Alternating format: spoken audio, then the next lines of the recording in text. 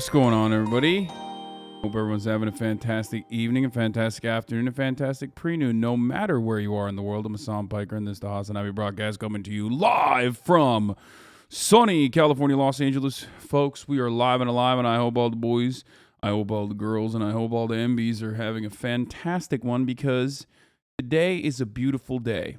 Now, let's make one thing clear, okay?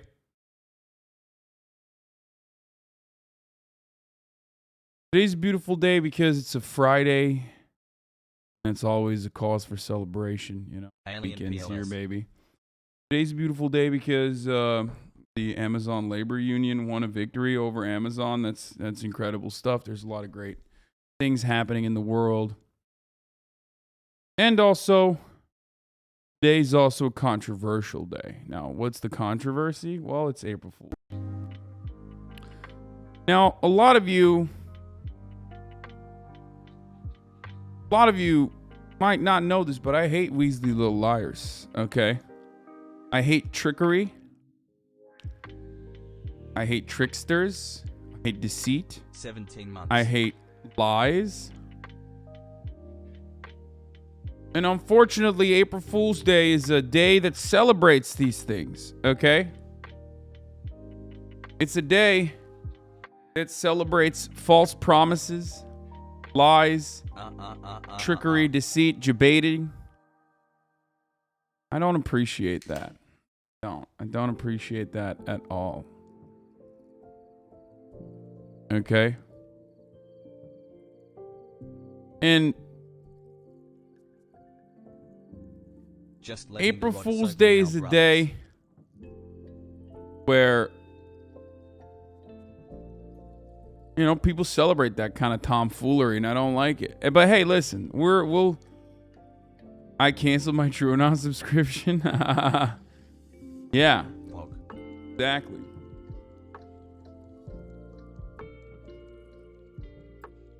You know, there is no lies in. There is no place for lies in Allah's eyes, okay? I heard April Fool's Day is racist. I'm surprised they haven't made that yet. I'm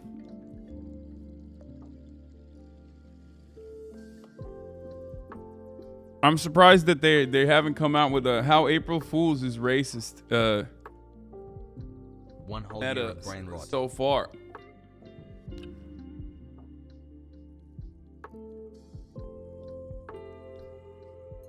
But let me tell you, folks.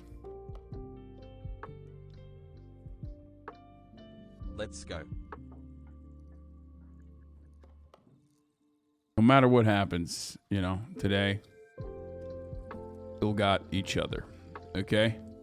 I don't know why I got all emotional and deep with it, but hey, listen. Let's get started. This is the part of the broadcast where I tell you a little bit about my personal news, okay? Tell you a little bit about what's going on. Let me just tell you, first of all, Asu came over last night after I was done with the broadcast, came over and picked up Doo Daft's PC. Pretty funny, because like Daft literally texted me and was like, let's go. I'm coming to pick my PC up. I was like, what do you mean my PC? She's like, yeah, my PC, bitch. I was like, okay. You know, sure. Fine. He came over and I felt kind of bad because when he came over, I felt kind of bad because like I was not mentally all there to receive guests, you know what I mean?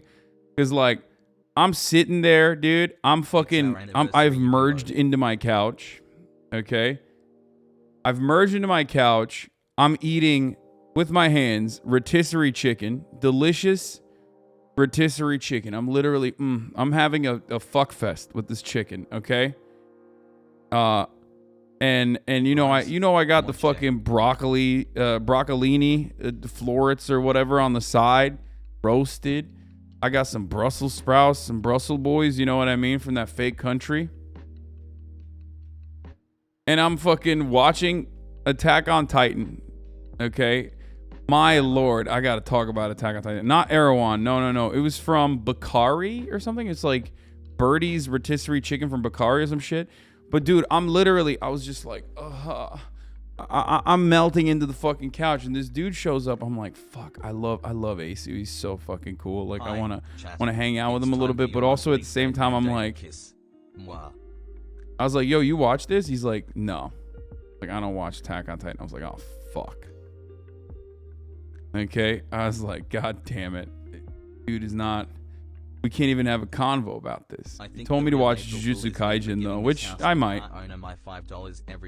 But anyway, I was just like so into it. I was so into what I was watching and eating that I feel like I was not all there for my man. So, you know, I feel bad. But Amazon Union. Hassle. Anyway, regardless. My neighbors threw a fucking insane banger rager, whatever the fuck, apparently. And they were loud as fuck. They had like violinists. They had like a professional violinist. Let's go. You gotta smoke sativa? Indica gives you couch lock? No, bro, I don't smoke weed.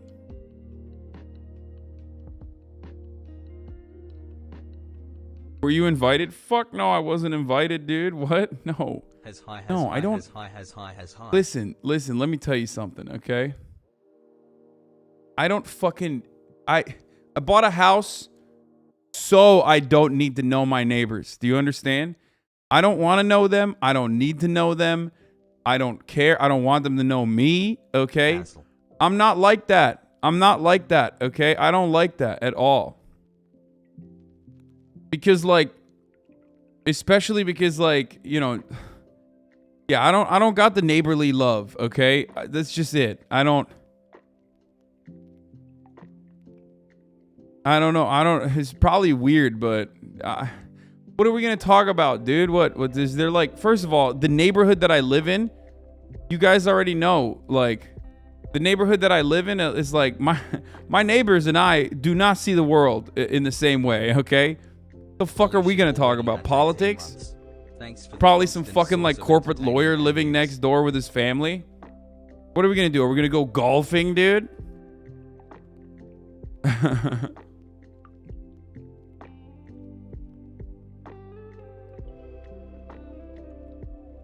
I've never been the type of person who's like, oh man, I can't wait to fucking. You could probably bond over your Porsches. Yeah, that's what I mean. Like, that's whack as fuck. Yeah, can't wait, dude. Yeah, let's talk about how we all own Porsches. Like, I live in WeHo. I have to live in WeHo. I hate everyone in WeHo. No, I love West Hollywood. And West Hollywood is massive, dude. What do you mean? It's just the part of West Hollywood that I live in. I am surrounded by, you know, petite bourgeois and just straight bourgeois fucking tyrants, you know?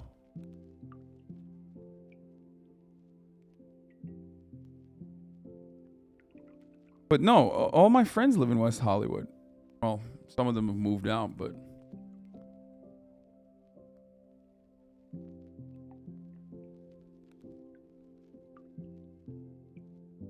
Talk about owning your workers as a fellow capital-owning bourgeois? Yeah, that's what I'm going to talk about. I'm going to talk about whipping my fucking editors, dude.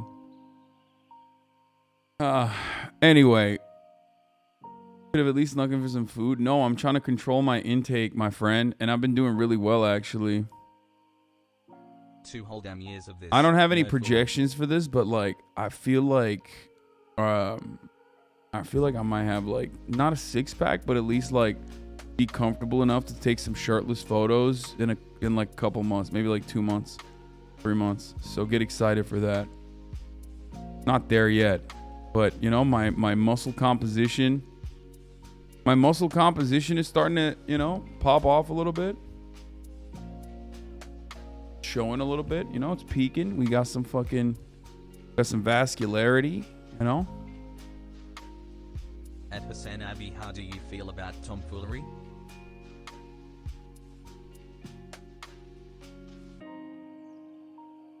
The IG girl's been waiting. Yeah, don't worry, I got you. You take creatine? I do not. You fasting for Ramadan? Absolutely not. Hi. I'm on season 4, like episode 4 or something on Attack on Titan. Anyway, iğne basmıyorsun değil mi abi? Lan ne basacağım yine, manyak mısın? Bassam yine bilirsin zaten. Turkish man asked me if I'm doing steroids. He said, you're not doing the needle, right? And I was like, no, you would know if I was. Also, I'm too scared. I literally don't take steroids. Not only that, but I take hormone blockers. I take testosterone blockers for my hair. So like I'm doing the opposite of my fucking opposite of what people do. Like I'm working at a disadvantage, homie. I got fucking DHT blockers.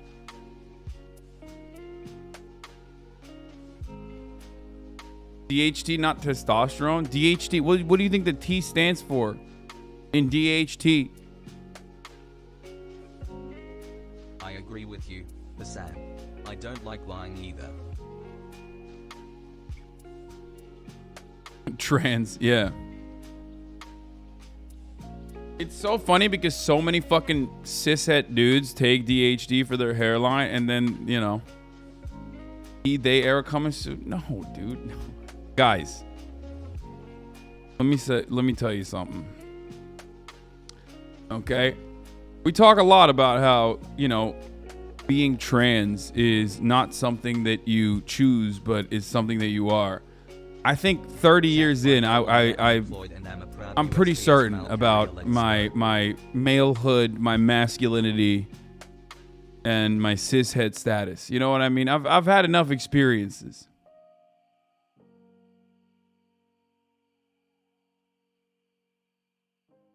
You look wonderful today. Green is Actually, that would help with steroids. You typically take a blocker so you don't get titties. Oh no, I thought you took the blocker after you cycle. No, that's after you cycle, right? Technically, blocking DHT conversion increases your testosterone. Does it?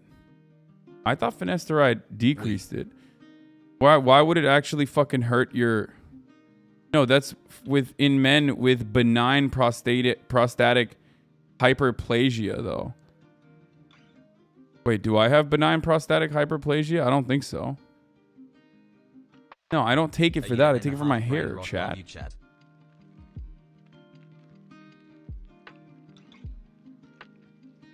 I turned 30 this year and it came out as trans. Took me way too long to realize and accept it.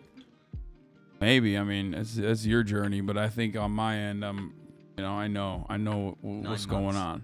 Wow. Because like you have to remember, I've been, you know, pro-trans. Like it's not like I was closed off to that world for a while. It's like I've been accepting and understanding of it for some time now. You know what I mean? A lot of people only come to that recognition later on in their lives because they're just not involved in it. What is this? Most watched streams? Bro, I fell off, dude. These lists only show how much I've fallen off, okay? Look at that. Can't even crack the top 5, baby. Look at that. I'm in fucking 7th place, dude. This is sus. LaRoche was based.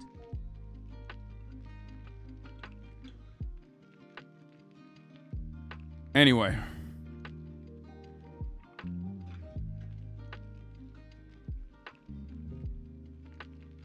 Okay.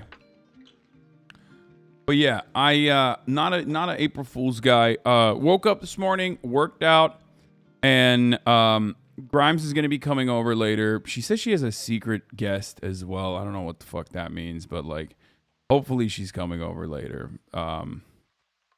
She has been not the most reliable on that front so far, but you know, we'll see what happens. But let's do it. Let's fucking blast off. No.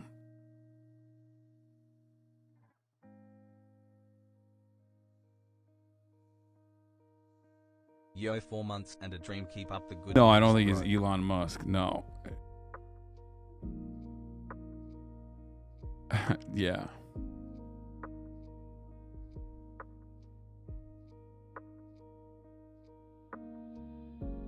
Zembophobia, please tweet when she over. I'ma skip to politics as usual.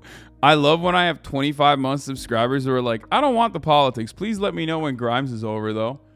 Like, how the fuck have you been in this community for as long as you have? And you're just like, I don't like your politics at all, actually. I'm just here for the memes. To the max. Off work today. in immense neck pain. Also hello chat. We're not engaging in the trickery. Let's Amazon's go. first labor union victory. Year.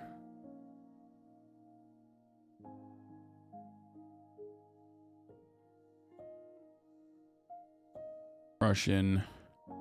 1 more month till full brain tot. Russia claims Ukrainian back at Belgorod.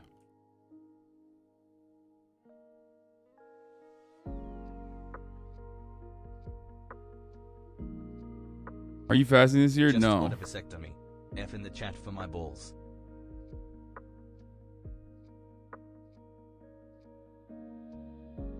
I also haven't done the Madison Cawthorn shit. I keep forgetting.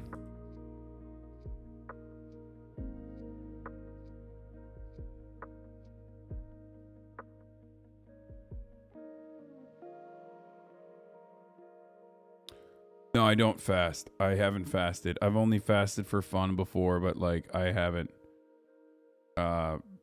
since then. And I will not. Happy Friday chat. Hey, the Macy's, thank you for the fat playlist.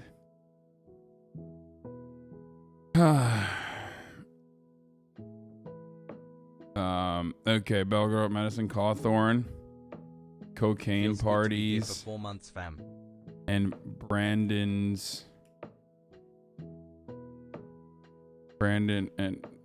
combats gas prices. Get in now.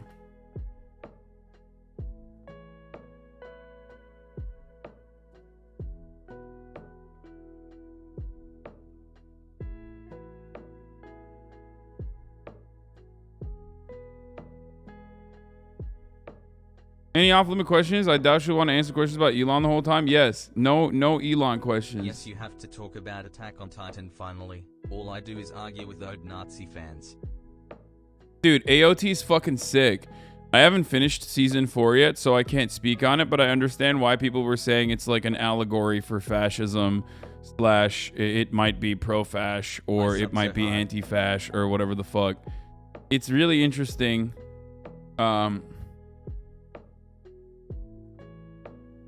Let's see. I need a fucking I need a good fire meme today to fire off. Remember, I was gonna do Hank Pecker today. I was gonna do like be a conservative commentator all day today, but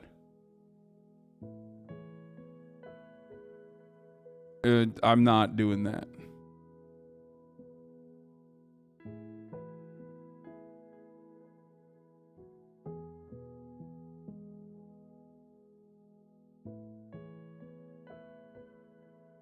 Why not? No, because like there's so much going on.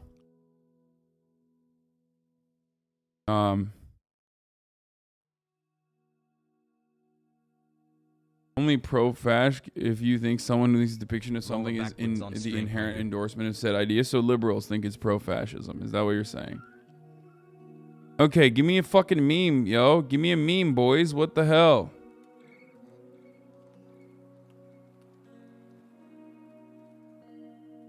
Happy Grimes on stream day for those who celebrate. I love that. I need a whoop update from Hasan. Wait. Oh, shit. I got you. I got you, homie. Hold on. Here it is.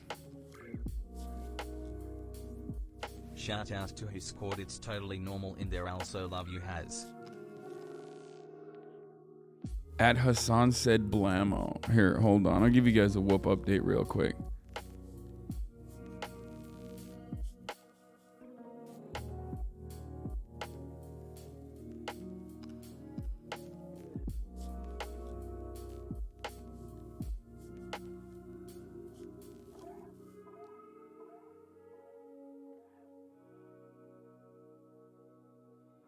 I said, oh, also Grimes coming over later to play Elden Ring and deliver a message to the communists. Only 1 month left until the Scarlet Brain rot sets in. Moon Knight is being Hope I review can bombed for avoid mentioning the gas. Armenian genocide on a list of very bad things. That's funny. That's awesome. I'm not going to do April Fool's jokes because, like I said, April Fool's is trickery and I don't like it. Happy Grimes on Hasan Day for all who on stream, for all who celebrate. Need a whoop update from Hasan the Hun. Does it actually help with sleep improvement or better for mostly for workout tracking? My sleep schedule's in shambles lately.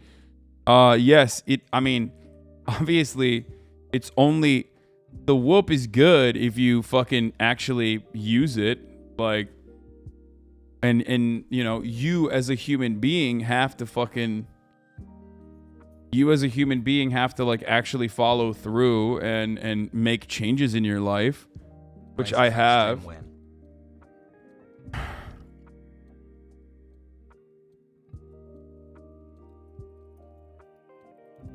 So I think that's what we see the tweet, my dude. Yeah, but I know you see it, but this is the part of the broadcast where I fucking blast off on the tweet so that you guys go engage with it, like it, you know, spread the love so that other people turn around and fucking come onto the stream, because not everybody gets notified, okay?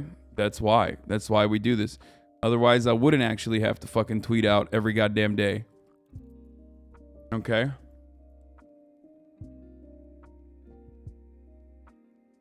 Hasan, you, I am afraid, are maidenless. This outfit was fire.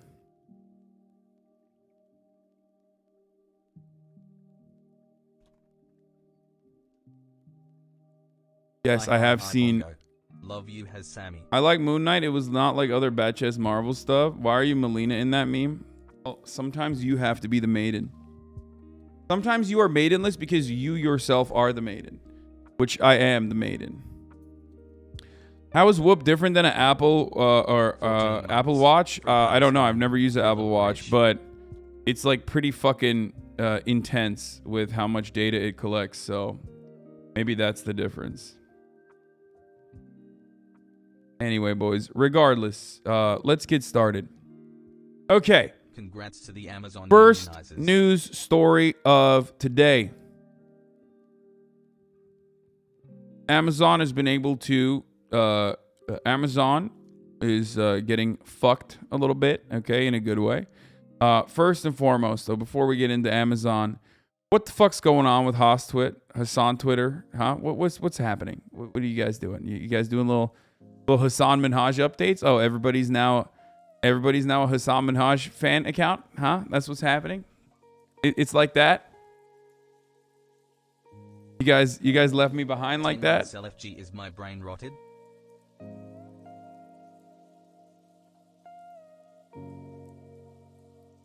My only AOT thoughts right now is that it fucking is incredible, dude. It's so good.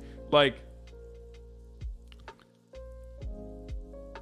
Attack on Titan leading up to season 3's ending is like,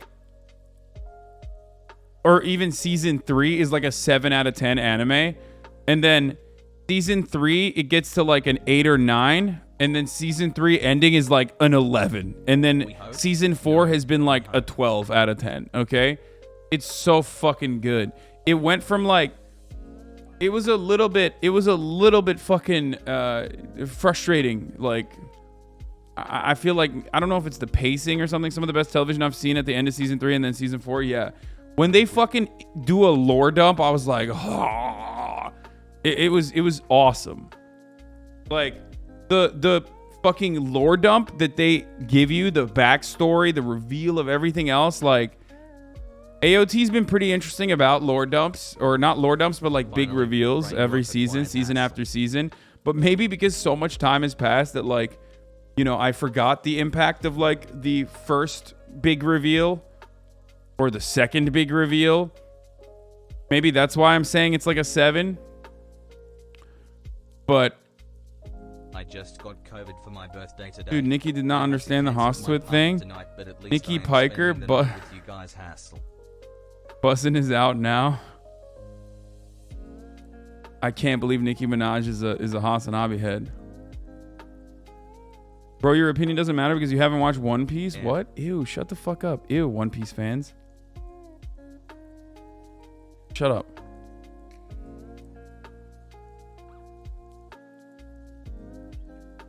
But I see what's going on. Hasan updates.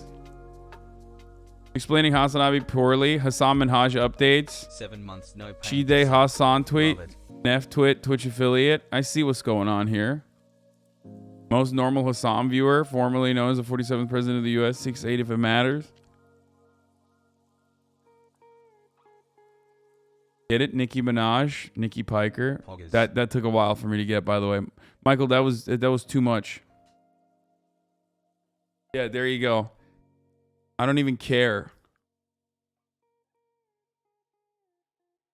I'm actually gonna put this out there.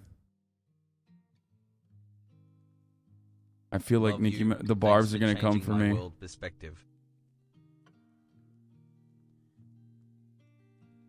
Wait, where's the tweet of all the... Oh, here it is.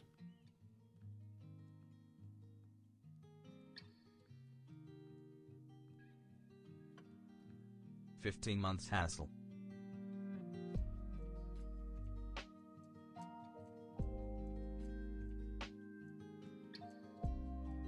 I shouldn't even engage with Nicki Minaj fans or bring them up, but, you know, fuck it. YOLO. Hasan, check out the Vice art I did for you. Sorry, but Nicki's car beats out Tay Cussy any day. Holy shit. What the fuck is this car, bro? I did it. I'm gonna get felled by the barbs, dude. The barbs are gonna be like great enemy felled. The barbs are gonna great enemy felled me.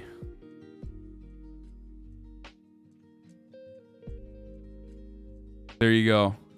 I put that out there on the timeline, okay? All good because I'm a barb now.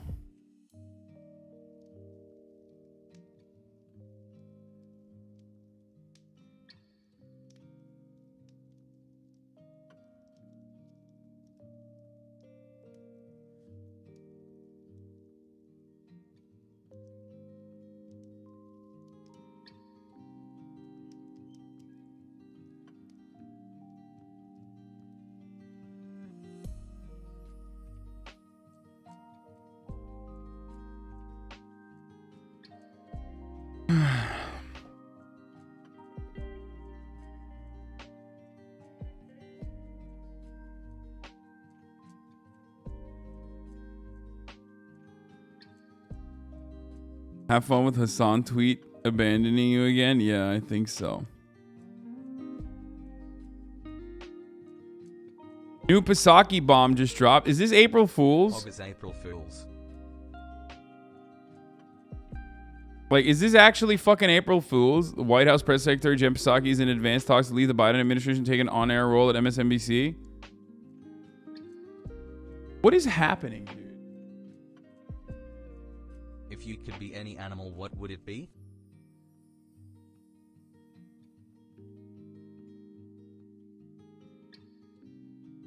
We live in a psychotic universe where, like, Kayleigh McEnany left her job Hello. and went to work at Fox News, and now we got Jen Psaki leaving her job to go work at MSNBC. What the fuck is happening? Like, what is this?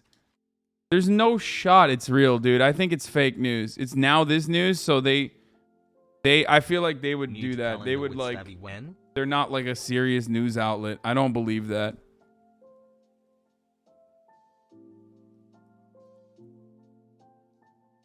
Saying you want her to leave is misogynistic and I won't have it any other way. Okay, C-Mac. Does the day HT help in enlarging a totally normal-sized head?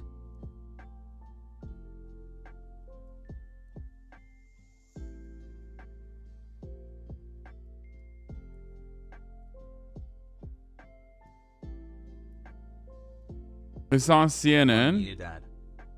If CNN's reporting on it, it can't be. Are they duped by fucking fake news like this? I don't understand. Scoop, Jen Psaki planning to leave the White House this spring for MSNBC gig. Oh, God. What is so fucking annoying. I'm so happy you finally got to Titan Season 4. It introduces political discourse right up your alley. It's very anti-fascist and anti-imperialist. Jen Psaki, the White House press secretary, is in advanced talks to join MSNBC after she leaves the Biden administration. According to two people familiar with the negotiations, she could leave the White House as soon as next month. One of the people said. Being my daily entertainment. Hassle.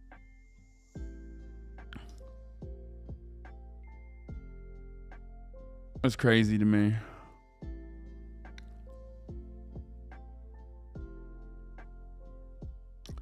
This isn't anything new. Scarborough, Dana Perino, Stephanopoulos all worked in the White House / on the Hill, then went on to cable news. Yeah, I know. It's just fucking annoying.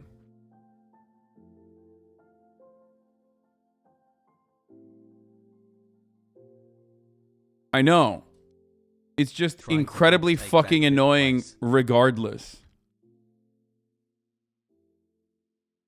Do you get it? Do you understand? I think it's like, it's incredibly annoying that the media side is not even like keeping up with the appearances of impartiality. They're just straight up like, no, we are a revolving door. We are literally a revolving door. As the White House press secretary, your job is quite literally to lie to the media, okay? That's your job. I'm sorry. I'm not going to mix words here. That's just straight up what you're doing. Your job is to lie to the media at the behest of the government. So for someone like that, obviously, even in my fucking black-pilled state, for someone like that to turn around and like join the ranks of the media once again. Trick or treat. Mince words, whatever. Shut up. Learn a different language, and then you can shit on me.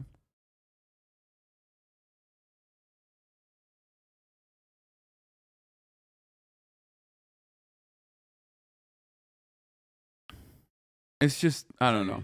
You bring a lot of joy to me and others. Thank you. It's just deeply frustrating to see always, and it's just it's just another example of it. You know what I mean?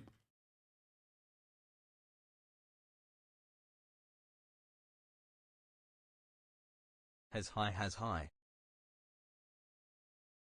Uh-oh. What's that? Is Keck W lol W now? Uh-oh. Mods did a little trickery on you. Uh-oh.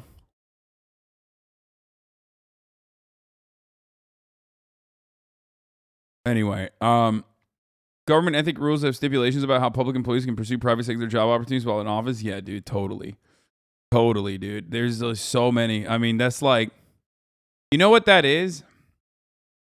That's the meme of like the Cheeto at the door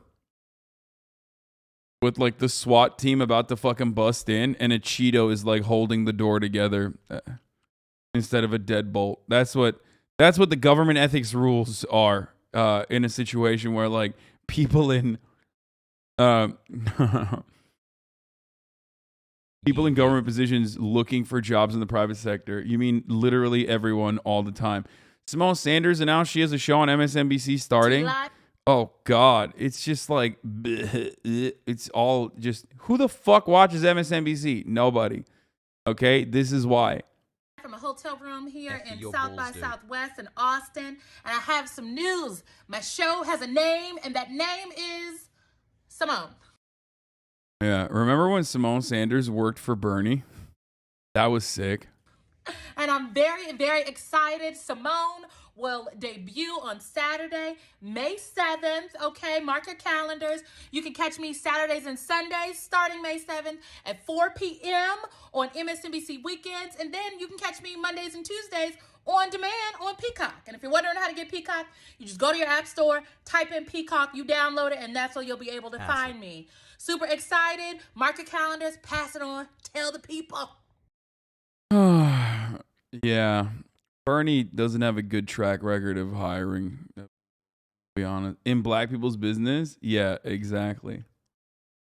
Poll, 61% of Finns are in favor of NATO membership and only 16 are against it. This war was truly a 4D chess move by Putin. Yeah, totally.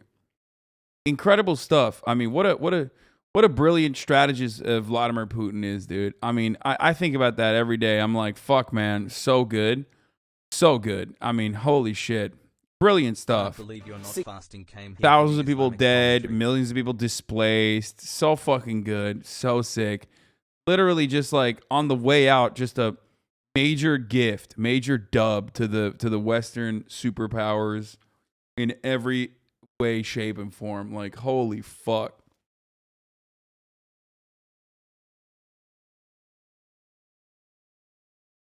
New York City millennials love MSNBC. Yeah.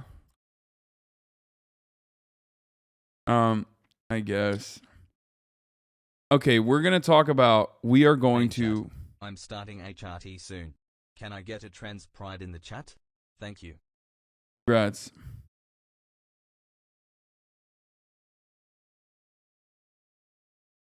What is Russia's motivation for triggering Swedish-Finnish NATO join? No, we're joking. It's idiotic. 16 months. I'm so close to my second sub baby. It's idiotic. That's the fucking joke. Is that it's annoying and idiotic. Not as annoying as like people who literally are just like, dude, you have to play Mufasa. It's Friday. Like, it's 49 minutes in, bro. The fucking time for playing Mufasa has gone. May I Okay, ask you if you can share please, my questionnaire in just chat? one It is fucking my Friday. business Can we with just you go for into the help. news? Like, Thanks. can we do that? Jesus Christ, dude. Lose your shit when like there's a little bit of deviation from whatever normally occurs. All right, we're going into the news. Significant breaking news. A potentially extraordinary development. Reports of a Ukrainian strike inside Russia, across the border. We have this new video which shows a fire at a fuel depot. This is in Russia, but near the Ukrainian border in the city of Belgorod. This is near the Ukrainian city of Kharkiv.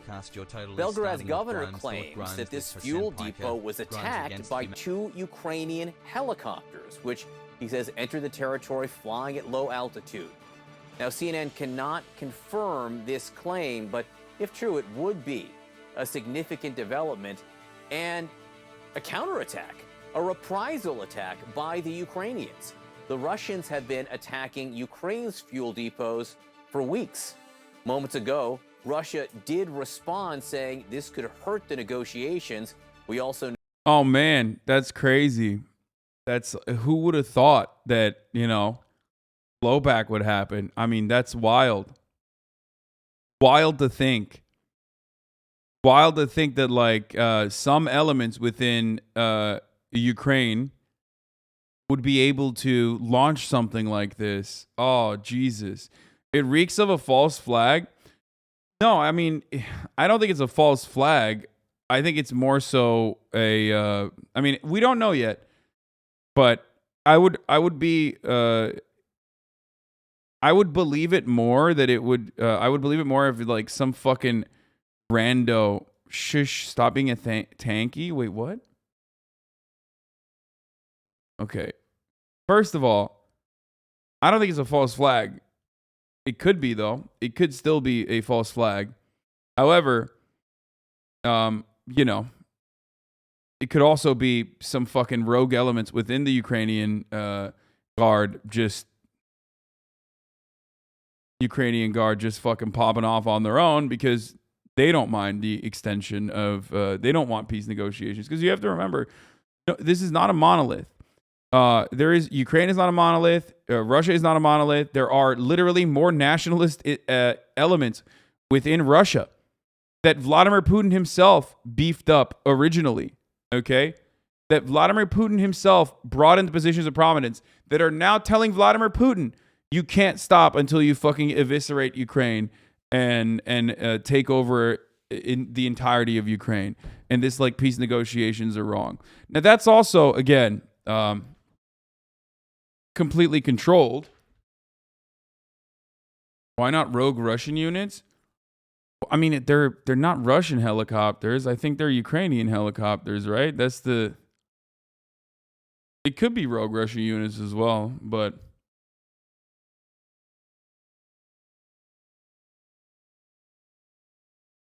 Know that Vladimir Putin has been informed of this incident. I want to go to Kyiv right now. It was an attack at a military fuel depot. I don't think it was a false flag attack. Ukraine has launched missiles into Russia in the Rostov region before. Yeah. By the way, it's totally fair game.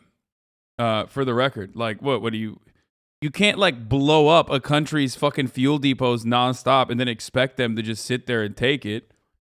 You know what I mean? Of course they're going to fucking attack. Hey, guess what? There's also going to be terrorism too if this shit doesn't stop. What do you think? What do you think of people that are under constant fucking attack? What do you think they're going to do? I mean, did Russia deserve the Belgorod civilian explosions? Think about that for a second. You know, the Belgorod the fuel depot explosions. Did they deserve it? Think on it.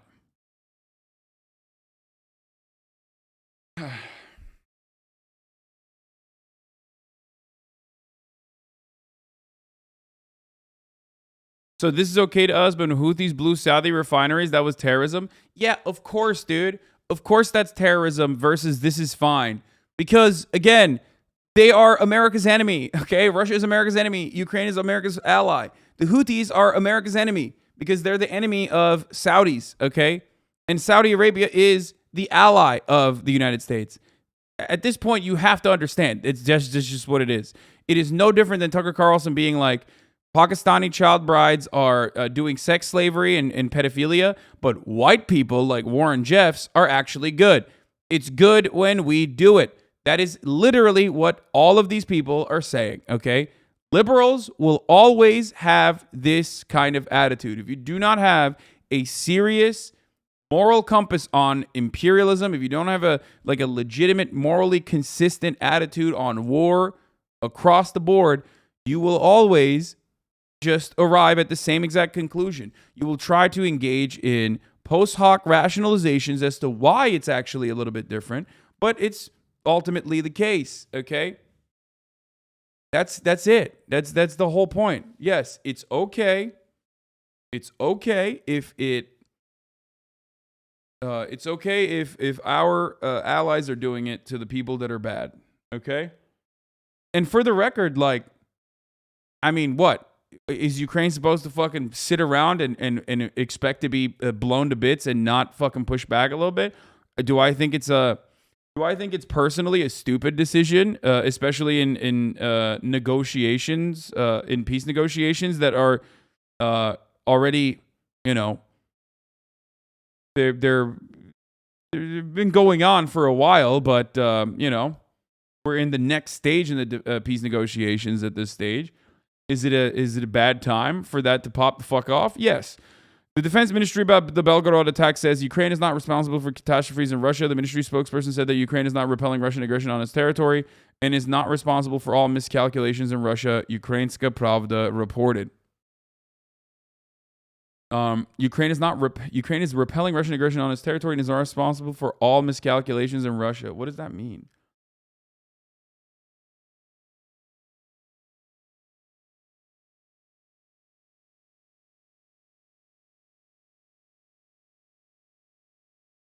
I don't think Ukraine will take any peace negotiations. Most of the people don't want to give up anything. Yeah, again, it's like you have to look to who is doing that. They think Russia hit themselves by miscalculation. Yeah, that's insane. Right now, I'm bringing CNN's chief international anchor, Christian Amanpour. Christian, the breaking news, the reports of this Ukrainian airstrike from helicopters inside Russia at a fuel depot. What to make of this? Well, first, it's important to note that the Ukrainian Defense Ministry and any other government... I actually want to hear from the like, this is one of those moments where I do want to hear from like the pro-Russia people. Like, how will they say this is unjustifiable? Like, part of me wants to hear someone be like, someone who has like defended the Russian invasion, turn around and be like, this is an unjustifiable attack. This is a civilian territory. I can't believe they would blow up a fuel depot in a region not impacted by this special operation. You know what I mean? Anyway, whatever.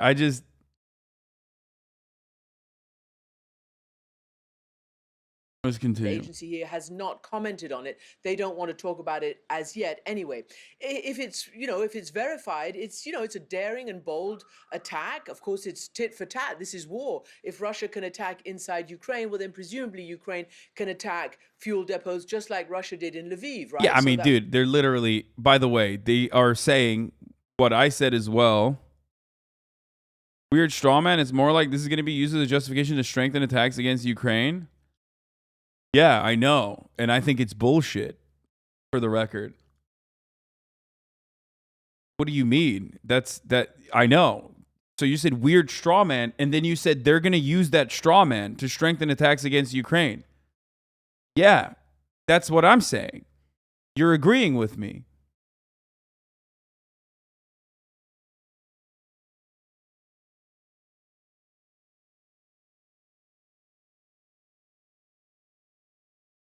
That was all the way over to the west of Ukraine where you are last week, and now this is by the border, precisely where they are. We're told regrouping to really concentrate on that eastern Ukraine, Donbass region. Again, we don't know the full details, but if in fact it's proven to be as we've said it, and that the video seems to show, it would mean that Russia doesn't actually have control of those skies at that place, and nor apparently control of the skies. Why are they reporting on unconfirmed reports? First of all, the Ukrainian Ukrainian Defense Ministry said we didn't do it. The Russian Defense Ministry immediately said they did do it. Ukrainians did it. Okay?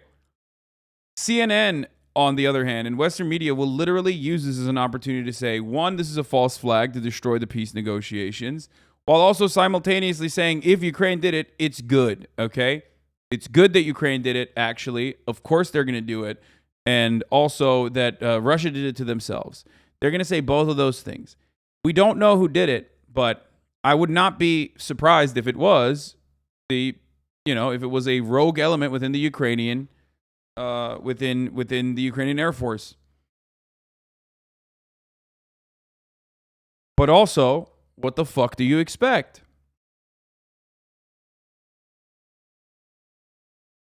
What did you expect? What do you think? Like, that's not gonna happen? Guess what? Let me tell you something. Shit's about to get way worse. If you think that this is bad, let me tell you. It's going to be worse than that, okay? Video reportedly of the two Ukrainian Mi-24 helicopters that took part in the attack on the oil facility in Belgorod. All I'm going to say is this. These motherfuckers could not have been trained by the American by the American Special Forces. Because when American Special Forces do operations with helicopters on other people's borders, they drop one or two sometimes, okay? So definitely this is, it's crazy. It's crazy that Ukraine is able to fucking do a helicopter mission over another country's borders without blowing up a fucking helicopter, but the American Special Forces can't do that 20 years into the war on terror. Okay?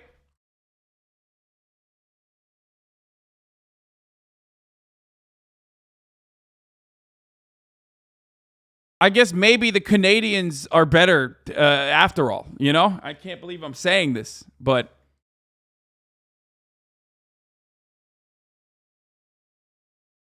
the Canadian forces might be better at training motherfuckers, okay? Ghost of Kyiv, we were wrong just to be proven double right. Yeah.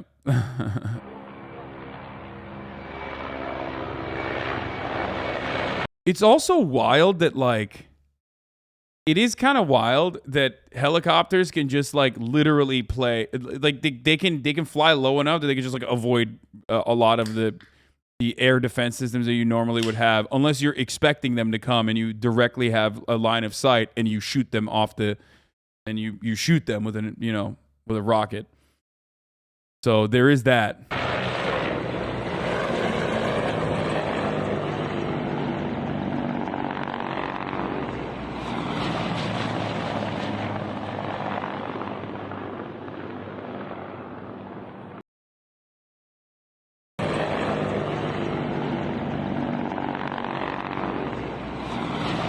Look at that. Look at that one. That one is that one, you don't even see it, dude. America can avoid crashing their helis. They just choose to crash them. Yeah, totally.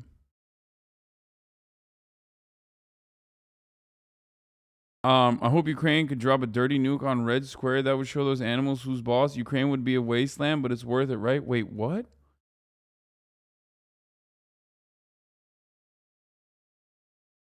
What? Are you okay, dude? What the fuck? Ban you psycho. What? And then these dudes will then turn around and be like, bro, listen, I'm sorry. I got heated, okay?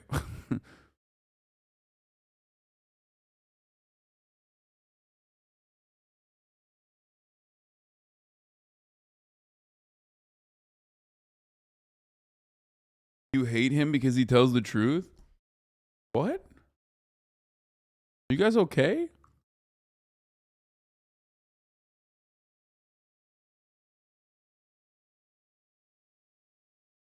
Everyone knows when you were playing the game of war at the scale of America, you get reimbursed for the first down chopper on each operation. I mean, it's not that bad, you know, a couple billion there, a couple billion here. It's a rounding error for the Pentagon accounting, you know. They're just like, that means new helicopters need to be built in their place. These Black Hawks are fucking, you know, they're getting old. They're busted. So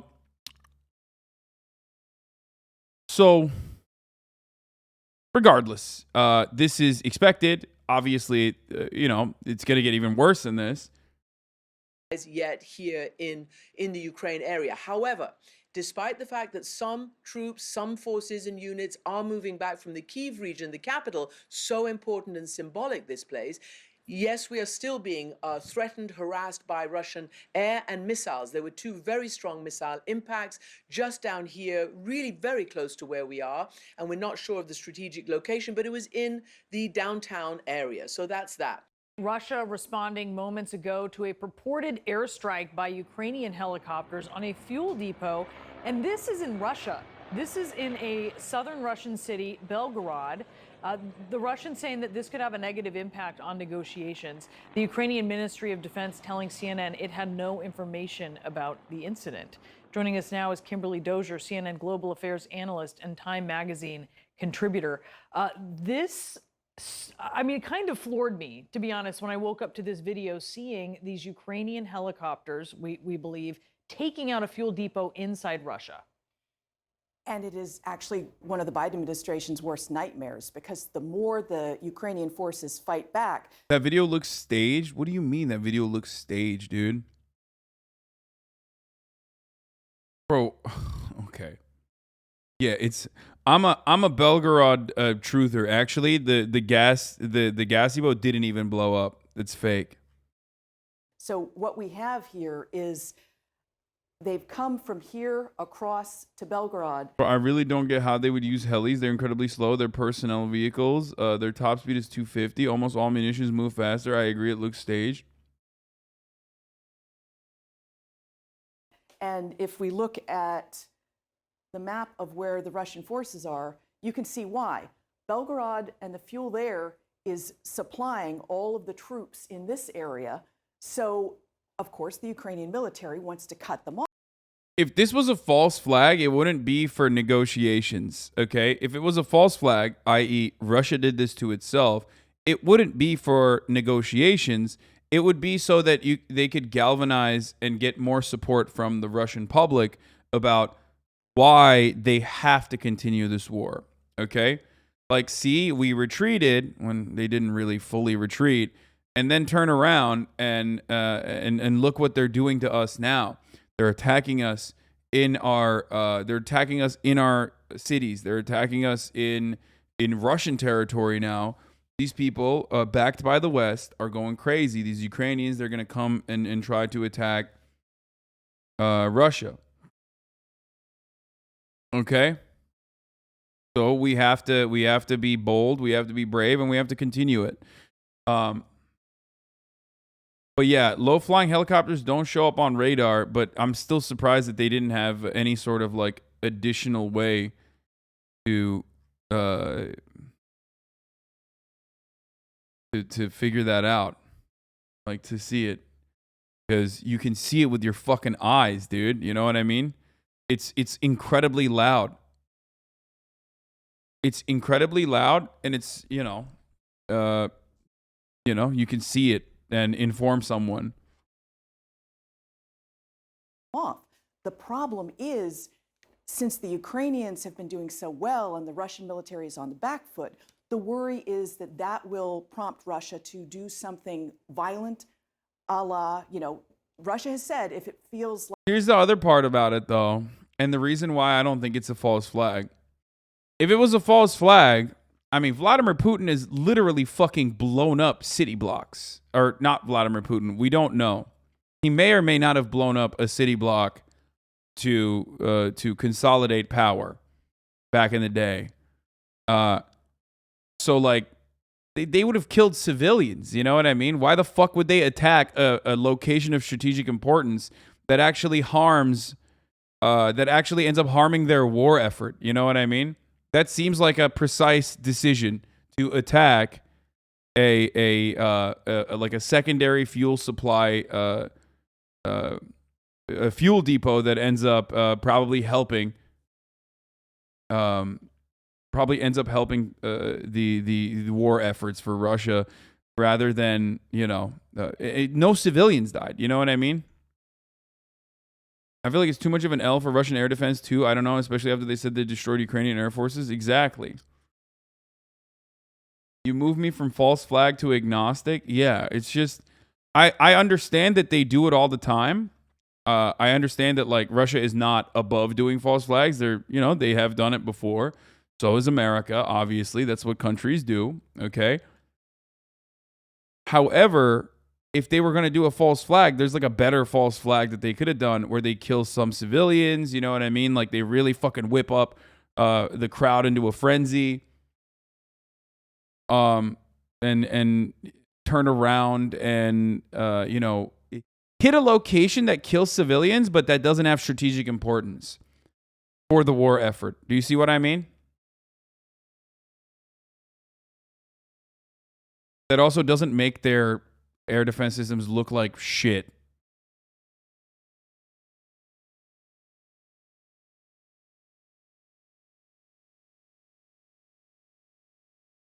Teaching Russia how to do a false flag? Bitch, you think I can teach Russia how to do a false flag? They do plenty of, and they do well enough.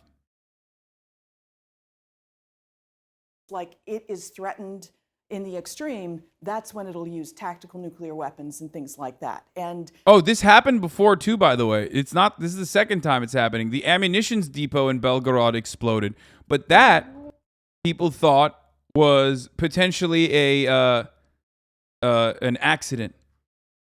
And I believe that was more likely an accident, for the record, than this one where there's like actual helicopters. No, dude, you have what do you call it? You literally have like an overworked force of conscripts that have no fucking, they have no battle readiness, and they're grinded to the fucking bone. They're gonna make mistakes when they're dealing with this shit. That could happen.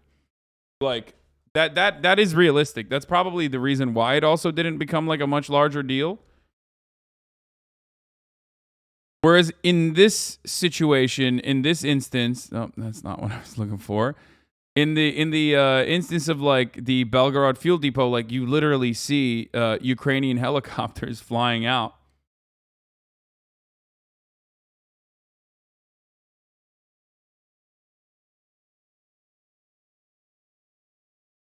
Inexperienced conscripts sitting on top of tons of high explosives, a great strategic decision. I mean, there's like not really much you can do in that situation. You're just fucking throwing, you're throwing bodies at a problem a problem you've created.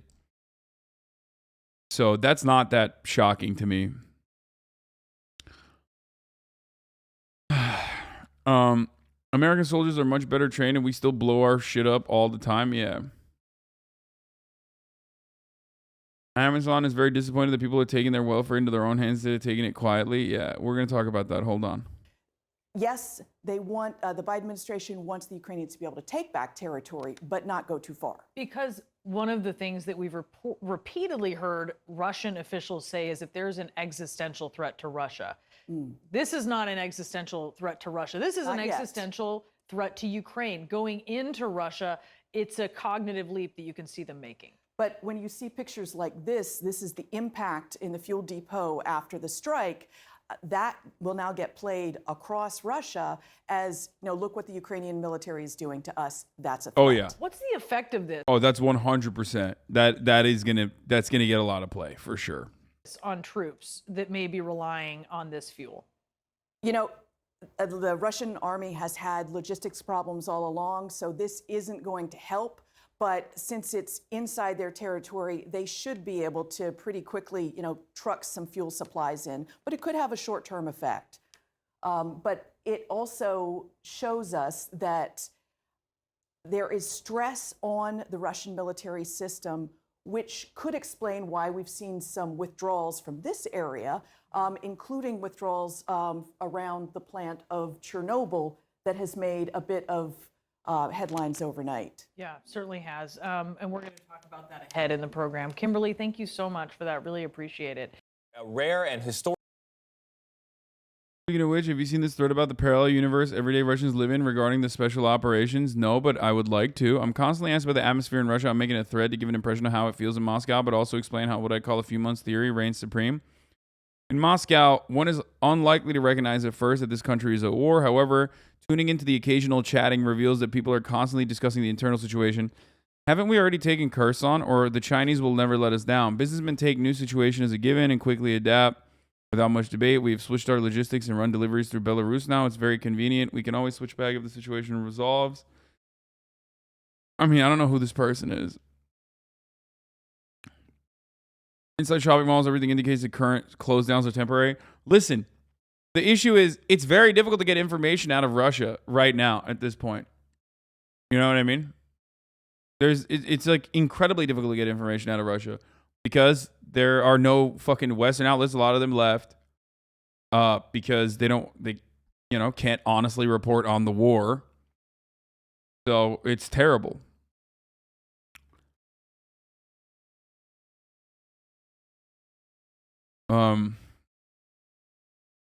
It's much easier to avoid the top of the hour ad break than to get accurate information out of Russia. Fuck. Terrible segue. You might be asking yourself, how do I avoid the top of the hour ad break? Well, let me tell you, it's pretty easy.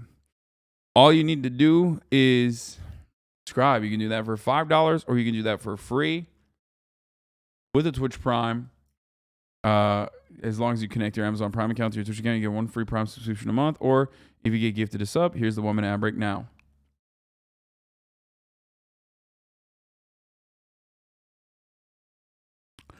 Inside shopping malls, everything indicates that current close downs are temporary. Even McDonald's hasn't really pulled out from Russia, but rather made its presence less visible. Its franchises keep operating mostly in eastern parts of Russia. There are very few known cases of layoffs because of sanctions. Most TNCs are putting people on paid leave for 2 to 3 months and discussing what their strategy will be when everything's back to normal. Medvedev says TNCs approaching the government to signal they have to pay lip service to the sanctions fever, but are unwilling to leave. What I know sounds plausible. One of the big 4 firms is rebranding in Russia and tells clients contacts will be kept under the new entity. There's still money to be made in Russia.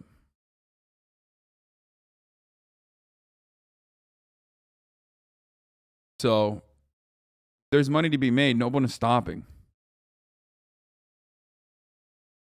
In the offices, few white-collar people feel like they're living through a catastrophe. The majority is planning to explore new business opportunities and tends to believe things will get back to normal pretty soon. Open discussions about military operation are rare, for dissent is criminalized.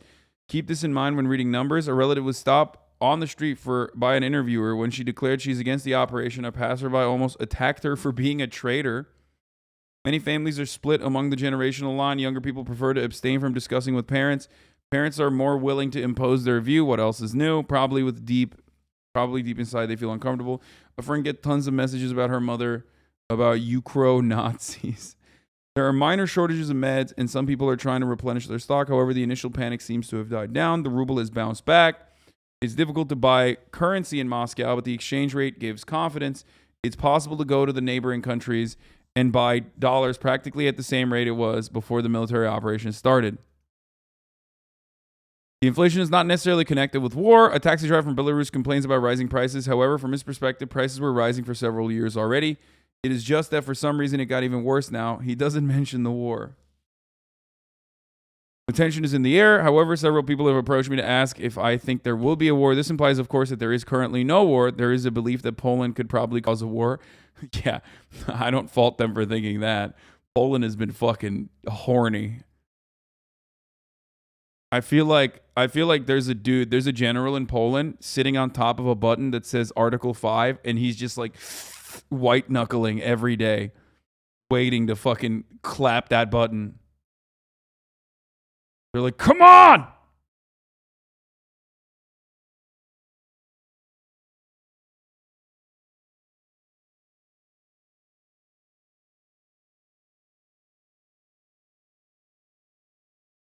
This basically... What is this? Enact NATO Article 5?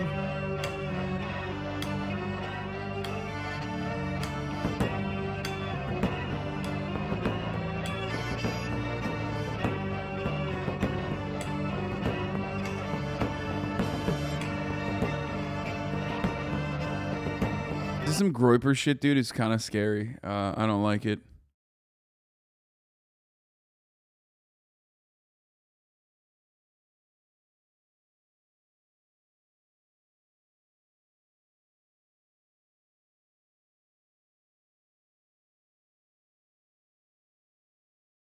Okay. Pogus Champus says you fell off. Thank you, Pogus Champus.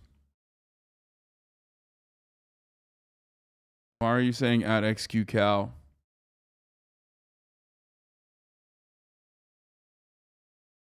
Anyway, let's continue. So we talked about that.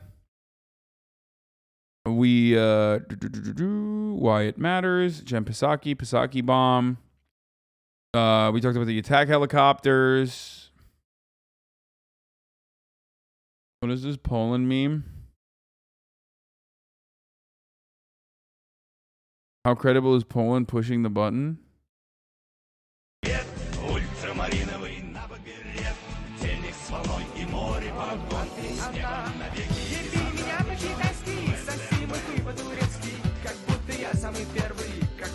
What is this?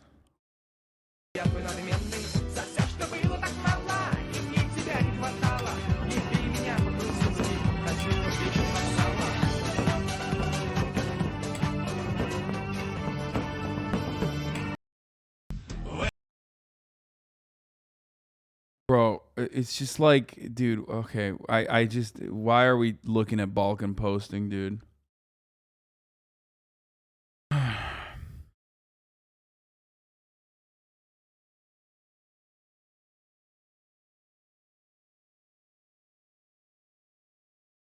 I don't want to fucking touch any of that, okay? I should have never clicked on that link. Okay, Baltic, none of those words are in the Balkans. Okay, Baltic posting. It's the same shit. What do you mean? Turks are fucking a part of Balkan posting too. Fuck do you mean? Like, there you go. Slav posting is also Balkan posting. At least the game the music is from said in a war that could turn into a nuclear one. Okay, look, this is why they should return to the Ottomans' embrace. I agree, but you know, if you want to have that conversation, okay? A lot of y'all don't want to have that conversation, okay? For understandable reasons. Okay. What else?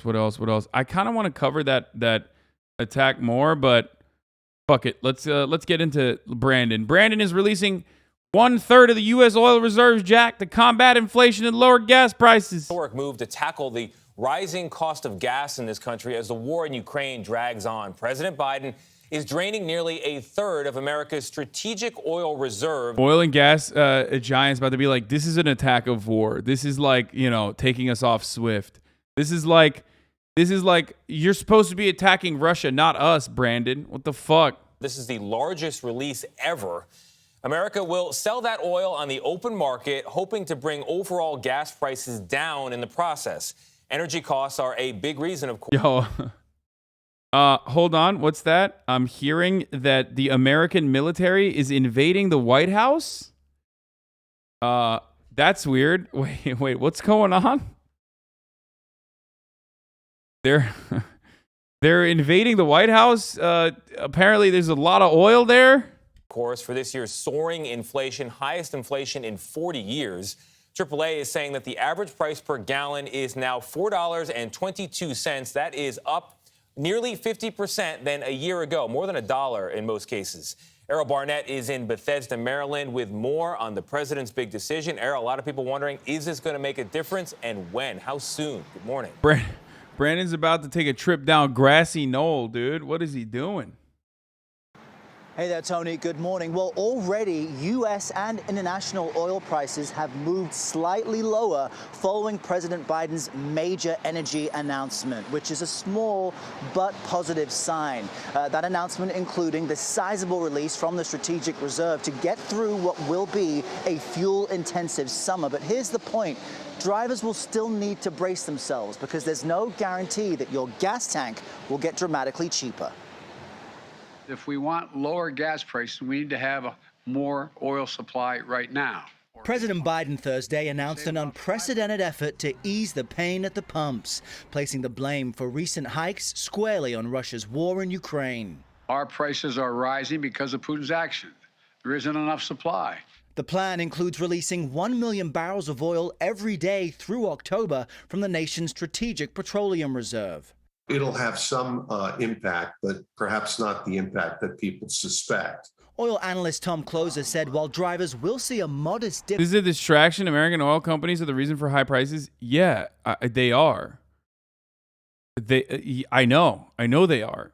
But they won't increase production, so he's tapping into the fucking oil reserves to combat, to basically do to use one way of normalizing market prices.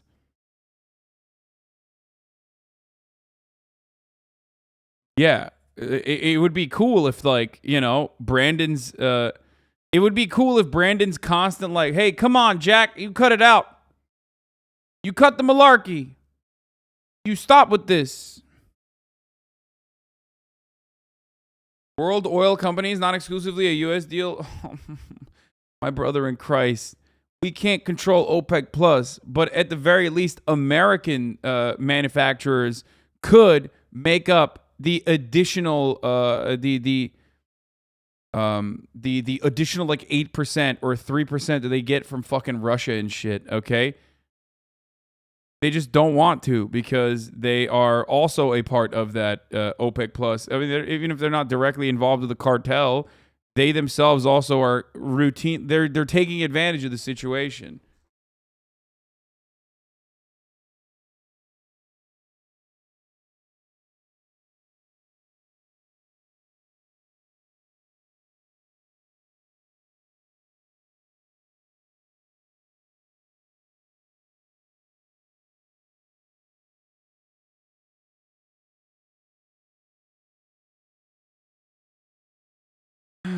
Biden canceling the Keystone Pipeline is why we pay so much. I say nothing. I'm like, okay, Janice Lamau. Yeah, the Keystone Pipeline has nothing to do with this. Capricorn, thank you for the 10 tier 1 gift subs. Ask your dad what the fuck the Keystone Pipeline has to do with that when it's like just Canadian gas. Like,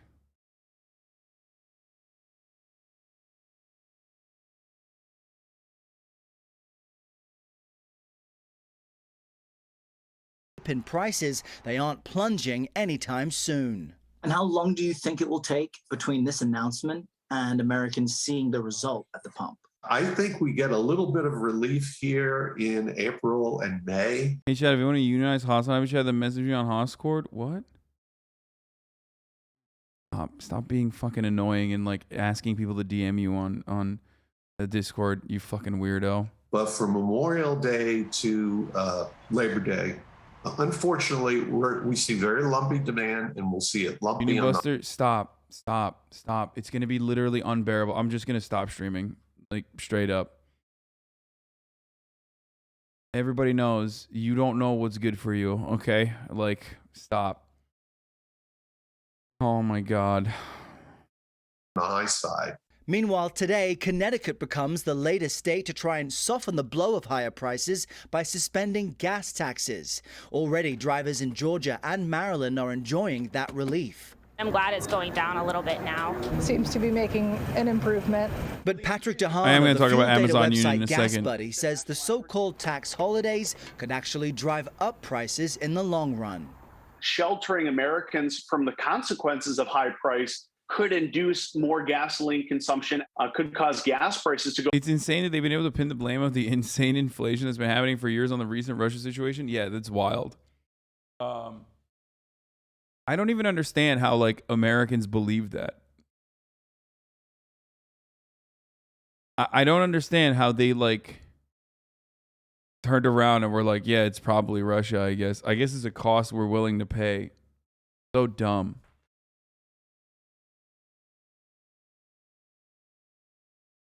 So incredibly dumb.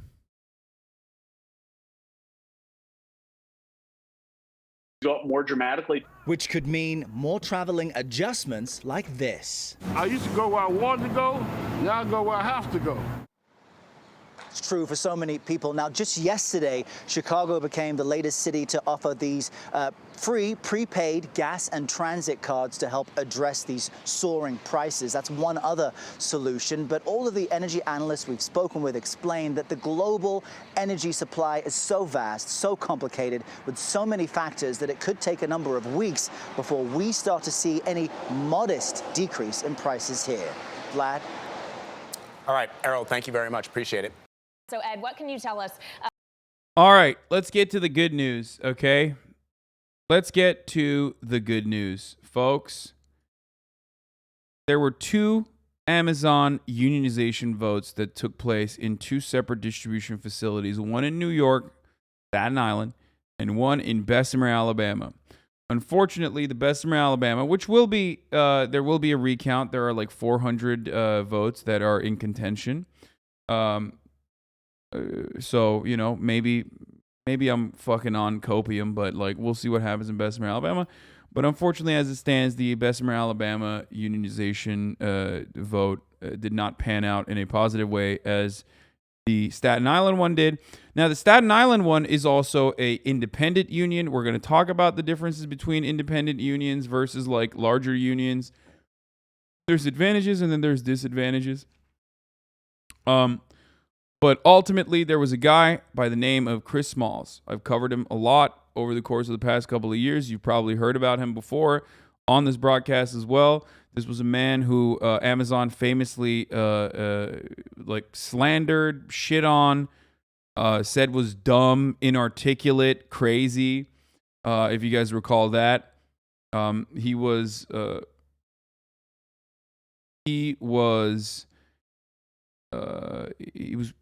basically fired for trying to organize in the distribution facility he was working at, and he was like, "Yo, you know what? Fuck this! Like, I'm gonna come back. I'm gonna come back with a fucking.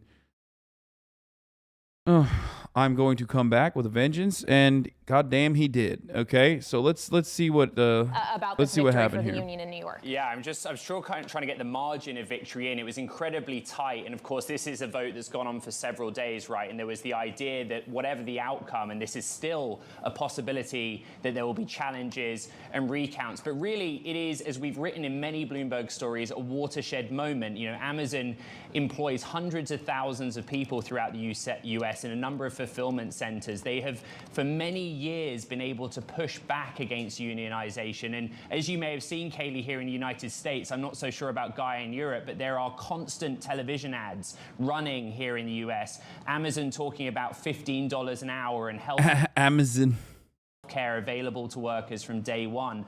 That's what their argument is, that there is not a need to unionize because the way that Amazon pays its workers at all levels and the additional benefits that they give, including healthcare, are sufficient. But this, in the case of the New York election, the union clinching what I expect to be a narrow victory, I'm waiting on the numbers from colleagues and through the Bloomberg terminal, is a watershed moment for this company. In terms of how this will be replicated. Ed, just walk us through the process. Is Amazon fighting other similar pushes elsewhere? Will this have an impact, the fact that there is a victory here, or be? I used to work at the Bessemer facility, and that's actually how I discovered you. I was working there and listening to your videos on the vote right after we did it. I'm glad New York did it because Bessemer BHM1 facility got fucked. Yeah. Tight, maybe. We don't know the numbers, as you say, we're waiting for them. But nevertheless, a potential victory for the union. Will this embolden and accelerate that process elsewhere? Yeah, I guess the question now, guys. Okay, we talked about unionization a lot and why it's good and all that stuff. Now, let me just bring up something real quick here. Like, if unions weren't such a devastating threat to the corporate overlords, okay, they wouldn't spend millions and millions and millions of dollars combating it. The threat of a unionization drive alone is enough, quite literally enough in most cases, for the company to turn around and immediately be like, oh, we're giving you more benefits. We're giving you more benefits. Please, for the love of Christ, do anything but start a union. Okay? That's how fucking big it is. And obviously, there's empirical evidence for this as well. The NLRB releases data regularly on this. I believe unionization drives up wages by 10%, and even higher margins if you are a part of a union, but 10% across the board, even if you're not a part of a union, as a consequence of other companies trying to become more competitive with their wages. One of the greatest examples of this is in Bessemer, Alabama, of course. One might think that like a $15 an hour job at a distribution facility in Bessemer, Alabama seems like a fucking good deal. Like, holy shit, they get benefits, they get all this good stuff. And all the other jobs are like $7 an hour. However, what they fail to recognize is that in Bessemer, Alabama, there are competitive wages in unionized distribution facilities where they're not making $15 an hour. Unionized distribution facilities in Alabama are making $22 an hour on average. So you have to, once again, compare that not to like a McDonald's job or a Walmart job, but instead to other comparable unionized distribution facilities. So you have to always remember that. There's a lot of fucking misinformation that goes around, okay? Okay. Hold on one second.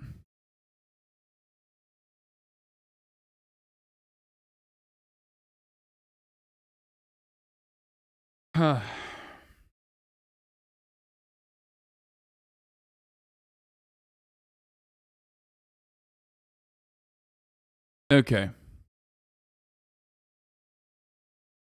Where did you get $22 from? Remember reading about it at the time.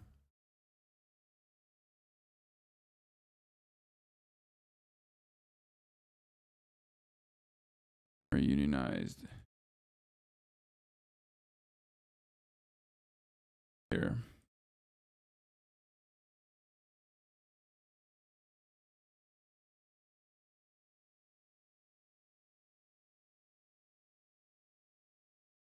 Okay. Amazon, of course, says it pays the workers well. When, you know, they do in comparison to other jobs, like I said, but not necessarily in comparison to not necessarily in comparison to other comparable distribution facilities that have been unionized. Okay. Even then, their labor conditions are pretty fucking awful. Time off task is a huge problem in Amazon facilities. Okay. Can you donate some of the union t-shirt money to ALU's GoFundMe? I can. I can also donate some of my own money to the ALU GoFundMe. Well,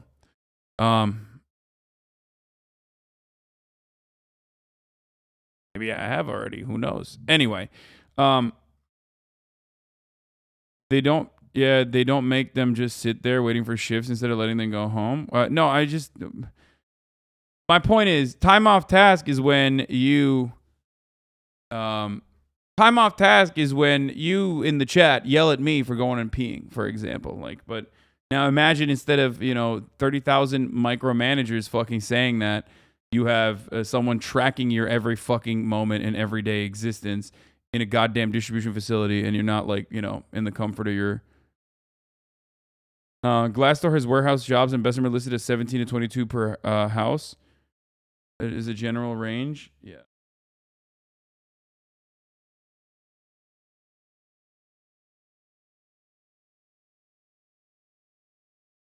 Guy is where next. I think what's interesting, there's a parallel here with what we've seen with Amazon in Europe. You know, as guys, you know, in the United Kingdom, in mainland European Union, unionization efforts or the commonality of unions in the workplace is more present, right? And Amazon has dealt with the issue of unionization in a higher frequency, a higher volume of cases. So we have this situation in New York, Staten Island and New York, also states like Alabama. Where else might this now happen? And of course, it's down to organization. I have to say, you know, I'm not a beat journalist that covers unionization. It'd be great to speak to Josh Iselson, but it just takes a worker in one of these plants to get organized and suggest that they get the signatures required to trigger a vote. You also have the perk of yelling and cursing out your micromanagers and block them at the end and not have consequences. Yeah, of course, dude. I'm kidding. Like, there's no comparison, dude. Obviously, my job is I get to sit on my fucking ass and watch YouTube videos. Get the fuck out of here. I'm joking.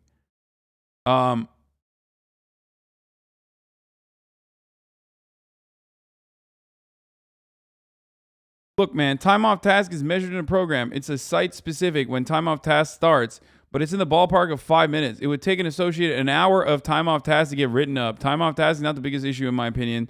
They overwork their people because of unreasonable rates. Okay, first of all, they definitely overwork their people, but time off task is 100% way worse than the way you tried to fucking describe it. What are you, like a bot for Amazon? The fuck are you talking about? Literally talk to a single fucking warehouse worker and you will recognize that that is completely a falsehood.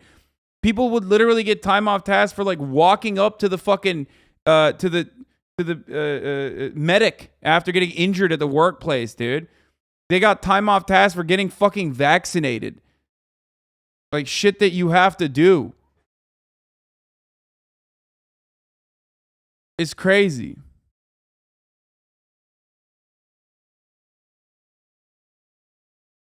Also, remember, these are gigantic distribution facilities. I don't know if you've ever seen that or not, but they are gigantic distribution facilities. So, like, going to the bathroom is taking, like, you know, 5 to 10 minutes, 20 minutes. Maybe not 20, but, like, at least 10 minutes. Everywhere you go, when you're not working, you're 100% going to get fucking clapped for time off task. Like, 100%.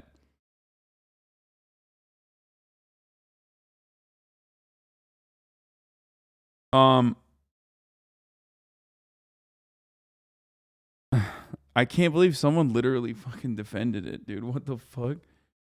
I'm an Amazon driver. I deliver for Amazon in the van. I think it's fun. I wish I was paid more and have witnessed Amazon stop competitive wages. Wait, what? Wait. I'm an Amazon driver. I deliver for Amazon in the van. I think it's fun. Wish I was paid more and have witnessed Amazon stop competitive wages. I'm a delivery driver for Amazon. So you like driving the van, which is fine, but you're saying you still would wish to be paid more, right? Understandable.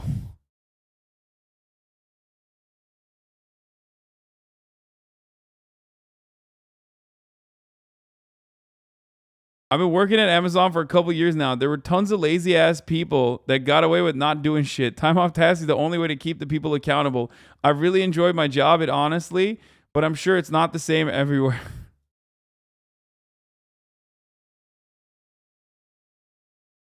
Okay, not everyone that says that is a bot, okay? A lot of you have never fucking worked in a workplace or don't have any friends who like are a part of a union, or rather not a part of a union, but like work alongside unionized employees and hate them and despise them, and it shows. I'm just going to let you know. That person is most likely not a fucking bot, okay? That person is the type of dude who just wants to get shit done and is annoyed with other people who is not getting shit done. And instead of recognizing that, like, you too can also, you know, lower the amount of input that you're putting into your job, regardless of how much you get paid or not, you're like, oh no, I want to get this shit done, and you're fucking annoying all these other people. There are plenty of people like that in the workplace. After all, remember, the Bessemer, Alabama warehouse vote literally ended with people siding with Amazon, okay? There's a lot of people who also have the makings of a future middle manager, okay? There's going to be some people in here that also have that kind of attitude. So remember that. My goal, of course, is to explain to you that, like, it doesn't matter and you're going to still be, horrifically exploited regardless, and that it's not good, and that's it. Expect that to happen. Go ahead. Ed, just to say we've got the details. I know we should be wrapping this up, but the election at Amazon's JFK fulfillment center in Staten Island wasn't close, according to the reporting I'm reading here. With only a few hundred ballots left to count, the Amazon Labor Union led with 2,300 yes versus 1,855 no votes for Amazon. So we're starting to get some of the details in terms of the scale of the victory here. As you say, Ed, a watershed moment. We work, we sweat. Okay, not only that, however, there's also a Starbucks unionization movement going on. Oh, by the way, my account got locked on Twitter, I think. What the fuck happened there? Hey, look at that. Hey, boys, happy April Fool's Day, you know what I mean? Thanks, Twitter. Don't know why that happened, but fucking cool, I guess. Wait, is it the Barbs? No shit. No way. Wait, is it actually... You think it's the Barbs?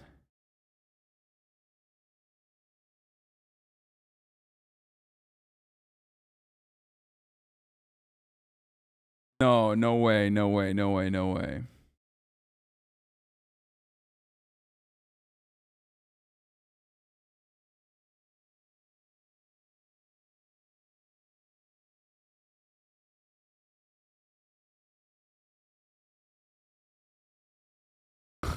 Dude, this is I know we're not doing negative commentary, but this is so funny. I said, that's crazy, man. Of course, this of course never happens. Usually blowback is famously non-existent. I'm being sarcastic. Of course this was going to happen. What the fuck did you expect? Someone goes, what did he mean by this? And this person goes, I don't know, but I have a feeling that he somehow makes this out to be NATO's doing. At a certain point, you have to fucking... At a certain point, you got to be like, dog, that's not what I'm saying. Like, you can't misunderstand me and then get mad. You know what I mean? Like, motherfuckers will be like, I misunderstood what you're saying, and I'm actually upset about it regardless. You know what I mean? 34 likes instantly. Barbs are more powerful than NATO.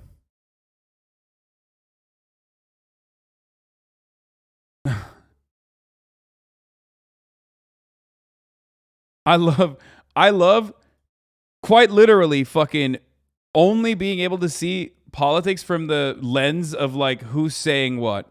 Just team sports, pure team sports, competitive team sports, and nothing else. Like, I love having such a like minuscule, tiny brain, being such a tiny brained ant, a peon, that there is no way I can recognize, interpret, analyze the news other than like what other people have told me about Hasan Piker. Awesome. Okay. Maldi in a Twitter comment. It's just funny. It's just funny. It's funny to see. Okay. I worked at a supermarket that was unionized as a teacher, and the number of barriers that prevented you from being fired is bullshit. Fired for bullshit is nuts. For once your job seems secure and you're not at the whim of some bullshit, yeah.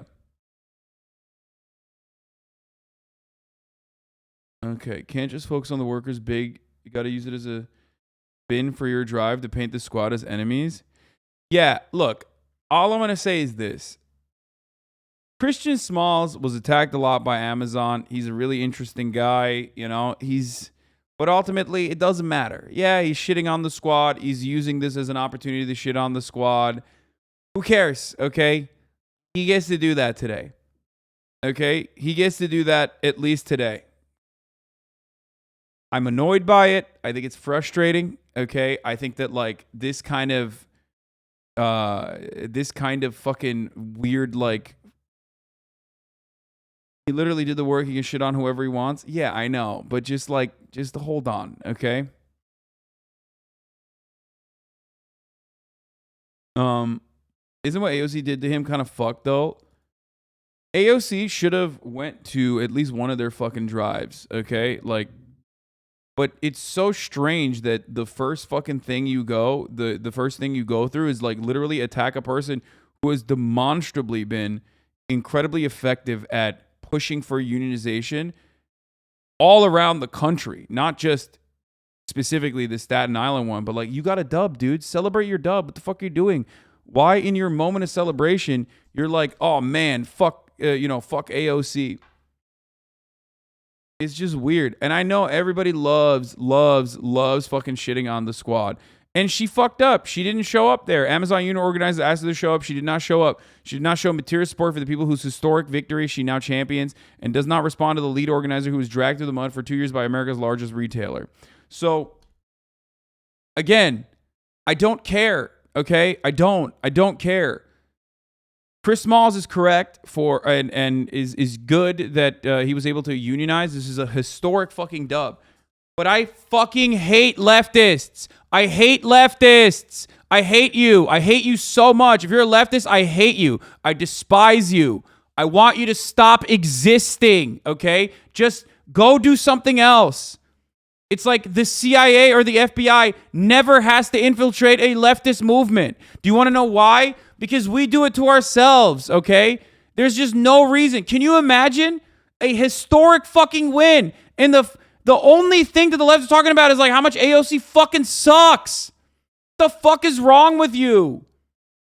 Jesus Christ. I hate it. I hate it. I hate it. I hate it. I'm a fucking reactionary conservative, okay? That's why whenever people are like, you're not a real communist, I'm like, yeah, fuck yeah, I'm not a real communist. I don't give a shit. Yeah, I'm a capitalist, baby. I love capitalism. Woo, I love it so fucking much. What? Do you live in the fucking real world? That's not a diss, dumbass. In the real world, unfortunately, that's not a fucking diss.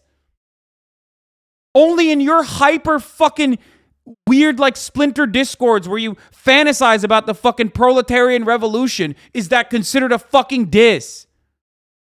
So my own personal perspective on capitalism or socialism does not even matter. But it frustrates me to no fucking end that we can't even sit there and celebrate a fucking dub and make it seem like AOC is just like anti-union or something. She fucked up on this front, for sure. Okay? She did. She fucked up on this front. She should have been there. She should have helped out. But in that process, again, we've talked about the Starbucks unionization efforts. There's been a lot of fucking success on that side as well. And AOC was there for the Starbucks union a fuckload of times. Okay? So it's just like so stupid. It's so dumb. And now the conversation shifts away on the left to like how much AOC sucks. It's like, what are you winning? Like, what are you winning here? What are you gaining by doing this? Do you think that, I don't know, you have like bullied AOC into showing up for the next union drive now? She's already going to the union drives. She already goes to the picket lines. What did you win? I mean, I'm really critical of AOC on her foreign policy, okay? And of course, everyone can always do better. Everyone can always do better. Always, okay? And she did fuck up in this situation. But what the fuck is happening here, dude? What the fuck is wrong with people? Just celebrate a dub. Celebrate a dub for once, please. Please, just celebrate a fucking dub.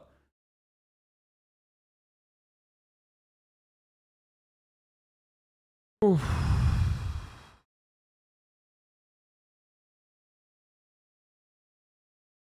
That's all we got. This is just like, dude, I swear to God, this is it. We will never have solidarity. We will never have like a serious movement. It's just never going to happen because everyone is just trying to cut clips, make content, become a content farm off of like people that are at the top of like prominent leftist figureheads that are already getting doo-dooed on by the right regardless, and liberals as well. Well, I guess AOC gets celebrated by liberals, so she does have that. I don't have that, but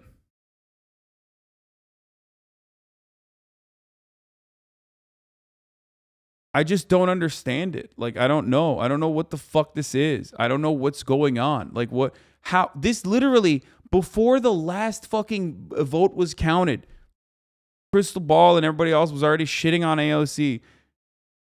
And there's plenty to shit on AOC over. Do not misunderstand me. Like, holy fuck. But this is one of those instances where it literally does, like, she is on the side of unions and routinely goes to picket lines. Like, she fucked up on not going to this one, but goddamn, dude. Why are you taking this away from unions? Why? Why are you taking this away from unionization and celebrating unionization? It's just like so fucking frustrating. No, fuck AOC and you because you had a bad take and you weren't totally based in this instance according to the left. Also top of the hour. God damn it, dude. And I know the actual organizers calling him out. And like, it's like, dude, come on, please. Just take the dub, take the dub, take the dub, take the dub, please. What are you doing? Fox is literally using Crystal's attack on AOC. Of course they are.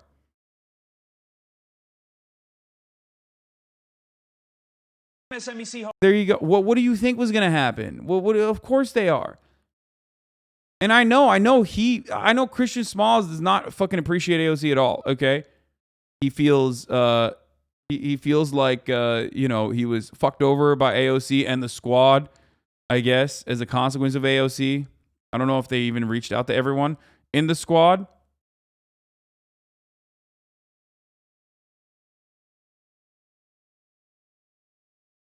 But it's so weird. Like, what the fuck are you guys doing? What? Like, this is a moment of celebration. It's a moment of victory. And here's the other thing that, like, I'm sure Christian Smalls recognizes, but the hard work is not yesterday. The hard work begins now. This dude is he's now the president of a fucking independent union, okay? Do you know how difficult that process is going to be? They don't have, like, connections to larger fucking labor unions. That's going to be insanely difficult. Amazon is going to use every opportunity to blow up every fucking union conversation by showcasing, if this fucks up, if the Amazon labor union fucks up from this point on, that will be used as a fucking stark example as to why unions are fucking dog shit. Okay? So if I were in this situation and I'm not, and he deserves it, he deserves to say whatever the fuck he wants. But if I were in this situation and I'm not, I'm just a fucking, again, out of touch, bourgeois, capitalist pig dog living in fucking the comfort of luxury. Okay? I wasn't disparaged by Amazon in the same way that he was. Okay? I would be focusing on the actual heart, the hard part, which is coming now.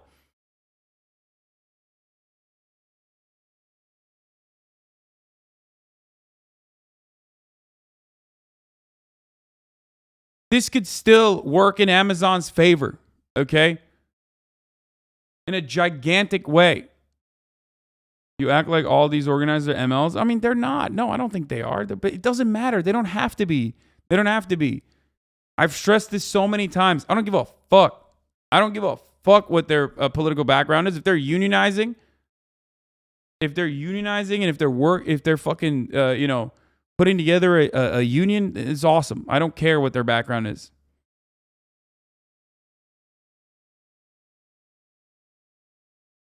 Anyway.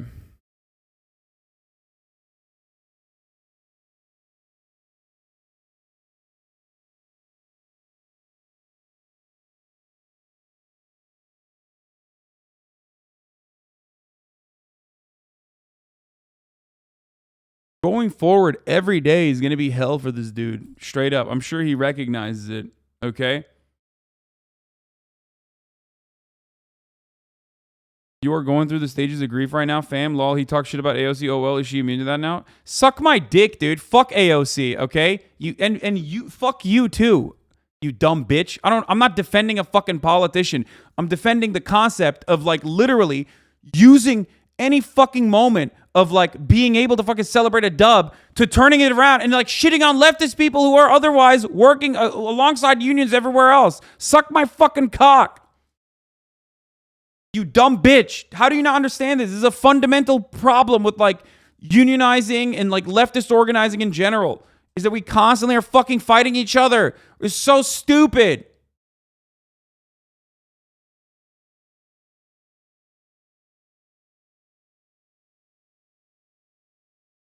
Jesus Christ.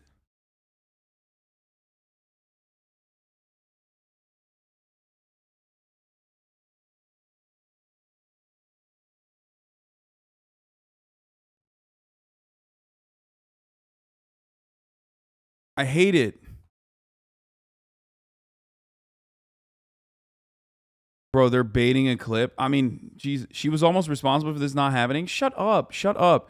Shut up. Shut up. Shut up. Shut up. Shut up. Shut up. This is what I mean. There's like so many people with brain disease in the chat already. I hate you. I hate you all. I despise you, okay? I fucking despise you. You are filth. If your take immediately is like, bro, AOC wants to fucking pay the rich, dude, actually, you're filth. And I hate you, okay? I'm serious. I hate you. I despise you so fucking much. You are not productive. You are either a subversive element in this situation, or you are specifically here to just like fucking, you know, talk out of your ass.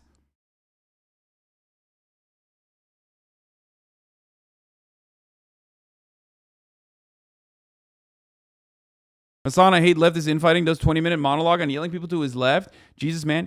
None of you motherfuckers are to my left, you piece of shit. That's the problem. You think you are, but you're not. I don't need to assassinate a fucking capitalist bourgeois fucking industry titan to show you anything, okay? You're just a fucking idiot. You're just a guy on the internet talking shit.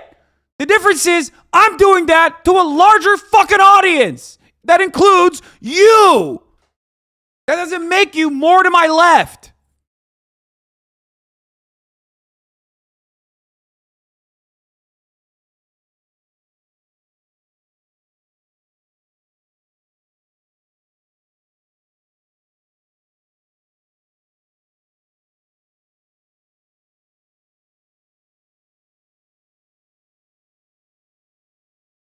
Fuck.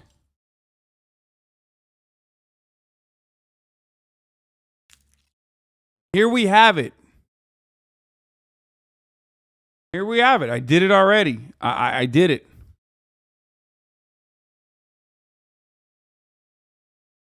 Want to know my favorite bit? The libs get all the credit for the win because all the leftists are busy eating each other alive. All the libs get the claim to glory. There's no... Huh.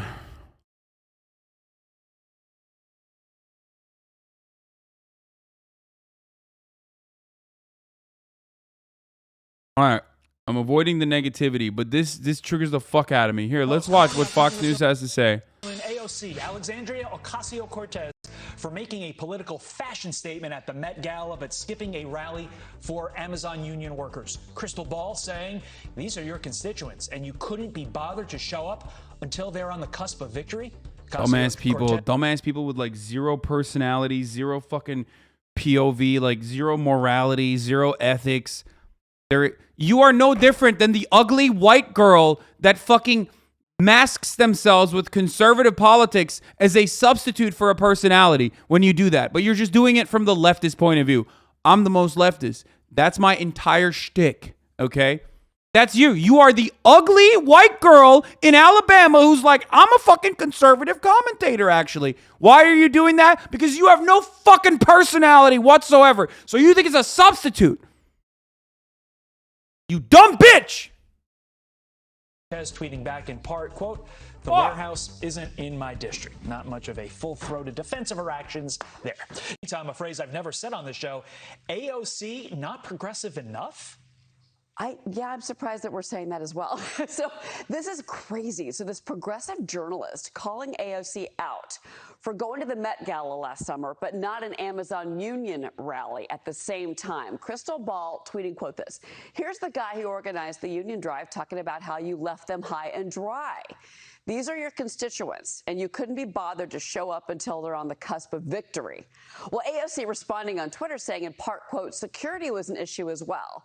2021 included a lot of high-level threats on my life, which limited what activities I was able to do. So Ball right back to this again. This is hysterical. No security concerns at the Met Gala.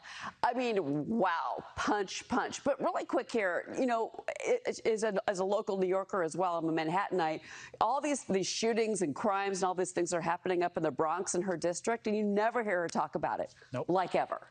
She's focused on her D.C. career. I don't think she cares about New York anymore. I really don't. You know what that reminds me of? That's like the Lori Lightfoot defense, those stories we've been telling about her, about how she has 65 private security in addition to her private security detail. Speaking of the labor force, apparently Alexandria Ocasio-Cortez has been called out by a journalist for, you know, she went to the Met Gala, but she skipped an Amazon union rally after she stopped by an Amazon factory from being, she stopped that from being built. Biggest a big headquarters, 25,000 jobs here in the New York City area. Yes, I don't think Alexandria Ocasio-Cortez is a great sort of partner for America's working families, because she doesn't really represent them. She represents the interests which are against them in many ways.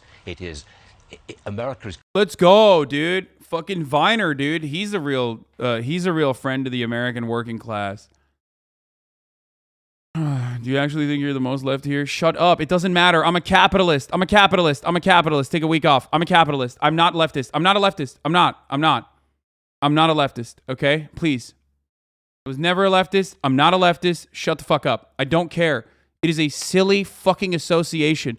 Okay? It is a silly, idiotic, baboon brain take to just be like, who's the most leftist here? Hey, who cares? I'm not. Okay? There you go. I'm not a leftist.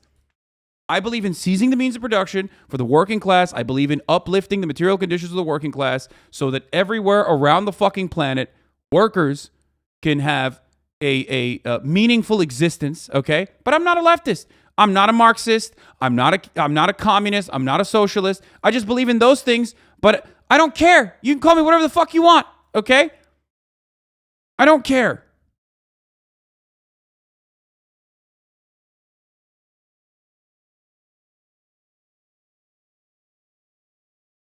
Who cares? Yeah. Call me a liberal if you want. Call me a capitalist. Call me a Republican. I don't give a shit. Yeah, I'm the biggest capitalist, baby. Ooh, who cares? What's up? What's going to happen? Is that going to somehow impact me in some way? You dumb bitches. Nobody cares. No one cares. No one cares about these associations, okay?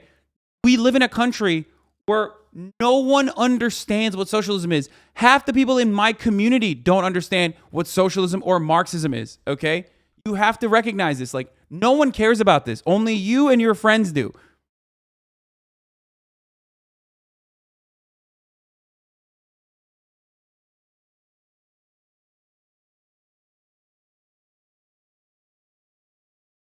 creating this inflation, and it's hurting working families, and AOC doesn't realize it. It's just so funny. She just says the Biden administration has let a lot of young people down, and they should really correct things before it's too late. Can you just go back to dunking on the right instead of yelling at leftists because they have imperfect takes sometimes? We all have imperfect takes. Yeah, I know, but this is like fucking housekeeping that needs to be done like regularly, unfortunately.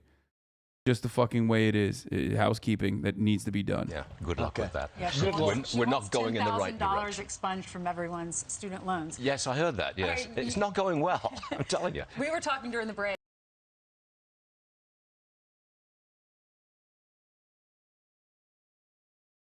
You're my favorite leftist. That's so far left you can't turn right when the GPS tells you love you, man.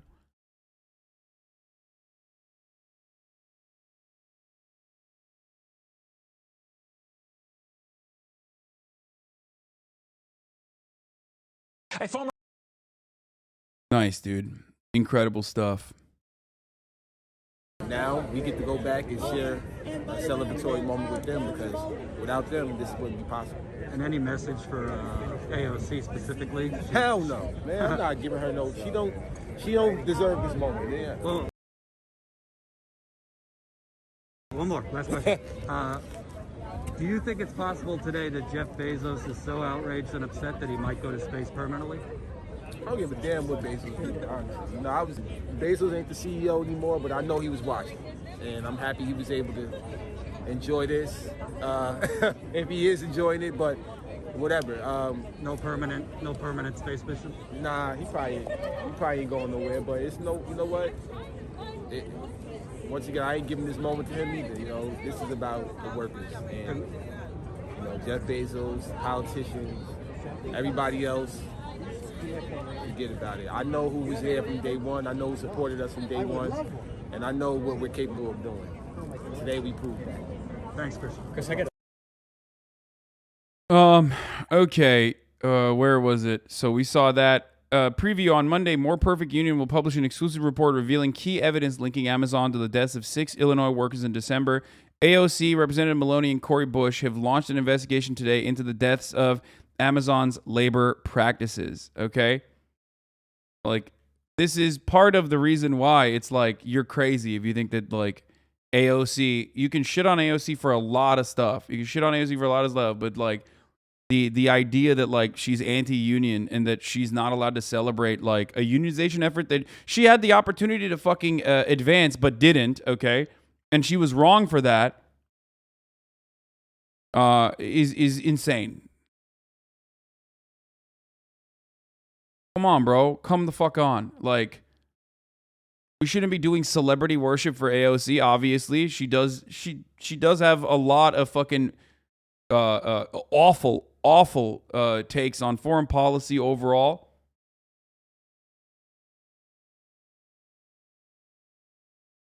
God damn, dude. How do you not see it? How do you not see what's going on here? How do you not recognize what the fuck is happening currently? Like, the first thing that we look at in this situation is, like, what AOC didn't do. Is it not suspicious that Fox News is the same takes as, like, all these other people on the extremely online left? So give us our respect. We work, we sweat, so give us our respect. Starbucks workers nationwide are filing for union elections like never before. It's a movement led by young employees that Starbucks has sought to halt. We only have about one person who's over the age of 35. Most of us are either millennials or Gen Z. Joseph Thompson is one of the organizers at this Santa Cruz, California Starbucks. I started at Starbucks when I was 16 years old. I was working 2 jobs during high school in Texas, and I needed to work at Starbucks to get health care. Thompson says a lot has changed at the world's largest coffee chain. Starbucks used to be a good company. Why are you fighting a straw man on this and not just giving your take? What?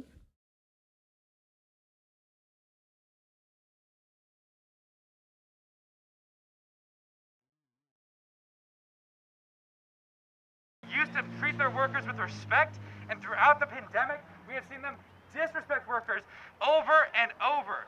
The unionization movement began last December at a Buffalo, New York store. And we're standing here having succeeded in spite of everything that has been done to try This and was prevent awesome. this. Since then, Starbucks has been hit with a complaint from the National Labor Relations Board for penalizing 2 employees who are part of the union push in Phoenix. And for the record, I mean, AOC was there for the for this as well, you know? You don't often hear about a multi-billion-dollar corporation being challenged with its workers trying to create a union. The inspiration for unionizing now was seeing the courage that other Starbucks workers had. What we have going on is actually kind of bigger than just us. It only takes like... Anyway, I'm done with, like, defending AOC on this issue when there's bigger villains at play and much more. I did a Deep Eddie shot with her when she was here for the effort to support India Walton. Yeah, listen, like, there are much bigger players here, okay, involved, and there is there is so much more going on with what Chris Smalls has to worry about going forward. The Amazon labor union has to worry about going forward. They're not a part of a larger union. There's going to be money handling issues. Like, Amazon is going to probably take a step back and watch this unfold and literally just wait for it to fall apart. So we have to, again, we have to help this dude out. We have to help the Amazon labor union out. No matter what the fuck they say, even if they're like Jimmy Dore fans or whatever the fuck, none of that matters ultimately. What matters is this has to be a successful example. Okay? And I don't even know if it will turn into a successful example ultimately. Amazon will, I can see them I can totally see them they're going to have to hire lawyers, and Amazon will unleash the whole army of them on the ALU. Well, it's not even that.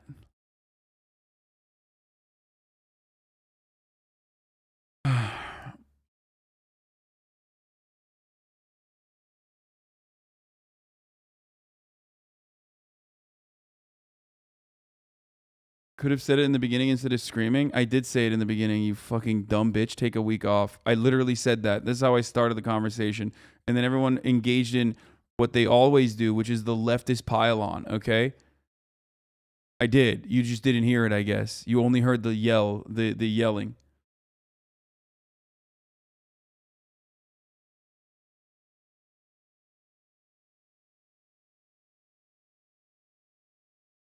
When do you ever have your views challenged? Outside of your dipshit echo chamber, Hasan's butler. Anyone with half a brain knows you can't. What am I doing? Why am I reading this? Oh my God. Oh God. Just imagine writing a fucking essay and then getting banned immediately. So sad, dude. So sad that you were not able to achieve your ultimate goal here. Okay.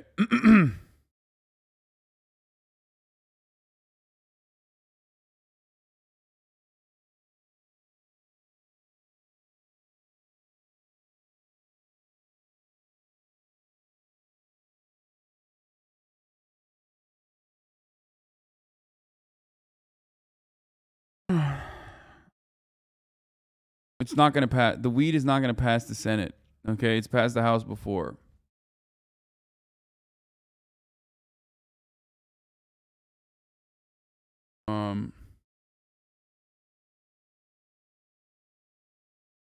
Okay.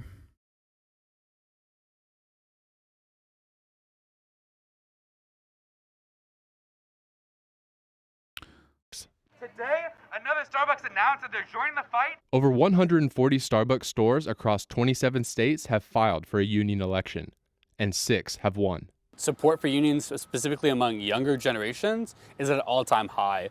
According to a 2021 Gallup poll, approval of labor unions is at the highest point since 1965, currently at 68%, and higher in the 18 to 34 age range at 77%.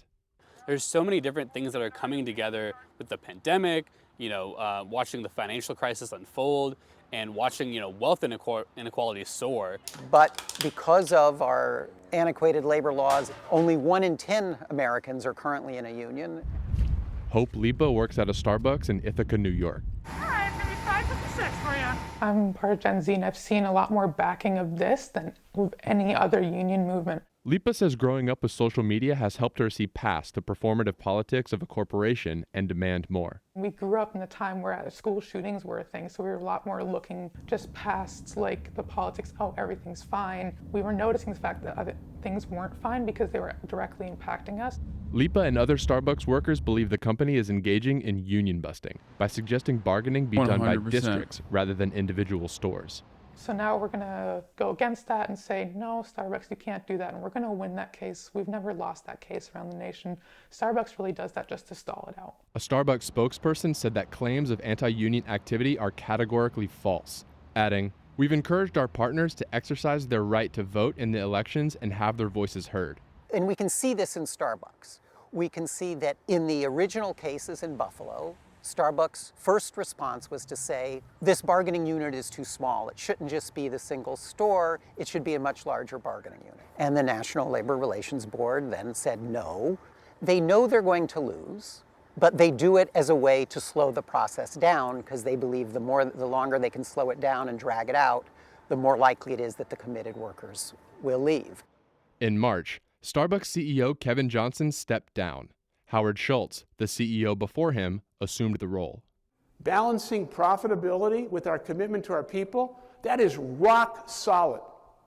Oh, yeah. Rock solid. Starbucks declined to answer questions from the Washington Post about Schultz's position on the unions forming across the company. The Starbucks spokesperson did say, "We've been clear in our belief that we are better together as partners without a union between us, and that they will follow the NLRB's process to resolve the complaint in Phoenix."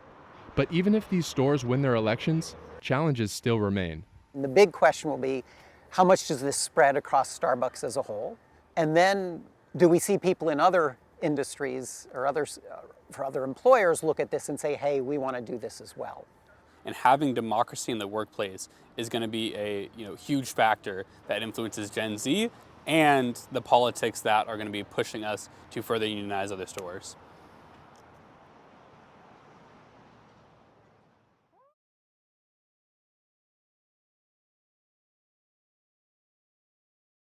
Okay.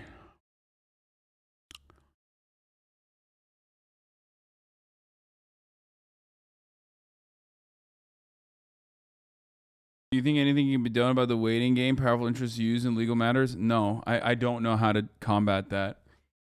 I do know how to combat, however, the top of the hour ad break, which comes at the top of the hour every hour, and there's a 6-second ad break. Dude, I'm broken, dude. I swear to God.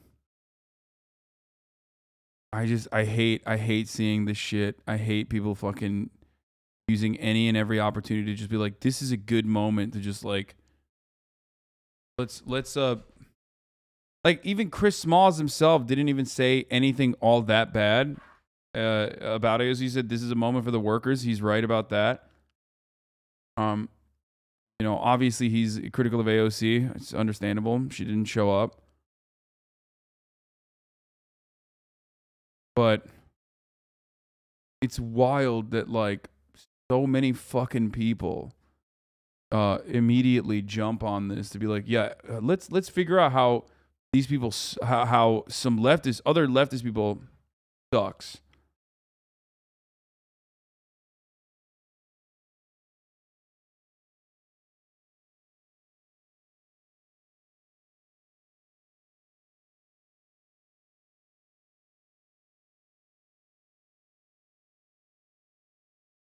My lord. Here's the woman outbreak now, by the way. Fuck. Okay.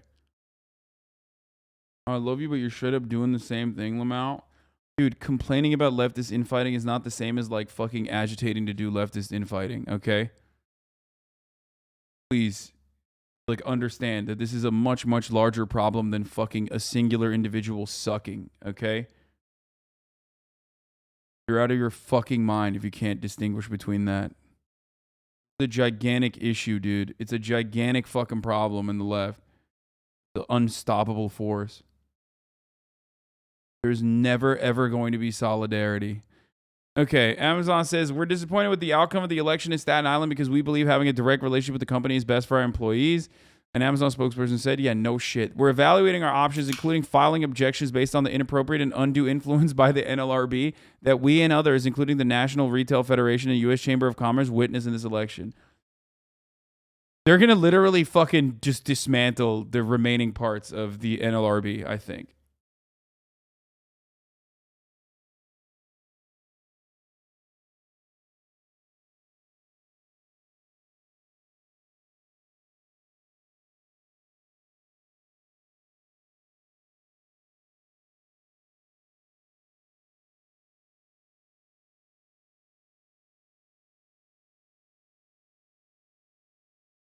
I mean, you spent the last 2 weeks fighting other leftists because you disagree about Ukraine. Yeah, that's what I've been doing. That's a really interesting way to approach that subject matter. Instead of saying, haven't these other people who I consider to be leftists been calling you a fucking imperialist, pro-Russia, mouthpiece for Putin who sucks the Kremlin's dick.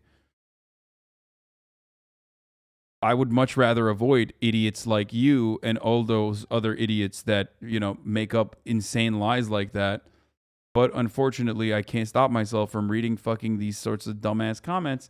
And that's precisely why you guys still keep coming back in here with sock accounts and literally fucking saying the same thing over and over and over and over again. That's precisely what's going on here. That's why you wrote that comment, because you're a dumbass, okay? You wrote that comment because you are a baby-brained bitch.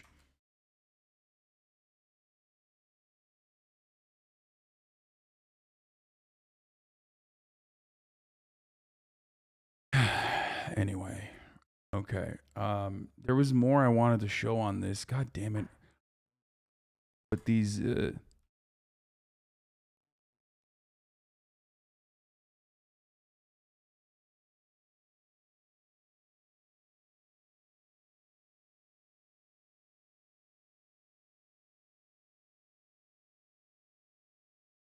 Okay.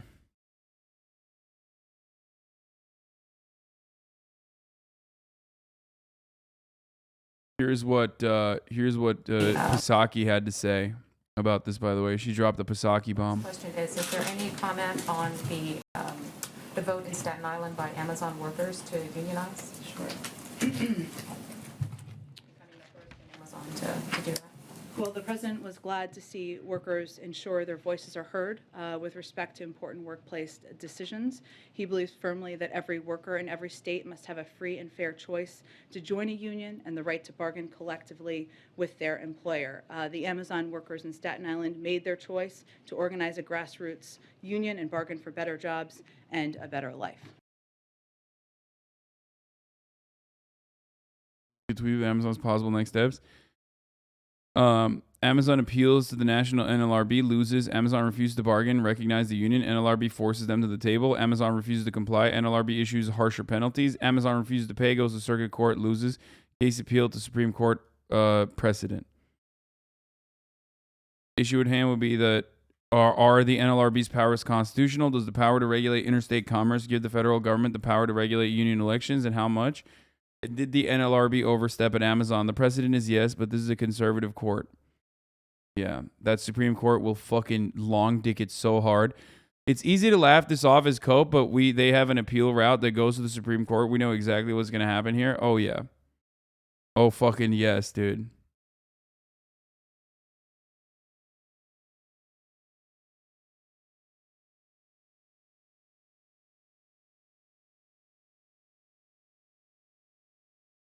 Incredible. Incredible stuff.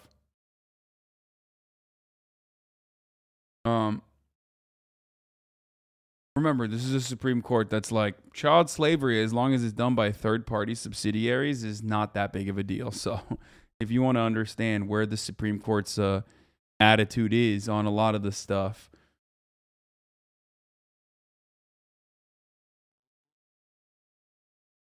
solidarity comes from our leaders. You are one of those leaders. Tipped hat to you. When the time comes, you will lead a raging fire. What? That is, I'm not clicking on that.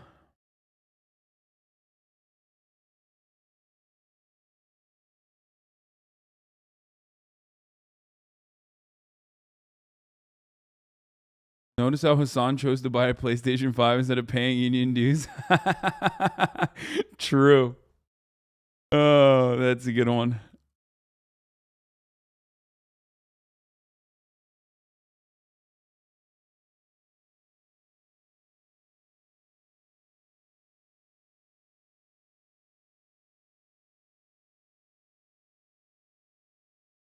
Amazon about to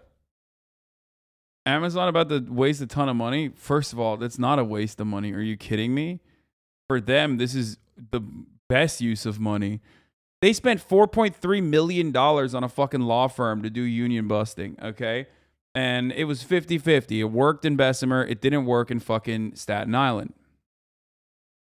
But now they will spend hundreds of millions of dollars, which is pennies for them, to literally eviscerate the power that the NLRB holds. They'll use this as an opportunity if they want to just fucking destroy the union so that you can squash any other unionization efforts. Now, that is, of course, in the best case scenario that the Amazon labor union doesn't fucking fall apart immediately. Okay? Hopefully it doesn't. That is like, I'm a very, very pessimistic person, I think. I'm very cynical about everything. But it is terrifying to me. Like, there's a long fucking road ahead for these guys, and I hope they crush it. Derek Palmer, VP of Amazon Labor Union, tells me that along with 3 other warehouses in Staten Island, they got Amazon workers in 18 states ready to start organizing their facilities, like the SB Workers Union, SB Workers United win in Buffalo. Today's victory could spark a nationwide movement, and I hope it does. 4 dumb things that Amazon did that can help explain the union's big win on Staten Island. Amazon got the police to arrest Christian Smalls and 2 other organizers for going on Amazon property to deliver food to Amazon workers. Amazon looked heartless and turned Smalls into a hero. They also literally fucking disparaged him with, like, internal documents were released. Internal documents were released that showed how racist the fucking Amazon executives were about him, too. They called him, like, violent, aggressive, inarticulate. While Smalls and his union said their goal was a minimum pay of $30 an hour, Amazon kept telling workers that with a union, they could end up with decreased pay. With unemployment so low and low wages rising, workers saw Amazon's message as lame and the union's message as very hopeful. Yeah, here, remember, I've talked about this before. Leaked Amazon memo details plan to smear fired warehouse organizer. He's not smart or articulate. Yep. And well, he articulated his demands real fucking well. So there's that. What's racist about that? Saying a black person is stupid and not articulate? You think that's what? You think that's not like a very common thing that people, a common racist trope that racist people use against black people?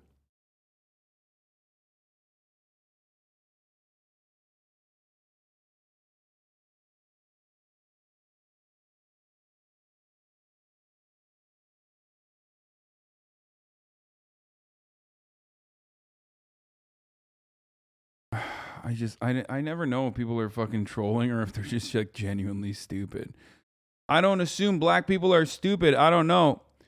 Yeah, that's how it. Yeah, see, look, this guy goes, chat, why are you such cunts to new people asking dumb questions? Because this person, you think this guy is just asking a question? Or do you think this person is just straight up racist and is like, you're the real racist for even mentioning that racism is happening? Because chat's probably heard this bait a million times over by like dumbass little fucking groypers. These limp dick fucking pasty little shitbirds who stay indoors all fucking day on the internet, finding a new opportunity to fucking say some racist shit.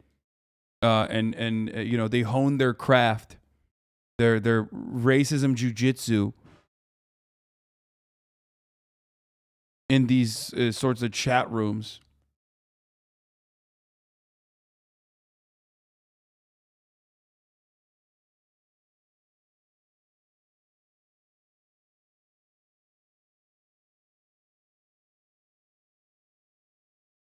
Anyway.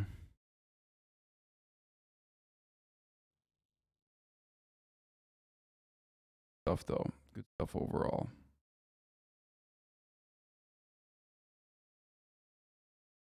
Yeah, racist jujitsu, dude.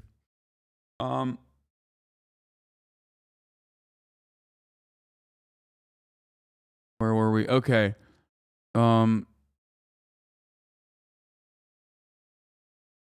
Oh, here, we were going to watch. This is what I wanted to see. Do you have a message for Jeff Bezos? Do you have a message for Jeff Bezos? Oh, we want to thank Jeff Bezos for going to space, because when he was up there, we were starting people up. We was out there getting straight. He was flying in. I'm pretty sure he watched the count. Do you have a message for Jeff Bezos? Yeah, this dude deserves all the praise, bro. He did it. He fucking did it. The mad lad. Okay.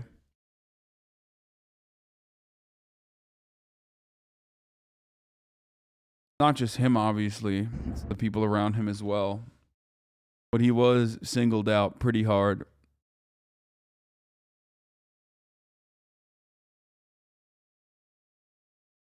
Get him on stream? I don't think he would want to come on stream. I know people that know him. I don't think he would be a big fan of mine. That doesn't stop me from obviously defending him and, you know, wishing him the best, but and helping wherever I can in whichever way I can, but I don't think he would want to come on the stream. I'll be honest with you.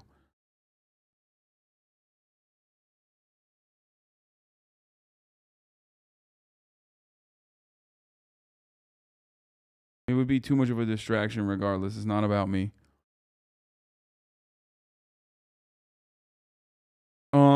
Breaking. Amazon says disappointed with the outcome of Amazon Labor's historic union win. We already saw that. Workers of Amazon labor leaders are still lingering around Metro Tech where historic union vote took place. All right. Oh, there's another one. Here, he brought a champagne bottle. Celebrate the historic win. Not mad, just disappointed. Pepela, you so mad? Wait, what?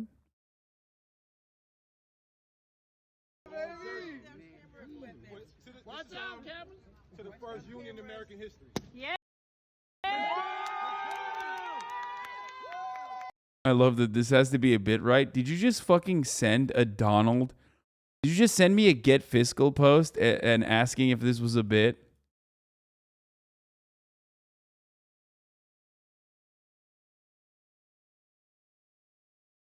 Yes, of course, dude. Of course it's a bit. That's literally all he does. Of course he's joking, dude. That's literally, he's a poster. That's pretty funny. That someone took what he says seriously. I love that.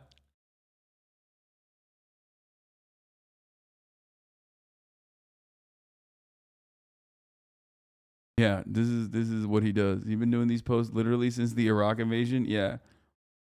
I'm not celebrating a union for people who choose to work for one of the worst companies in the world. It'd be like cheering for a police union. They make people wear diapers because they can't take bathroom breaks.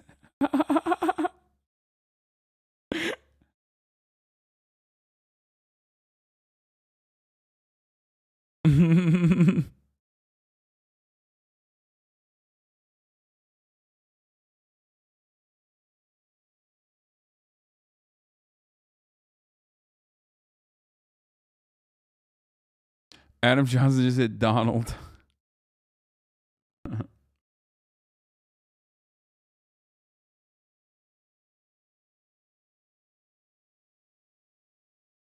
After Kellogg's got a contract, I legit saw that take from Twitch leftists. I don't know who these Twitch leftists are, okay? I don't know. Are they in the room with us? Who are these people? What? So you don't think he's sincere and actually supports the union? I know him and I know his politics, so yes. Sometimes a joke needs to, you know, a joke lands when you have additional context. It is true that the last mod to ban Don Hughes died in Benghazi. What?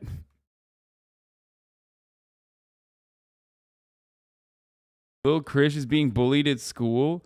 My friend told me I'm unbanned for April Fools. Okay, dude, stop.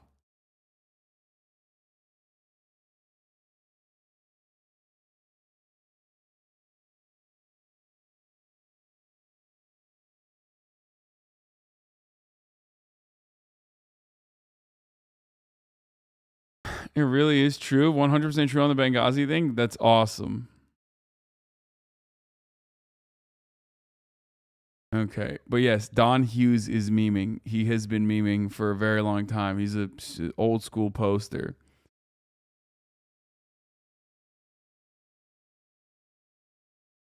Okay.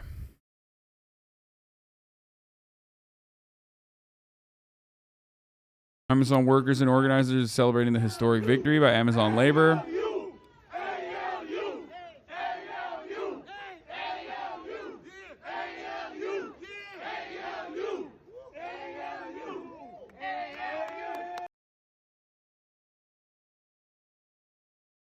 Okay. So yeah, we'll see what happens. We'll see what happens in the future. I wish only good things for the Amazon Labor Union, and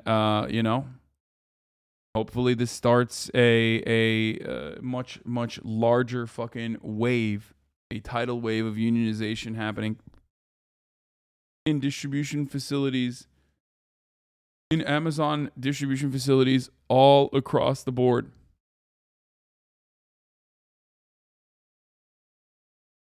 You know?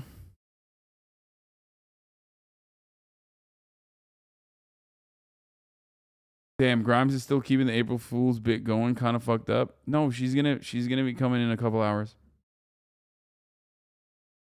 Okay. Let's hear what DeSantis had to say. He had a theme song written by and performed by Leonard Skinner, lead singer Johnny Van Start Zandt. out everything to really actually go through it and play it. Oh, good. Oh no. It's a little different than what you've heard on the Okay. on the iPhone. So Good. now I was asking them, do you like listening to it loud? Yeah, however you want. Okay. Yeah. Just push play. I believe so, sir. Okay. All right. Here we go. You want to hear it? Yeah. It's a little different.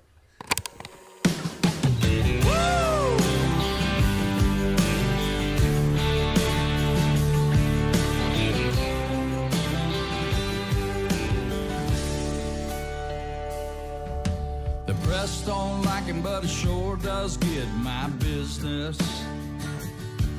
He stands up for what he believes. Oh my God. So don't come down here trying to change things. We're doing all right in the Sunshine State. Stay out of our business, leave our gov alone. Dude, that's awesome. Dude, this is fucking dope, dude. Oh, yeah, brother. Let's fucking go, dude. Hey, I'm on my fucking conservative arc, brother. You let me tell you something, folks. I love this. I love this. Down in sweet Florida, our governor is red, white, and blue. Oh, down in sweet Florida, he's shooting us straight, telling us the truth. Oh yeah, baby. He's shooting. He's a straight shooter, brother. That's right. That's fucking right. Which is, I love me a real man who's built like a Ford F-150 pickup truck. You know what I'm talking about?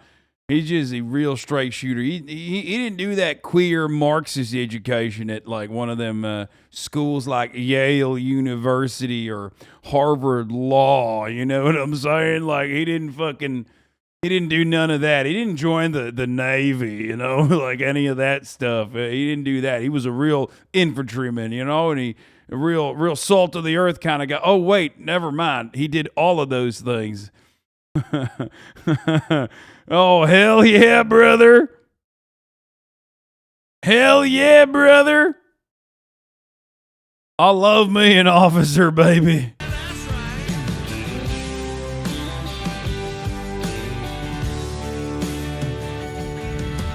Take it to the bank. He don't care what Brandon thinks at the White House.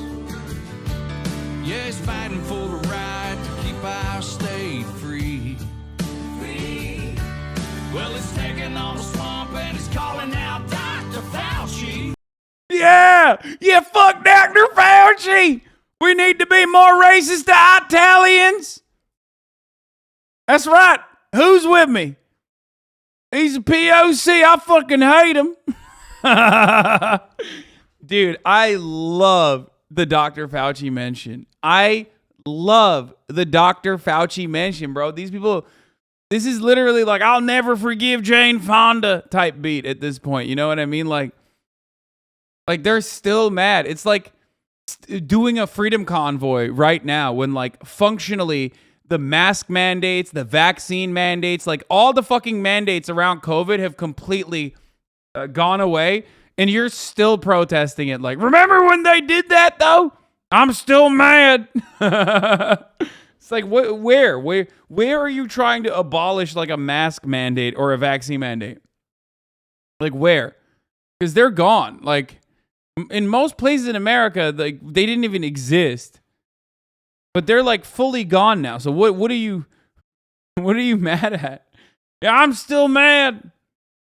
I'm still mad at Fauci. I didn't want to get that Fauci ouchie, brother. Butt rock? Is that what this is? He's the only one fighting for you and me. You and me. Yelling free. Yelling free. Down in sweet Florida. Wait, I need the rest of this. Come on. Give me all of it. This is butt rock. You're tuning into K-Rock 97, where only the best butt rock hits play all afternoon. That's right. None of them gay shit, okay? Straight beats, straight hits. Butt pop, country, butt rock. None of that. Don't say gay around these parts, okay? DeSantis misses other states' mask mandates like you miss our boy Donnie. Yeah, exactly.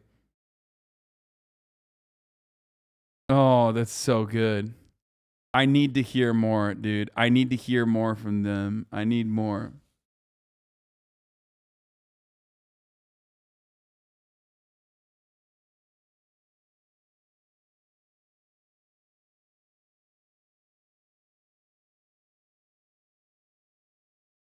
What is this, Hasan? You aren't eating right? I eat 1 meal a day, drink 1 coffee, and eat like 3-4 bags of candy. Dude, what do you mean? This literally was my diet for the longest time when I fucking lost a shitload of weight. I'm not even kidding. This was straight up my fucking diet. He's directly mentioning my diet right now. I've changed it. I fixed it up, but wait, it's 5 minutes long? So we were trying to get. That's exciting. Okay, just push play. I believe so. The press don't like him, but it sure does get my business. He stands up for what he believes. So don't come down here trying to change things. We're doing all right in the Sunshine State. Stay out of our business, leave our gov alone. Down in sweet Florida. Yeet, yeet, baby, let's go. Let's fucking go, baby.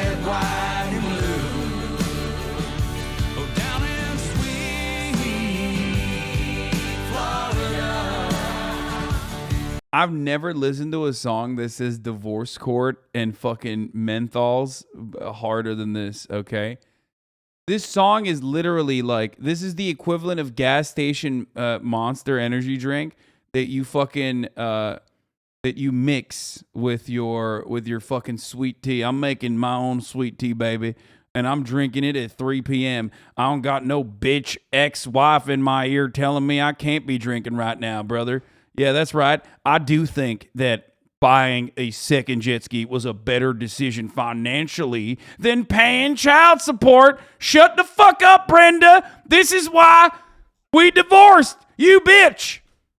Fuck. He's shooting us straight, telling us the truth. Oh, I'm sorry. You think it's a problem that I actually got the big wheels on my kitted F-350. I'm sorry. Oh, I guess I don't need it for my HVAC business. Fuck you, Brenda. I do what I want. Yeah, that's right.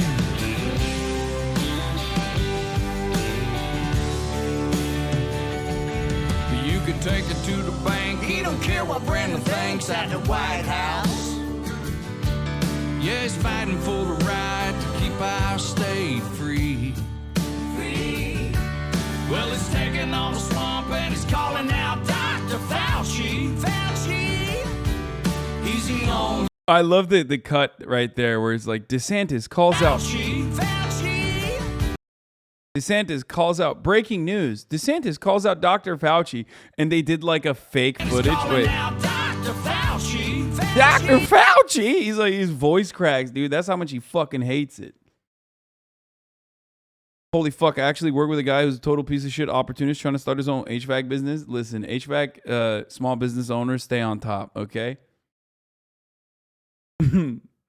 Everyone has a bitch named Brenda somewhere in the past. Definitely went with the F550. 350 is too small for a small pathetic truck for him. No, because like once you go over 350, it's like too hard to fucking maneuver, and I think you need a separate license for it too. And you know this, you know he's not gonna get that. Might as well be driving a U-Haul truck at that point, brother. He's the only one fighting for you and me. You and me. Yelling free. Yelling free. Down in sweet Florida. Our governor, he's red, white, and blue. Oh, down in sweet Florida. He's shooting us straight, telling us the truth. Well, we ain't been locked down, we still have our freedom. We can still see our friends and family. Bro, this is so bad. He like kind of halfway gave up through the song. You know what I mean? It seems like he gave up singing a song here. Like he's just speaking now. We can still see our friends and family. Oh, our kids are in school and we can go to church on Sunday. That's right, baby. That's right. We were not able to go to church on Sunday beforehand before Ron DeSantis made it legal again. And it's all because DeSantis knows how to lead. Down in sweet Florida, our governor, he's red, white, and blue. Yeah, down in sweet Florida, he's shooting us straight. God, I love country music so much, dude. I love conservatives, man.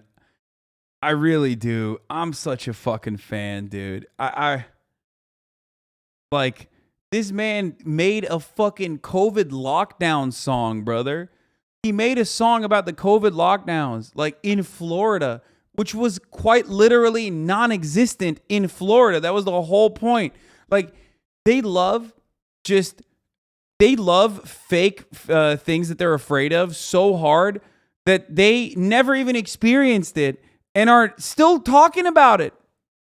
It's awesome. It's fucking awesome, dude.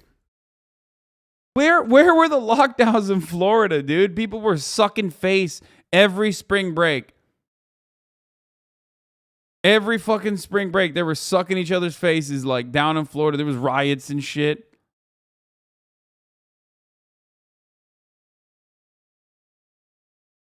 Oh, it's so good. I love it. I want to inject this fucking brain cancer directly into the... I want to mainline it, dude. Telling us the truth. Come on now. Down in sweet, sweet, sweet Florida. Our governor, he's red, white, and blue. He is, baby. He is. Florida. What a jam. Yeah, he's just shooting us straight with COVID. He's just straight shooting everyone with COVID, dude. Just straight up. That's what he's doing.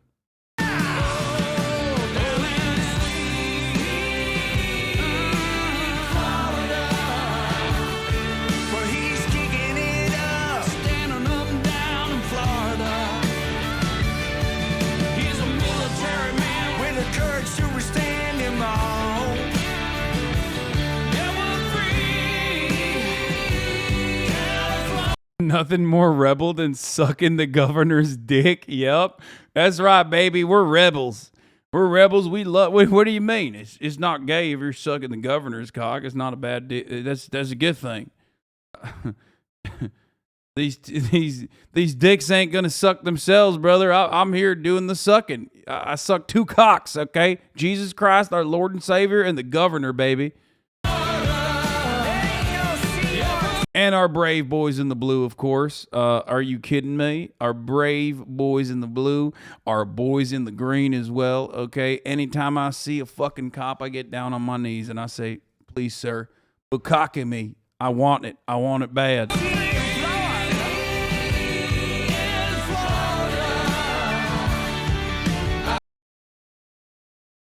Was there a CRT mention? Was there a CRT mention and I missed it? Oh my fucking God. I'm not paying attention. I'm sorry.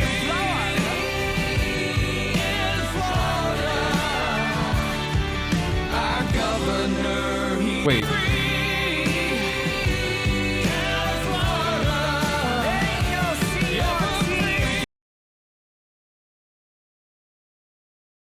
There ain't no CRT.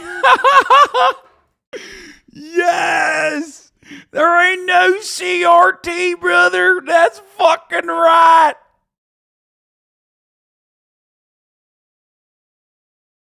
Oh, that's awesome. That's fucking awesome. It is important to point out that the original singer of Lynyrd Skynyrd died in the 70s in a plane crash, so this is not canon. Yeah. The wrong Lynyrd Skynyrd died in the plane crash, apparently.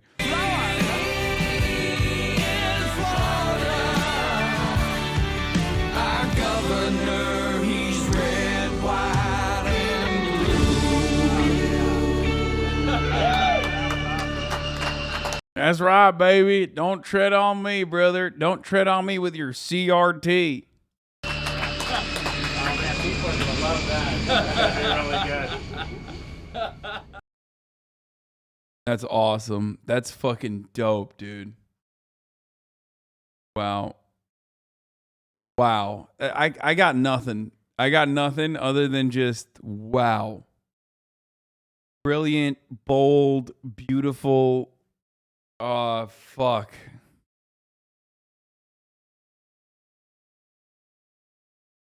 It's just like they live in a totally different planet, dude.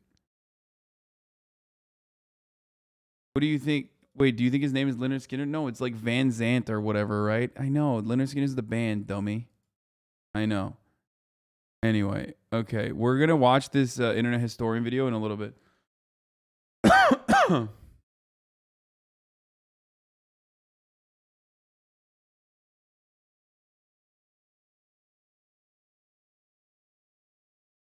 The Lib Anthem is better? No, we're not watching that. Stop.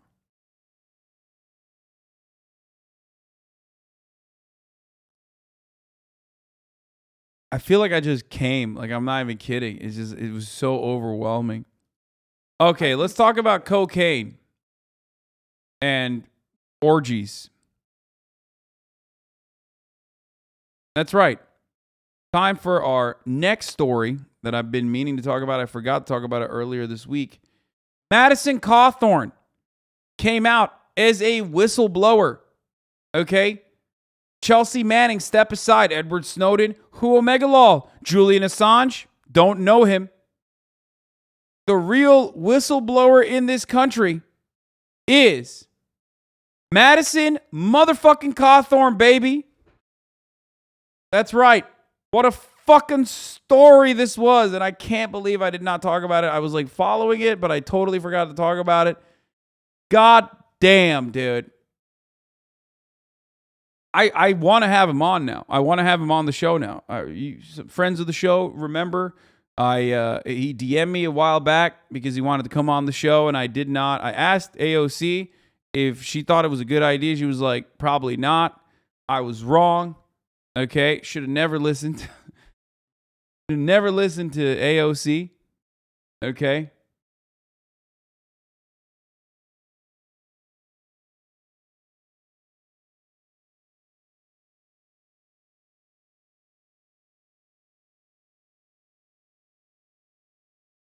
I should have had him on. He could have told me about the fuck parties that he's been engaged in. Okay, let's listen. I concede our party is not for the kind of cocaine-fueled orgies that a freshman Republican representative bragged about this week. Jamie Raskin, you just got no bitches, dude. Okay, shut the fuck up. Oh, no, we don't have... Oh, I'm sorry. Here in the Democratic Party, like, we don't have cocaine-fueled orgies. Like, first of all, you do, okay? I don't know. Maybe a specific pizza shop, okay? Just think about that for a second. I'm just kidding, obviously. But you just sound jealous, okay? You got no maidens, you got no bitches. You're fucking... You're not flexing. You don't have... You're just not. You're not busting nuts, okay? But we do understand that their marijuana prohibition laws don't work for our people. But in any... Anyway, oh, wow, look at that, dude. All right, does anybody have the fucking Madison Cawthorn, the fucking Madison Cawthorn clip? Because I'm going to have to find it myself. Yeah, I retweeted this. This was a fire banger drill tweet that only unfortunately got fucking 511 retweets for some reason. Achieving the uppermost echelons of power and influence just to get sucked off next to Representative Madison Cawthorn in a room that looks like a hotel lobby. Dems are going to get crushed in the midterms because Republicans are going to run an anti-nerd platform. Yeah. Okay, let's find the original clip with Madison Cawthorn talking to the Warrior Poets Society or whatever. This happened like a while ago. This happened like last week where he was just...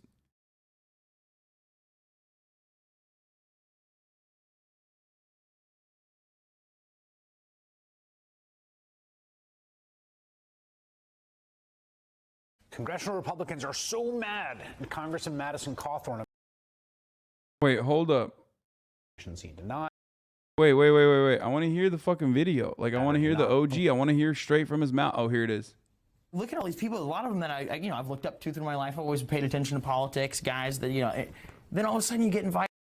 Wait, let's start from the top. Look at all these people. A lot of them that I've looked up to through my life. I've always paid attention to politics. Guys that, then all of a sudden you get invited to, like, well, hey, we're going to have kind of a sexual get-together at one of our homes. You should come. And I'm like, what did you just ask me to come to? Yeah. And then you realize they're asking you to come to an orgy. Yeah. Or the fact that, there's some of the people that are leading on the movement to try and remove, addiction in our country. And then you watch them do, a key bump of cocaine right in front of you.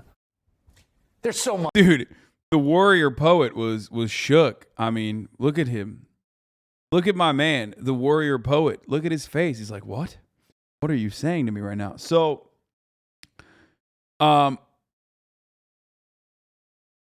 So first of all, free Florida, okay? Fuck you, Madison. Why are you narking? But thank you for narking also. I have a close friend who's a marketing person with the GOP ads team, and a lot of this may or may not be a cover-up for Madison Cawthorn's own scandal that he has an issue sending certain private pictures to interns and others. Obviously, I don't have a concrete source for you to back that up, but just be aware this seems very calculated.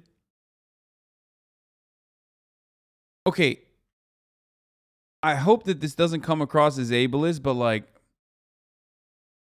so like, it's working, what you're saying. I know that's not the right thing to focus on in this conversation, but like, I have to ask that question. You should ask that question to your friend. I'm just...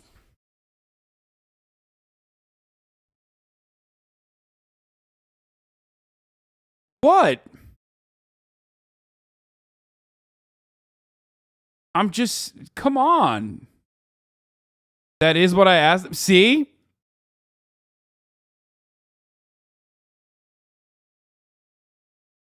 Wait, you talking about the plan or the dude's cock? No, of course I'm talking about his cock. What do you mean? Yes, I was talking about the penis, dude. I was. Yes. Do you want me to spell it out? Yes. Men in wheelchairs can still get boners? Yeah, I know, but I don't know what, like, I don't know what level of... You know what I mean, dude? Come on. I'm sorry. Don't get mad, please. I just meant, like... There's varying degrees, okay? Like there's chatters in here that have wheelchairs as well. You know, their cocks are working. I don't know why I said it like I've tried it out. You know what I mean? But they talk about I have a bunch of chatters who talk about like getting pussy in a wheelchair all the time. Cawthorn's claim is verbatim that he watched an unnamed person do a key bump right in front of him. This shouldn't require pointing out, and people should live how they like. But people who don't do key bumps are very, very seldom people who know the term key bump. Yeah, of course, Madison Cawthorn knows what the fucking key bump is.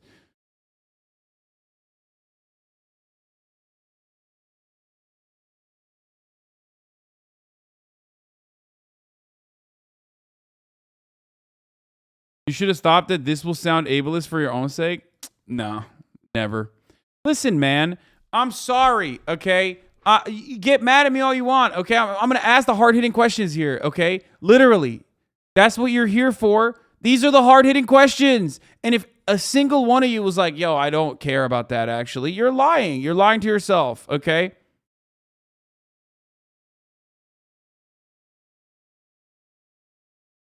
I don't know why we do that. I don't know why we lie to ourselves and lie to others to make ourselves seem more virtuous and more progressive or whatever. But like,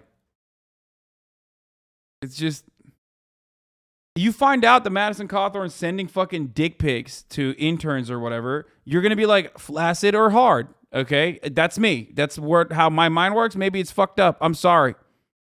Okay. But it's just, I'm not even sorry, actually. Sorry, not sorry. How about that?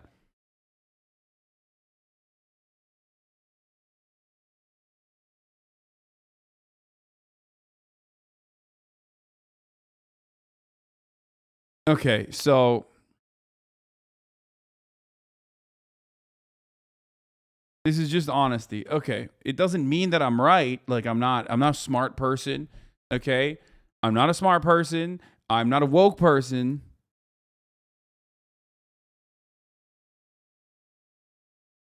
I'm a bad person. Like that's fine. I'll take that. But also, you know, I need to understand the answer.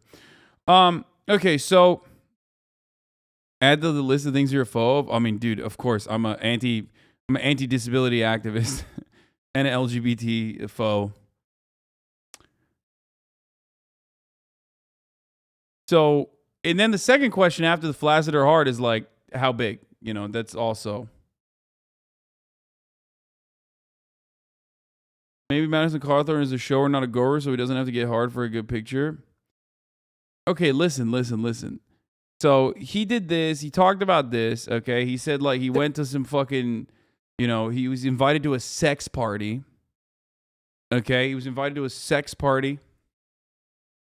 I don't know who the fuck would invite Madison Cawthorn to an orgy. That's not because he's in a wheelchair. I'm not like that. I'm not being ableist there. I just mean like because he's kind of a limp dick. Like flaccid personality, I mean. So it's just like, I'm not being ableist here, okay? I'm saying that he's a fucking annoying. Or maybe someone that was curious like you.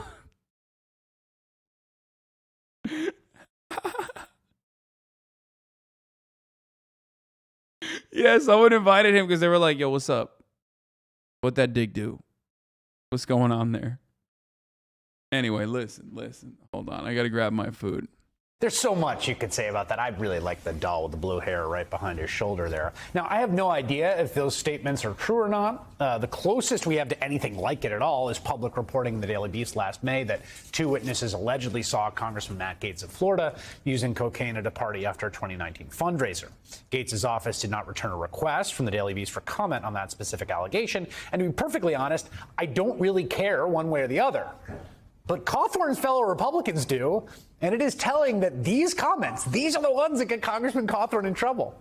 Republican leader Kevin McCarthy of California reportedly disciplined Cawthorn like a disappointed father, telling the 26-year-old he needed to earn his... Bro, the funniest part about this is exactly this part, which is that Republicans have lost their fucking minds over it. Like, it doesn't matter, like... Madison Cawthorn could be like Sig Heiling, okay, at the fucking, I don't know, America Should Be Nazi conference. And Republicans are like, yeah, whatever. Who gives a shit? You know what I mean? Like was it Marjorie Titan Green literally at a fucking like Nicholas Fuentes like Groiper Nazi conference like the other day. They don't give a fuck, okay?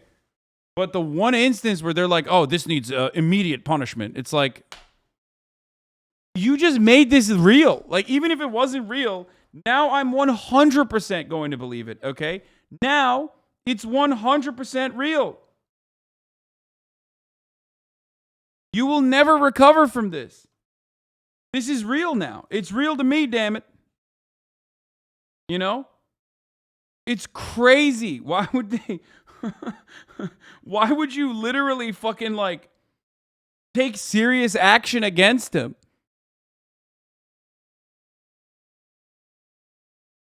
Trust back and claiming that Cawthorn told him he embellished his comments. Cawthorn embellishing?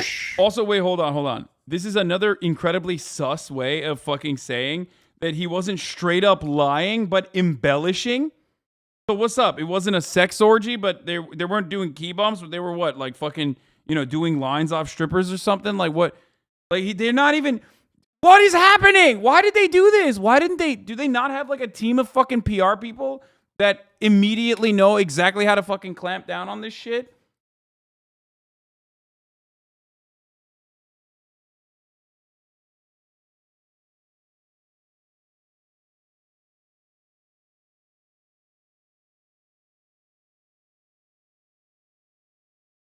Yeah, also, poor Madison, dude. His wife left him to back the blue.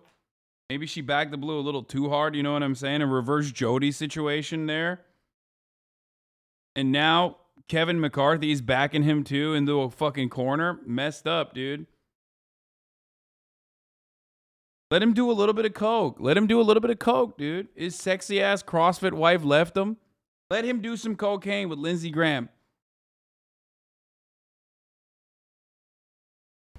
Now, McCarthy spoke out so forcefully because his caucus is demanding it. According to Politico, members of the far-right House Freedom Caucus have reportedly considered kicking Cawthorn out of the group. And Republican Congressman Steve Womack of Arkansas, who is 65 years old, complained he is now fielding questions from constituents about orgies. And that last point isn't all that surprising. Here's what happened. Cawthorn's allegations on a right-wing podcast of shadowy sex parties got caught up in the QAnon updraft that these folks have been stoking for years, playing right into the Republican base's belief the so-called deep state swamp is full of these depraved degenerates. It's still notable Cawthorn is being so swiftly rebuked by McCarthy and others in his party, while, say, Congresswoman Marjorie Taylor Greene emerged relatively unscathed after she attended a white nationalist conference with a man who once delivered an extended riff denying the Holocaust. At the very least, we know where the line is. Straight up. It's at the key bumps. Appearing with Holocaust deniers is fine, but don't go telling people about Republican drug and sex parties. We've got an image to protect. Damn, okay, Chris. Okay, Chris doing the Tucker Carlson. That's just like that. He bit his flow word for word, by the way, and I respect it. He should. Also, speaking of fucking sex parties.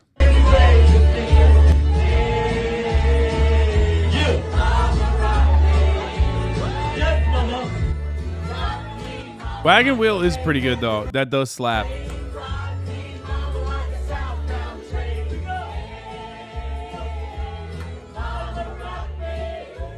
That is a good song. I do like that. It's a good day drinking song. God, I'm such a fucking Ameriboo, dude. Disgusting.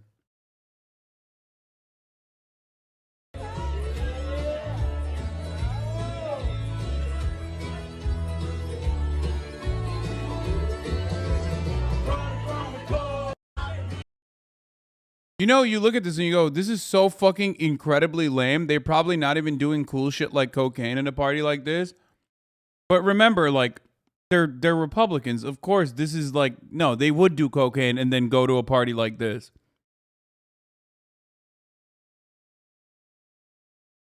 You know what I mean? Like, they're whack as fuck. Anyway, let's see what the other sexual harassment scandal taking over the political world right now. Also tonight, serious questions are swirling around the youngest member of Congress, an up-and-coming Republican with an increasingly high profile. He is considered a rising star in the Republican Party, but Congressman Madison Cawthorn's past and the political persona he has cultivated is littered with dark allegations. Cawthorn faced numerous allegations of sexual harassment while attending Patrick Henry College in Virginia just 4 years ago. Caitlin Coulter went to school with Cawthorn and says she was taken on what he called a fun drive. His MO was to take vulnerable women out on these rides with him in the car and to make advances. Cawthorn asked her about her purity ring and her sexual experiences. Coulter says she felt something was off and shut down the conversation. He got really upset and he whipped the car around and started going back to campus at 70, 80 miles an hour on these one-lane roads. And it was really scary. There was a lot of... Well, you know, he is very good at driving, so... famously so. That's just how he rolls, baby, you know? Of sexual innuendo, Lee Petrie told CNN. It got really uncomfortable walking to and from class. He would yell out, "Are you ready to take that fun drive today?" Oh, damn. That guy... He loves driving like fucking Greg Abbott loves chopping wood.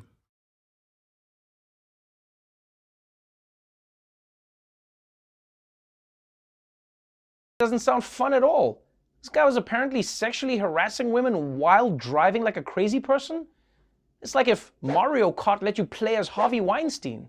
And just to be clear, this wasn't just making a few people uncomfortable. No, Cawthorn reportedly kissed women by force, put his hands up their skirts, and pulled one girl onto his lap and put his finger between her legs. In fact, it got so bad that RAs at the school started warning students to stay away from him. And you know you're doing something wrong when you're in the same category as STDs and alcohol poisoning. But the question you may be asking is, who is Madison Cawthorn? And how did he go from college creep to congressman creep? Well, let's find out in another episode of Fringe Watching. 1 year ago, Fringe watching? You mean like watching The Daily Show? Fucking got him. Top of the hour ad breaks here. Guess what? If you no longer want to see those ads, all you need to do is subscribe. You can do that for $5 or for free with a Twitch Prime. Oh, get fucked. Crimes is coming soon. Also,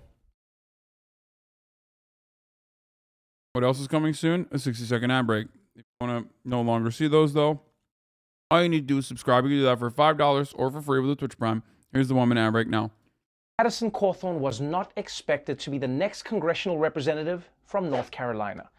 But he narrowly beat a more established conservative in the Republican primary by falsely smearing her as a never-Trumper. Because you see, at this point, never-Trumper is the worst insult that you can say to a Republican. It goes expert, Prius driver, and then never-Trumper. That's the Republican version of the N-word. Oh. You never Trumper, you call me. You take that back right. You don't use that word on me. Okay, but you don't like Trump sometimes. But what really propelled Cawthorn into office was his compelling personal story, even if it wasn't 100% his. Fresh. If you just said never Trumper has become like worse than the N-word or whatever, that's like a good joke.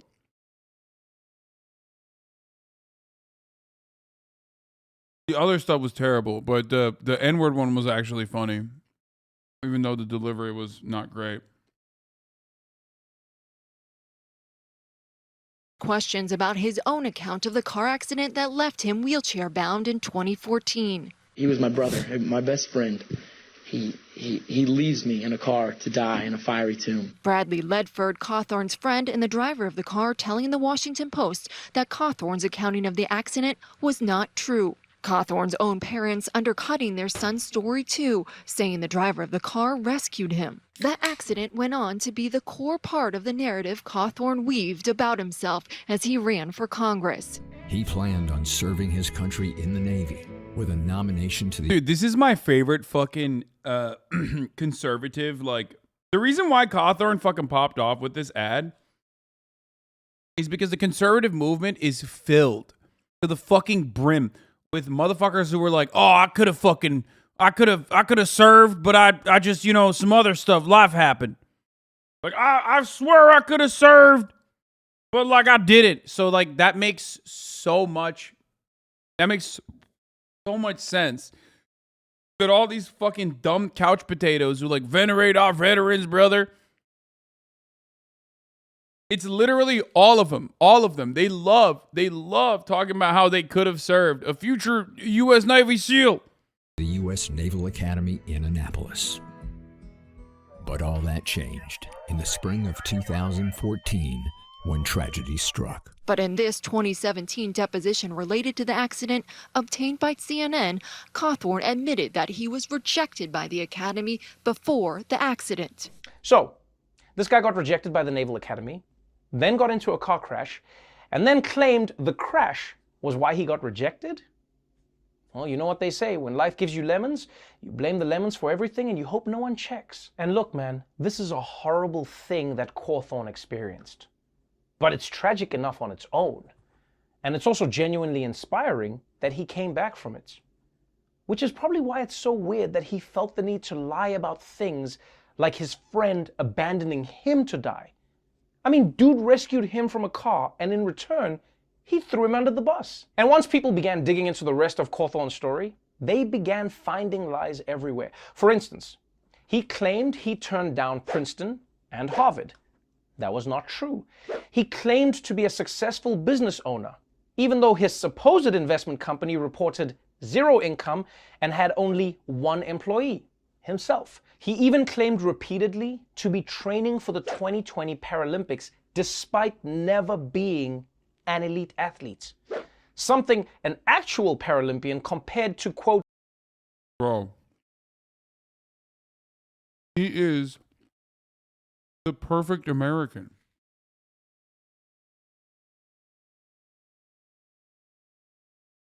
In every way. Like, the only problem here is that he's too skinny, okay? That's it. Like, he's too skinny.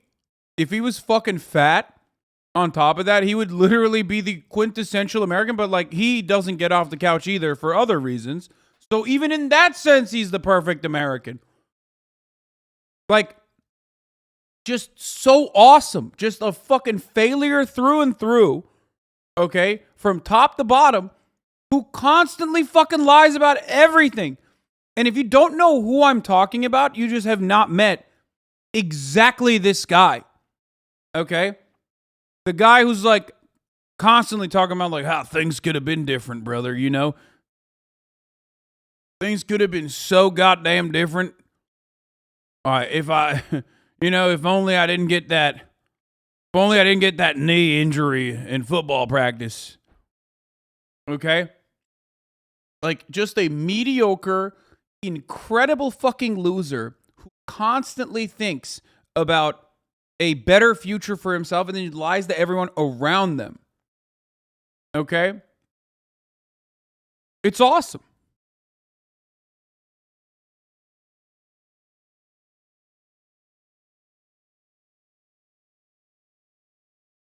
A kid saying they want to play in the NBA when they're on the 4th grade bar. I'm all for jokes, but it seems kind of fucked for you to say you're a failure for being disabled, my man. Wait, what? No, I'm not saying he's a failure for being disabled.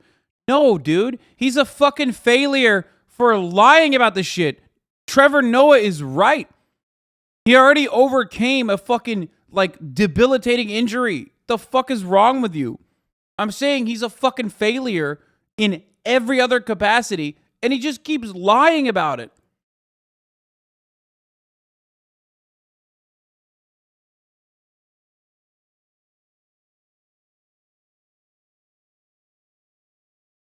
Basketball team, end quote. Which would obviously be ridiculous. I mean, no 4th grader could play in the NBA. Except maybe for the Pistons. I mean, they need help. So, Madison Cawthorn has basically lied about every major event in his life.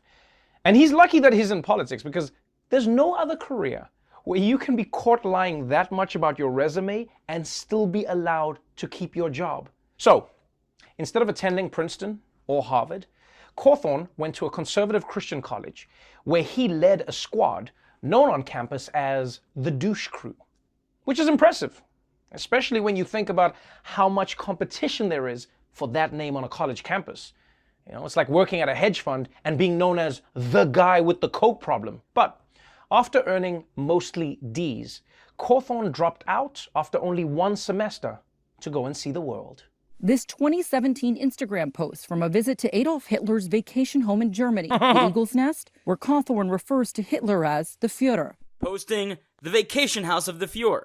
Seeing the Eagle's Nest has been on my bucket list for a while. It did not disappoint. I'm definitely not a Nazi. I'm not. Dude, who the fuck calls him the Führer, dude? I mean, I know who does. Nazis, that's who, but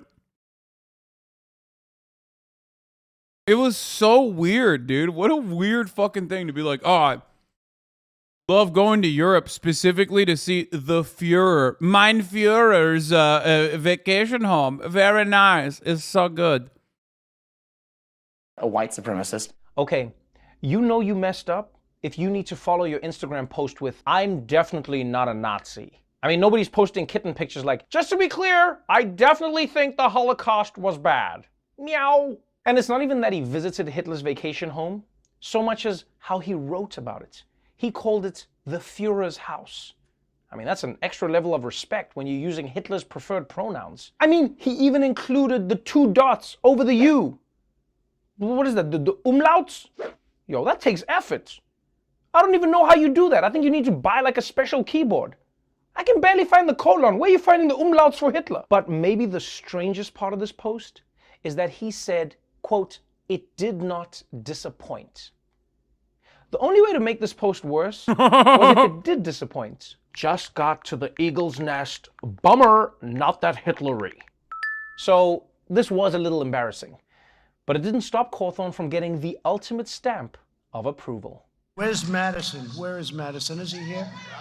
Madison Cawthorn, a real star. You're going to be a star of the party. He rose to national prominence and then gained national attention at this summer's Republican convention. When I'm elected this November, I'll be the youngest. Dude, that was so awesome when he stood up. When you stood up for the national anthem, dude. That was the most like, it was the most obvious, like, fucking transparent, like, he's definitely gonna do this thing that he could have done. It was so sick. Youngest member of Congress in over 200 years. And if you don't think young people can change the world, then you just don't know American history. George Washington was 21 when he received his first military commission. Abe Lincoln, 22 when he first ran for office. And my personal favorite, James Madison, was just 25 years old when he signed the Declaration of Independence. Yes, that, my friends, is incredible. Or it would be if James Madison had actually signed the Declaration of Independence, but he didn't. I guess Cawthorn is so into lying that he's padding other people's resumes now? I mean, sooner or later, this dude's gonna get his alternate realities completely mixed up. And let's not forget Thomas Jefferson, who left me for dead in that car accident. And please, don't get me wrong, this isn't the biggest deal in the world.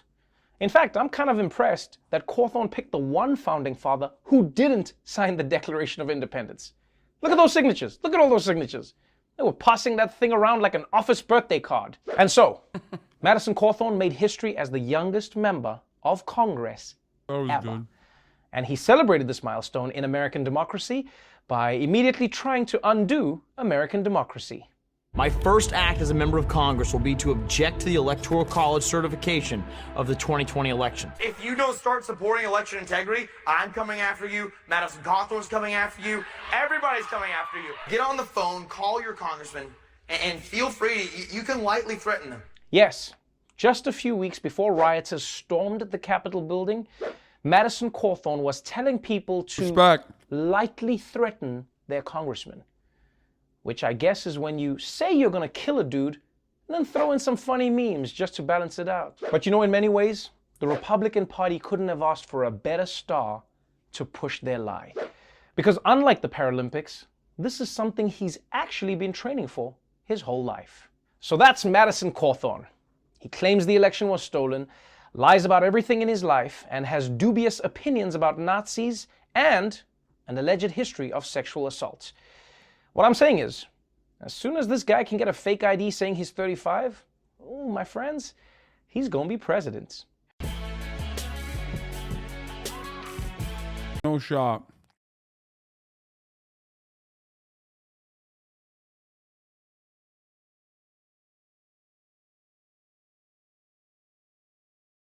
What? BlackRock execs entitled generation who never had to sacrifice will face shortages. Let's go. Austin Goolsbee, the former Obama Economic Council Chair, University of Chicago Booth Economics Professor. Austin, always great seeing you. What's interesting is this Federal Reserve Bank of San Francisco study that goes back and looks at all the spending we did originally to deal with COVID. So that started in the Trump administration, continued in the Biden administration. And that while it did address the COVID urgent need at the time, it might have gotten the inflationary surge going. I'll get into the details of that, but what do you make of that?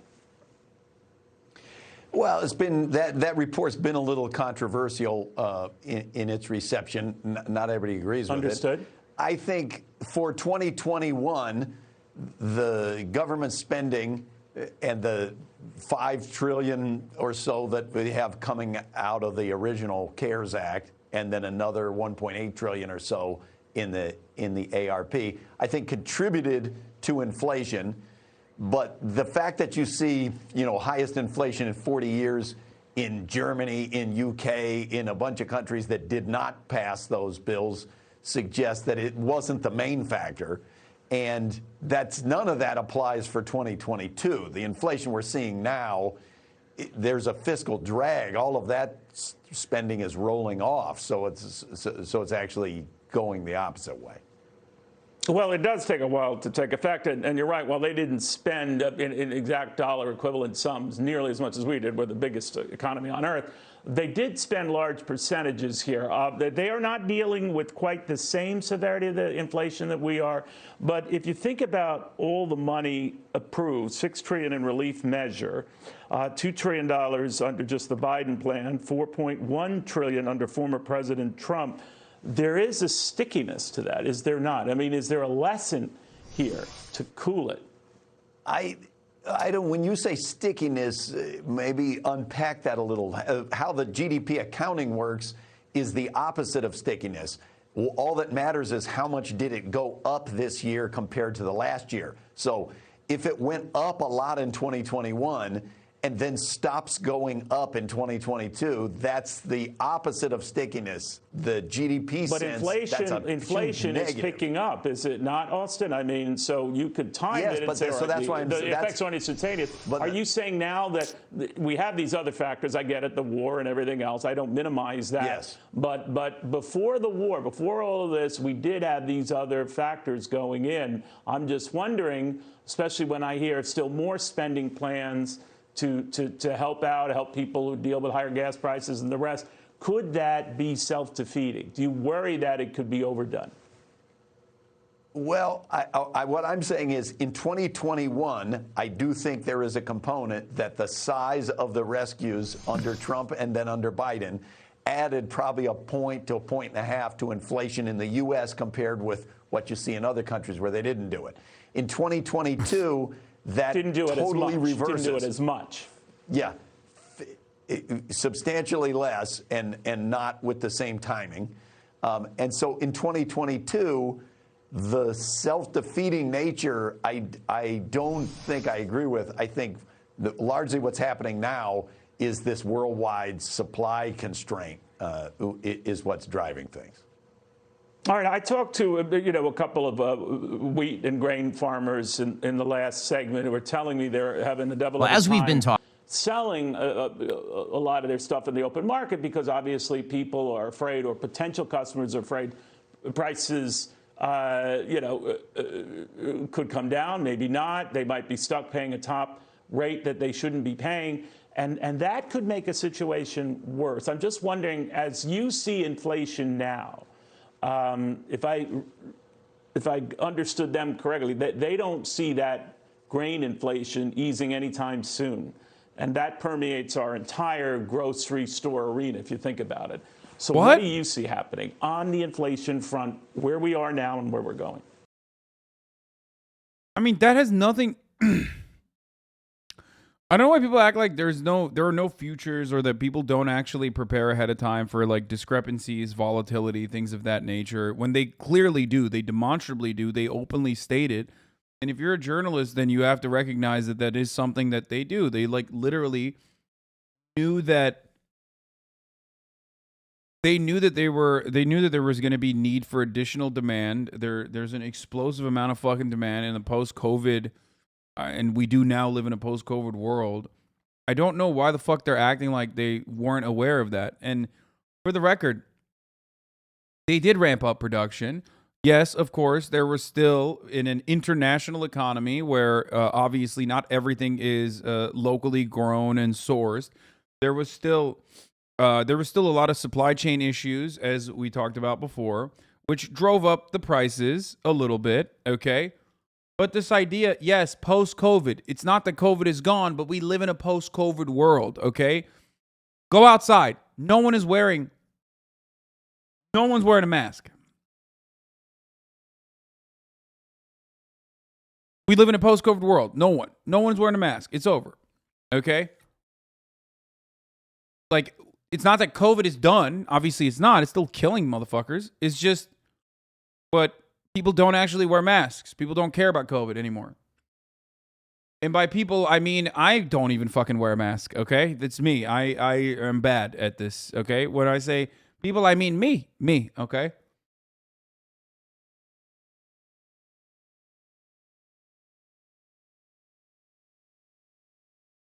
Fucking hog, fuck you. Yeah, tell me more. I don't give a shit.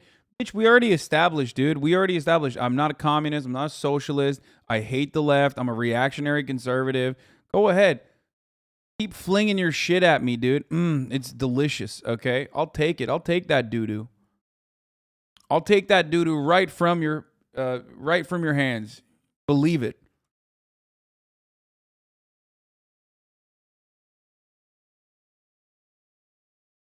You know, people in LA are wearing masks. Yeah, very, very few and far between. It's not like a common practice. Shame on you. I work in a hospital. Wait, what? Shut the fuck up. I mean, obviously, when people are like, "Hey, this is an area where you need to wear a mask," like, I'll wear it.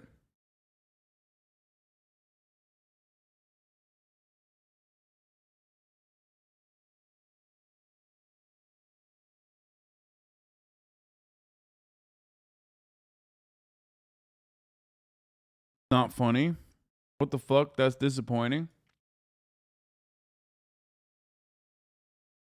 Wait, do people actually nonstop wear masks still? That is kind of crazy. I didn't even know that. Then again, I also am never even outside. I still wear double masks. Good for you, man. Do you even leave your house? Yeah, I don't. So there's that too. But yeah, no one in LA enforces anymore.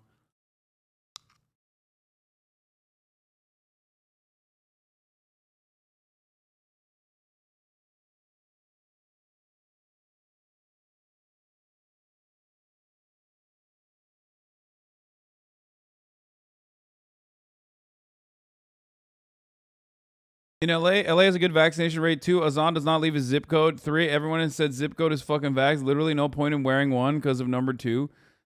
Yeah, I mean, there could still be people who are spreading COVID, but I'm not around my mom or my dad or anyone that's like, immunocompromised. So I literally just, I don't even give a shit. I'm gonna be painfully honest with you guys about the mask stuff. I'm boosted up, baby. I'm a boosted up, quirked up shouty, okay? Like, there's no... I'm 30 years old. I work out every goddamn day. Obviously, getting COVID would fucking suck, and it wouldn't be good, but, like, I can't. I'm gonna live my life normal, you know? I'm gonna live my life normal style.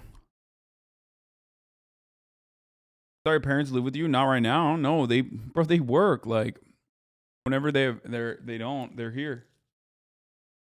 I'm way more careful when I'm around when they're here, obviously. But even then, it's like.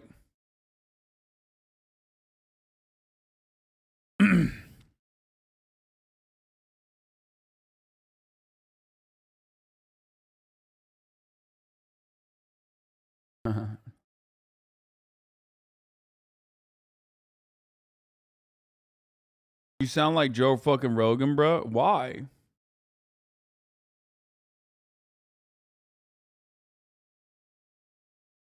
Why not epic style? Every time I talk about this, people lose their shit. There's always people who are like, dude, what the fuck? I mean, you can live a life with a mask still. Yeah, it's annoying, though. It's a nuisance. Straight up. And most people don't fucking wear the N95s and shave their faces, and it's like not tight enough regardless. Straight up. Like the absolute marginal benefit of wearing a mask and all that good stuff, especially if it's a surgical one, which I've always worn, all of those marginal benefits are inconsequential when, you know, you reach a certain level of vaccinations. Like there's no, I don't know. I think I'm being like over the top.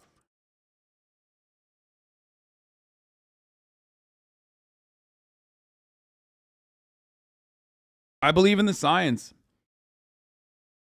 I love science, dude. I fucking love science. I got vaccinated. I got boosted up. I'm a boosted up shouty.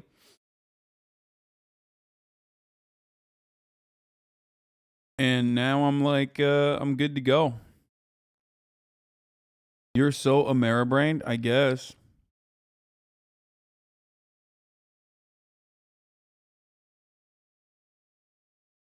I'm your age. I got COVID a year ago. That shit changed my life. I turned my life around. I'm living healthy and working out almost every day. God damn, you make it seem like COVID made you healthy, bro. What the fuck? He's like, bro, I got COVID and my dick grew, dude. It was crazy. Yo, shit was poggers, dude. I got COVID. It was awesome.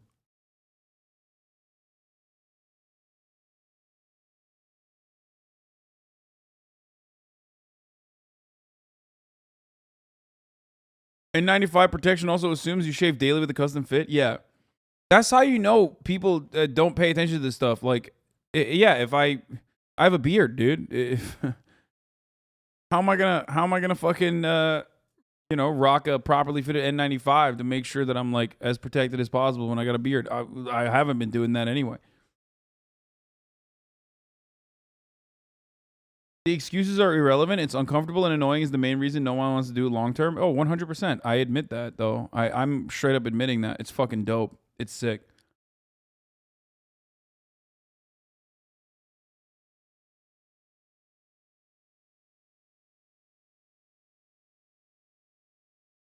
Shadows who don't go outside are getting mad at you for not wearing a mask when literally no one else is. Yeah.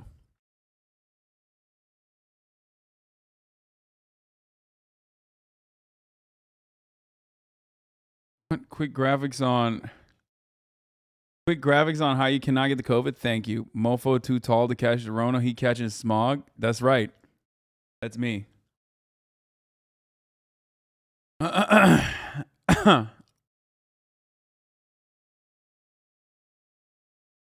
Literally no one cared here if you have a beard. Yeah, exactly.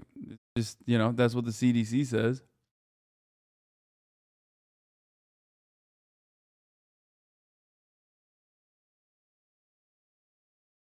You're doing the conservative. The masks don't work perfectly. What's the point? Talking points. Just move on, please. Bro, toothpaste is out of the fucking tube, okay? It's done. Hey, good luck. Now, if there's a major fucking uptick with the BA variant, which, you know, I'm following along with, and it gets to a point where, you know, there's like a lot of people getting fucking hospitalized and shit, like, sure. You know, I'll put the mask back on, baby. I'm all right. I'm cool with it. But you guys are making it seem like in America, in fucking, even in California, like people are wearing masks. They're just not.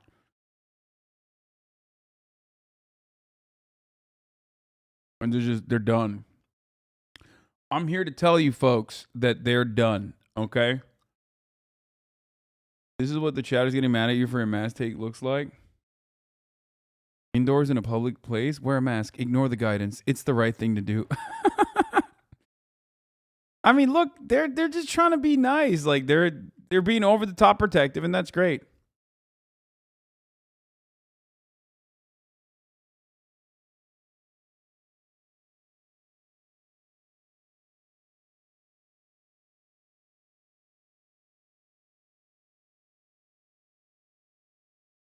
Do you think we're closing in on COVID being endemic, or that America just doesn't care anymore? It's both. I think America doesn't care. Going forward, like, you know when I realized America doesn't care? When the people that were dying in large quantities was like, and the majority of, the overwhelming majority of people that were dying were conservative and poor for the most part, and like just were anti-vaxxers, didn't get vaccinated for the most part. Even though vaccinated people were dying as well, obviously, but they were also immunocompromised and shit, so like people didn't care. I realized like nobody fucking cares when 1,000 people were dying. Literally 1,000 people were fucking dying every day, and people were just like, it's over. Like the media stopped covering it. Even though 1,000 people were dying a day, the media had stopped covering it. They'd completely moved on.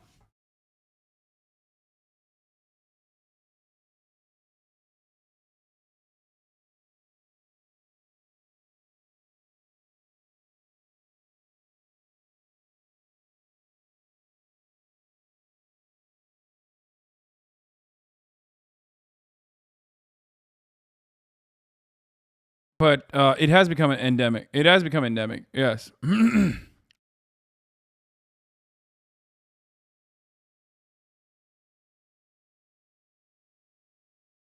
You say they like you didn't? Wait, what? No, I was still covering COVID, and I was still masking up. I masked up everywhere I went until the mask mandates were lifted.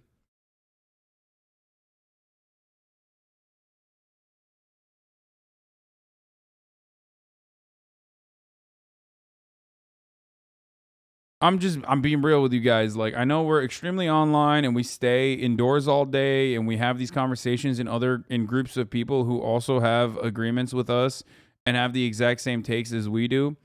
But the reality is, out there in the real world, like, no one gives a fuck. Okay, you can yell at me all you want, but like literally no one cares. I can ask her when she comes over. Yes.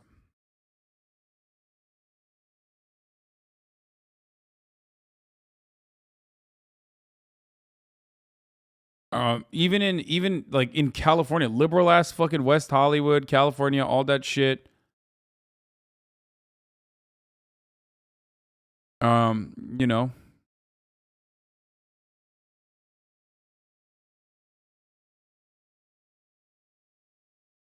No one cares a lot of shit doesn't make it right. I mean, dude, it's a nuisance. It's annoying. Improve my quality of life, brother. I'm an anti-masker now. I'm a hog.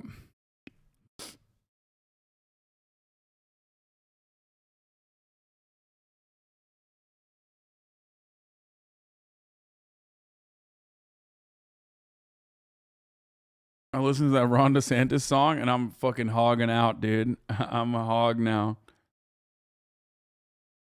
What happened to the CDC removing the mandate for business interests? No, the CDC didn't remove the mandates for business interests. The CDC lowered the quarantine restrictions, which was probably the reason. Like, that was my first immediate, like, it's over for me. I'm done. I'm giving up. When the fucking scientists, the supposedly reasonable scientists, were like, yeah, no. Like, if you get sick, you're literally going to get fucking sick, and you're going to probably get other people sick as well. And it doesn't matter because, like, we need to make sure that the workforce is, like, back in business and working. That's when I was like, oh, it's over. Like, I didn't realize, like, no one gives a shit. The adults in the room don't give a shit. Yeah, no, I know they were doing it for the economy. Yes. But if the adults in the room don't give a shit, you know, fuck yeah, dude. YOLO. Fuck it.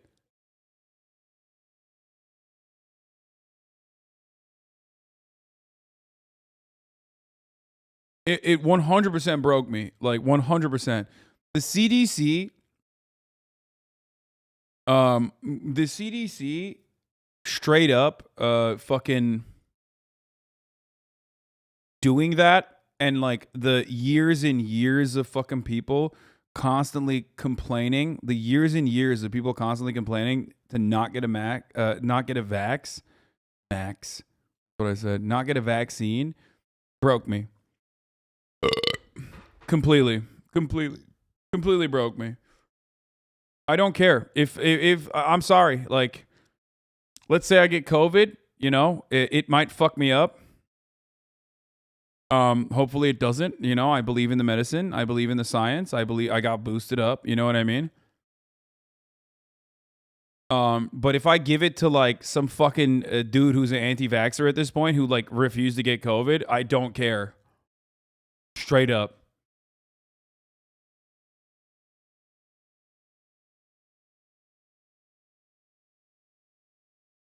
I think the only time we talk about COVID is literally when we're having a convo about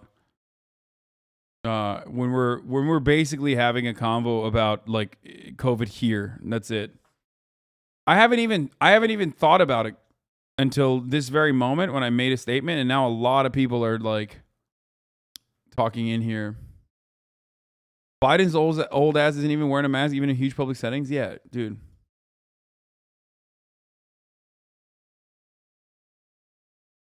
Bro, you literally have the stupidest take on this. Please move on. I mean, it's not smart. I'm saying, like, YOLO. I'm not telling you you shouldn't wear a mask. Have fun. You know, protect yourself. Protect others. It's very nice of you to do so. I'm a piece of shit.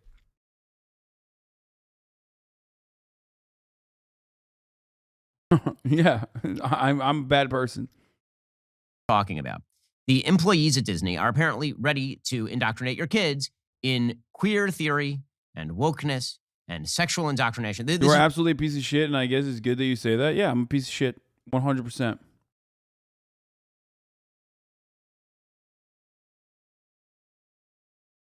People talk about like immunocompromised people potentially dying in this situation, and we've talked about this before, but it's like the fear of an immunocompromised person getting like impacted when they're boosted up and shit is, once again, it's a lower risk of death than fucking the regular flu, especially if you're boosted. You know what I mean? Get boosted. It's a lower risk of death if you're boosted up. If you're a boosted up shouty, all your talk was pure grifting then.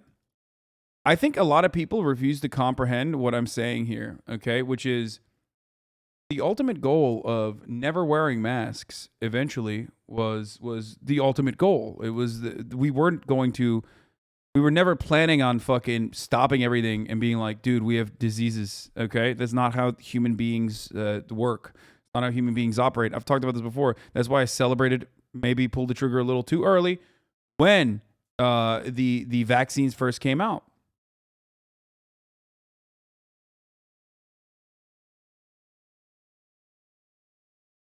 If your only analysis on politics revolves around like whether you want to wear a mask or not, you're just an MSNBC liberal. It's just the truth.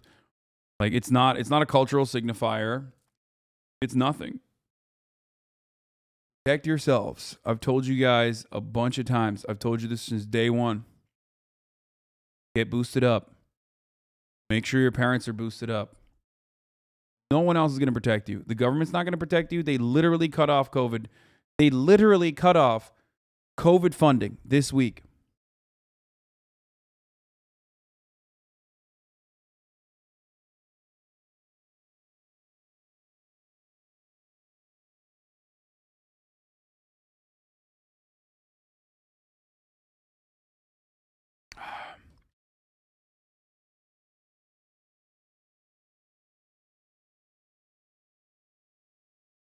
Stop saying nobody cares. That is a lie. Okay.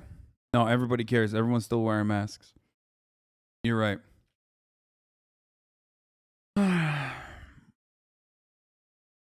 I mean, it's like people are hearing you say you're anti-vax or something, but it's not. Like, I was a fucking major advocate for masking and doing anything we can to prevent the spread of COVID before we actually reached a point of like not herd immunity. Obviously, unfortunately, we're never reaching that. But I was a fan of marginally decreasing the spread as best as possible, and I think in some ways it was a gigantic failure. In many ways, it was a gigantic failure.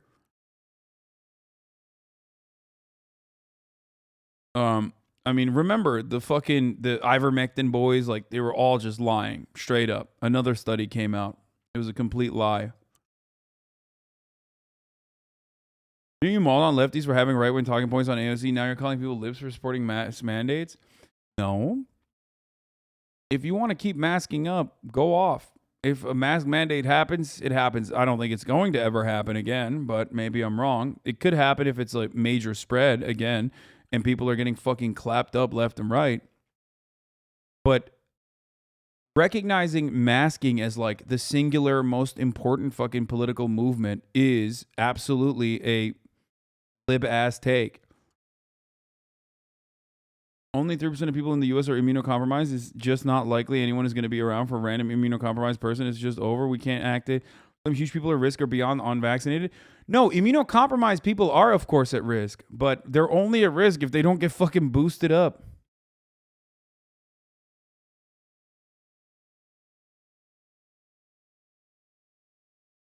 They're still kind of OD about it in New York City. I got reprimanded for walking into a store without a mask after they dropped the requirement. Wait, really? Oh, the other thing is, like, if someone were to tell me, like, you have to wear a mask in the store, 100% I'm putting that shit on. I don't give a fuck. Yeah. What are you, a bitch? It's just a mask. Who cares? It is a nuisance, though.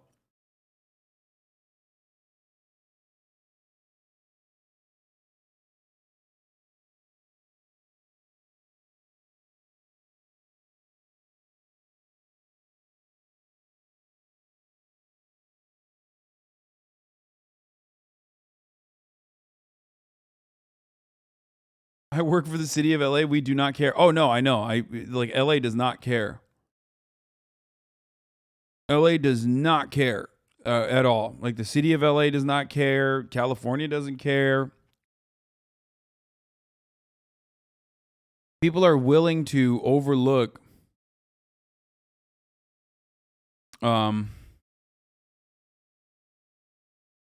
Chad doesn't know this, so I won't say anything, but like there are immunocompromised people in here who have gotten fucking Omicron. Thank God for the goddamn vaccines, okay? That's all I'm going to say. I can't believe HasanAbi is lobbying to inject immunocompromised people with COVID. Oh, 100%.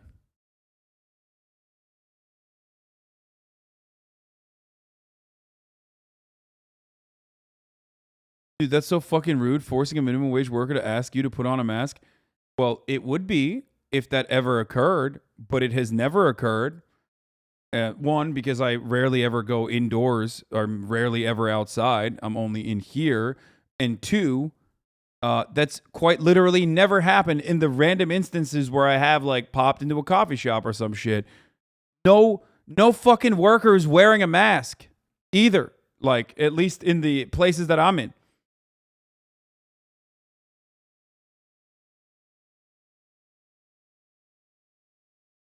I'm a boosted up shouty, baby. I'm 100%. I'm a huge fucking advocate for vaccines, but the whole point of the vaccines is to return to some level of normalcy.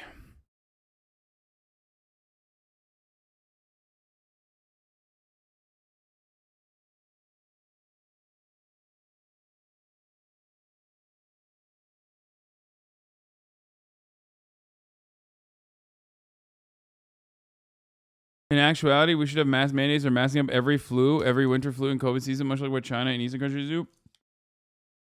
I don't even think that'll happen, but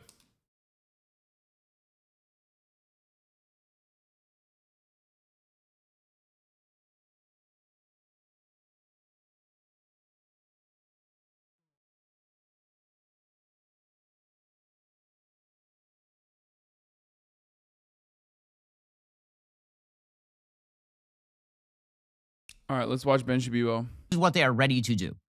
I don't say this because I'm attributing motive to them. I say this because they said it.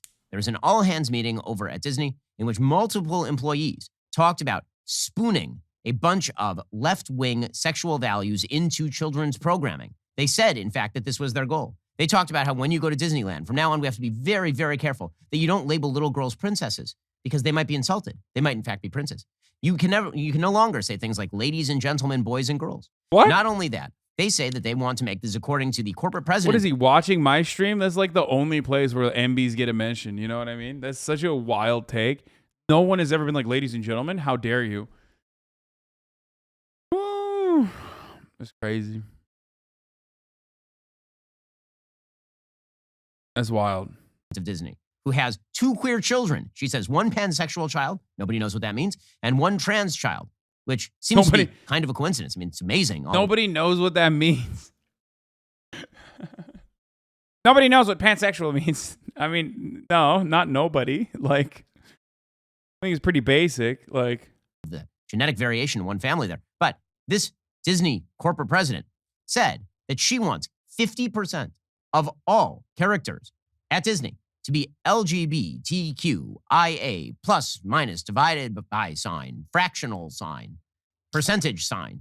She wants half of the characters to be that or people of color. Fucking own, dude. LGBTQIA plus, own. Okay, get wrecked. Dude, you could just say LGBT. Everybody knows what you mean. Okay, this is not 2014 where people are gonna be like, actually, it's LGBTQIA plus. Like, no, you just. Anyway, it's the same joke always, dude. It's awesome. One joke, Andy's over here. Half. This and fucking attack helicopter. It's like, dude, come on. Get better material. Please. Find more unique and creative ways of being homophobic and transphobic. Please. Like, you've been a bigot for 35 years, dude. Just like, you can't come up with a more creative and a clever way to just like be bigoted. Why do we have to be subjected to the same shitty joke over and over again? At least like give us something new. I swear to God, I could be better at being a bigot than they can. I swear to fucking God. The idea is that your child must learn their values. And this sheds a new light on the opposition that we have seen from the left to the Florida Parental Rights and Education Act. Now, I'll be honest. Originally, I thought that when the left saw the bill, the reason they freaked out is because they were misinterpreting the bill. They hadn't read it. They just listened to all the advocacy groups who said that the bill was called Don't Say Gay. And they literally thought, because some of them do, that the bill banned the word gay in the state of Florida, which clearly it does not, since I've now said the word gay several times in the course of this program, and I've said it many times over the course of the past couple of weeks, and not once has someone broken down the door to haul me away. So obviously... Wait, what? This is like, so what's up? Is like actually just a bullshit bill? Are you just admitting that it's a bullshit bill? Is that what's going on currently? Is Ben Shabibo just straight up saying it's like not even a serious bill? It's not even doing anything? It was not a Don't Say Gay bill, nor does the bill say that if there is a kid who has 2 gay parents, that if this kid says, my dad's took me to Disneyland the other day, that the kid would be sued. What it did say is that teachers were not allowed to... Wait, nobody thought that, dog. Nobody fucking said that. No. The bill is, teachers are not allowed to fucking have a conversation about like homosexuality with kids between K through 3rd grade. That's it. And they're not allowed to talk about straight marriage either. It's like, no, that's bullshit. That's literally fucking bullshit, okay? Absolutely 0 people are going to get prosecuted for having a conversation about straight marriage. Because there is no conversation to be had about straight marriage. It's just the norm. To indoctrinate children on these issues without parental permission, K through 3, or as age appropriate beyond that. That is what the actual bill says. That's all the bill says. So originally... Oh. Teachers are not allowed to indoctrinate. Okay, got it. So that's somehow different. All right, got it. It's just somehow different than what he said because he used the word indoctrinate instead of having a conversation about the existence of gay people. Because Ben thinks it's indoctrination when you have a conversation about the existence of, I don't know, LGBT people in society. That when you just, say a normal thing is actually a bad thing, all of a sudden you have to understand that's bad because I put a bad spin on it. Okay? Originally, I thought that it was just a misinterpretation. Maybe it was just that the left didn't understand the bill. Then you see the footage from the Disney employees who are saying overtly that they wish to convert your children to a particular way of thinking about sexual mores and about gender identity and about boys being girls and girls being boys. They wish to do this. And there's one employee who literally said, and I quote, that this person said that they are pushing a, quote, not so secret gay agenda. Or not at all secret. By the way, this is not even like, this is just Disney. Like now he moved on from schools to like Disney saying they have a gay agenda. Hello, they're Disney. They're gay as fuck. Okay? And also, what is this fucking gay agenda, you might ask? Oh, I don't know. Recognizing that gay people exist and putting some gay people in their movies and entertainment. That's crazy. That's crazy, dude. Like, you're just misunderstanding exactly what the fuck this is. What is the gay agenda, dude? Forcibly fucking feminizing your children or some shit? Is that what the gay agenda is? Like, what could be the gay agenda? What is it? What is the gay agenda?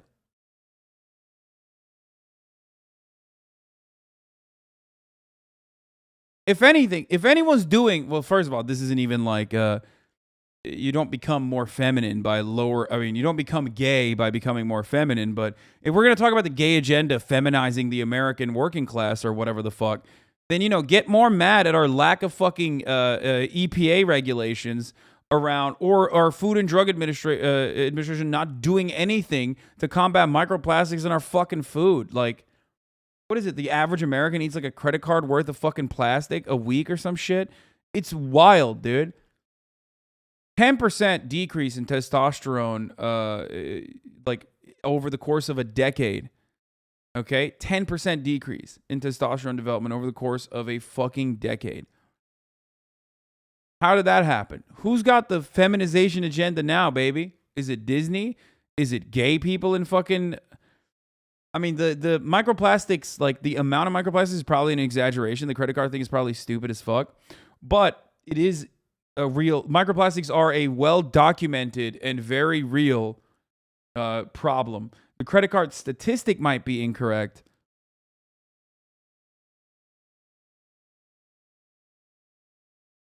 That study was widely publicized by the WWF with press release type language that didn't mention the lower bound of the estimate. Probably goes without saying. 0.1%, 0.1 gram is very different than 5 grams. Yeah. Cited the upper bound of the estimate without the lower bound in the intro of a paper consolidating the variety of studies. Most of the research in that paper is on animals, and it includes evidence that some amount of microplastics, remember everything is about dose, might affect the microbiome diversity and gut inflammation. That's worrying and deserving of study and action.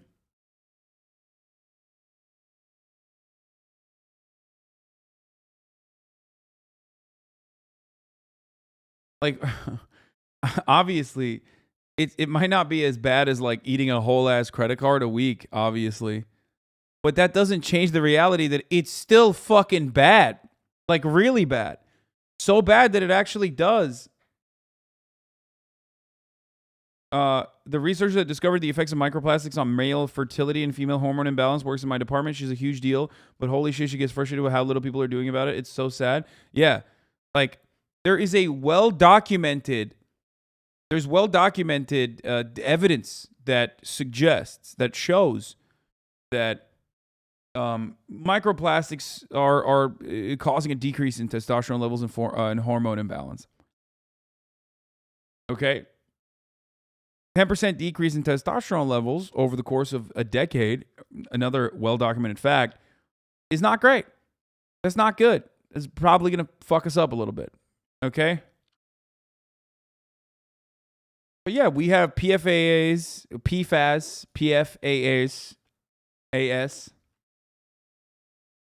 a variety of different chemicals.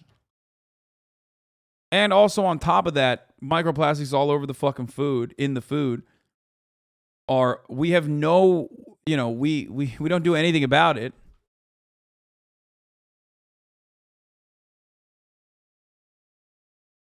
PFAS. And then we turn around and we're like, Disney's making our children gay. First of all, lower productivity of lower testosterone production does not mean you're going to be gay. There's plenty of fucking feminine gay people, and then there's plenty of masculine, there's plenty of masculine gay people as well. But if you're worried about feminizing, okay, then don't get mad at Disney. Get mad at the American government. Get mad at those mega corporations that,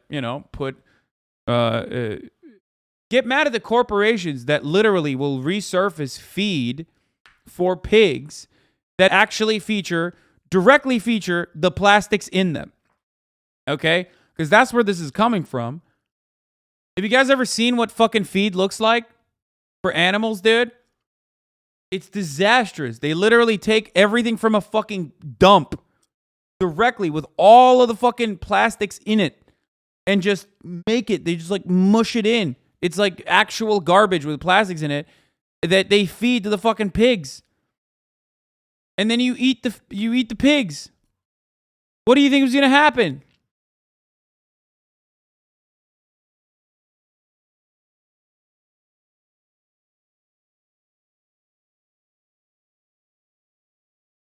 Yeah. You're wrong on that, bro. I'm wrong on fucking grinding actual plastics into the feed of the animals. Am I? Did you know that the American regulation on feed is actually disastrous in comparison to every other fucking country on the planet? Because we literally do not give a fuck about what we feed our animals that we end up eating.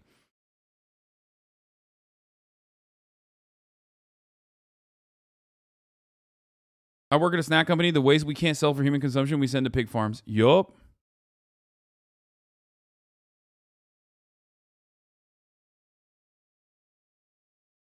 Actually, I love eating microplastics, so stay in your lane, sweaty. And no, vegans aren't plastic free, dude. Vegans live in the same fucking universe, dude. What are you talking about? It's still in all this other shit.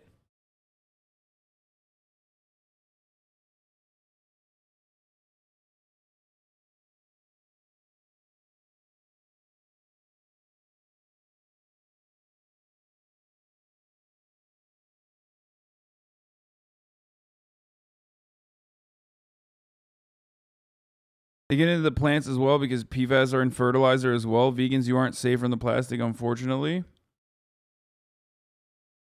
Maine DEP identifies 34 towns with high priority sites PFAS chemical testing. Let's go. Oh yeah, garbage feeding. This was gross as fuck. Look at this. Look at this guy got fired. I remember this shit. This was wild. Stuff like this. Just put it here. Plastic and all. Don't even matter. Plastic, cardboard boxes, pallets, everything's grounded into this. Right here. They send this stuff. Called filler, baby. You know? To be eaten by the hogs, and then the hogs are killed, and then we eat them. I felt like I had to tell the world. Y'all believe me now. Go up the line to that big shit called a grinder. And it grinds it out and turn it into that shit. And then the hog eats it. This is what it looked like when it's done. I took the video because I was like, I've never seen nothing like this. This can't be like legal. Practice of feeding retail food waste to animals is known as garbage feeding. And it's legal in 27 states, baby. Puerto Rico and U.S. Virgin Islands as well. But the legality of including packaging from food waste is less clear. A 2004 publication from the Association of American Feed Control Officials includes plastic in a list of substances that are legally used in the United States for animal feeds. I told you guys. Shout out to all my followers. I love you guys. But let's have a little class. As you see the AAFCO, this is the official publication for things that are allowed in animal feed in America. So let's look down here. And what does it say? Plastics. Plastics, plastics, plastics.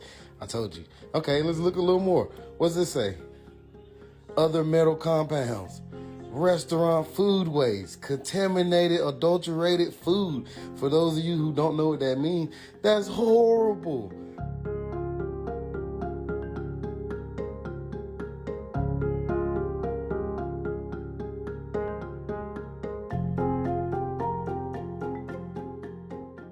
I kept hearing, that's a recycling plant. That's where they take the trash at. And I'm like, are you serious? Like, I'm showing you step by step. Like, in each video, I'm telling you what you're looking at. So, like, what more do I got to do? Like, I don't understand. All that. This is waste from different businesses, bakeries, cookie places, all type of stuff. You know what I'm saying? Some of your favorite foods, but they just molded and old. Got a bunch of rats and stuff in them. Yep. Yep, they all going in here. Up the line to the grinder. They try to get all of it out, but I mean, there's only so much you can do. I'm gonna show y'all though, but you don't even see the paper when it's grinded and shit like that. You won't even see the paper.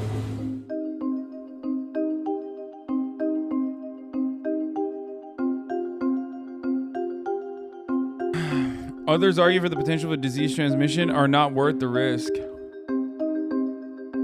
The only level of plastic in animal feed should be none at all, says Heather Leslie. Whatever, shut up, pussy. Eco-toxicologist specializing in microplastics. Pfft, whatever, dude. Yeah, not me. I love plastic. There's a lack of transparency for what the animals that citizens are eating have been fed. Citizens have no way of knowing what they're actually eating.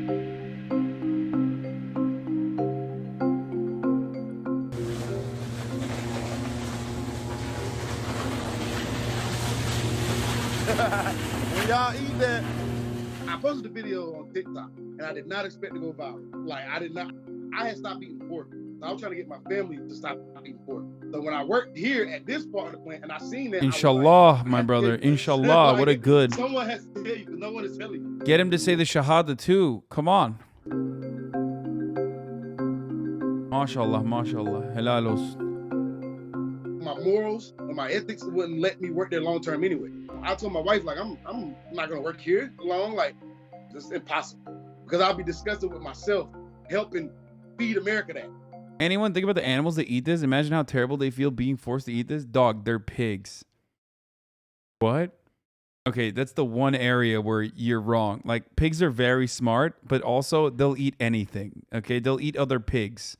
They'll eat human beings whole. They're fucking pigs. They don't give a shit. What the fuck do you mean, dude? Hello? Are you serious? Pigs probably eat that and they're like, plastic. I love me some oink oink. I love me some plastic, dude. It makes me feel good when I get on TikTok and I see a comment with a person like, hey, you are a hero. Not all heroes wear cake, stuff like that. That makes you feel good because you're like, dang, somebody appreciate the fact that I try to save lives. You know what I'm saying? I'm not a doctor, but I try to save lives. You know what I'm saying? Anyway, 16 pigs is needed to eat one human whole. Why do you know that? Oh, did you watch Snatch? Was that Guy Ritchie? Was that a Guy Ritchie reference? You let your dog eat whatever it wants doesn't mean it's good. I mean, you know, if I left my dog to his own devices, yeah, he would. But also, I'm not eating my dog. I'm getting a different kind of stimulus from my animal. It's companionship. Also, I'm not even pro letting pigs eat whatever the fuck they want anyway. I don't want, especially if I'm going to eat them.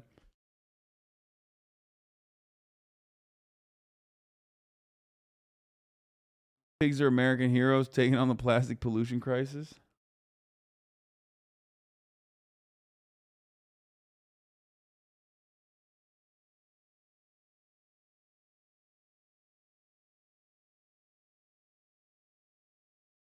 Anyway. Eating trash is way better when you don't have a leftist bitch yelling about how bad it is. Yeah, exactly. When you don't have a bitch in your ear telling you it's bad. Anyway, the reason why we got here is because Ben Shapiro and all these other fucking weirdos, like, once again, not focusing on systemic problems and hyper-focusing on, like, I don't know, random dumb shit that has nothing to do with anything. like the fucking Disney having gay characters while simultaneously giving money to the Republicans that also are pushing for the Don't Say Gay bill. This is what the person said. That's not my words. That's their words. It would be a conspiracy theory if I said it. If they say it openly to each other on tape, that's no longer a conspiracy theory. It's just the thing that they are saying out loud.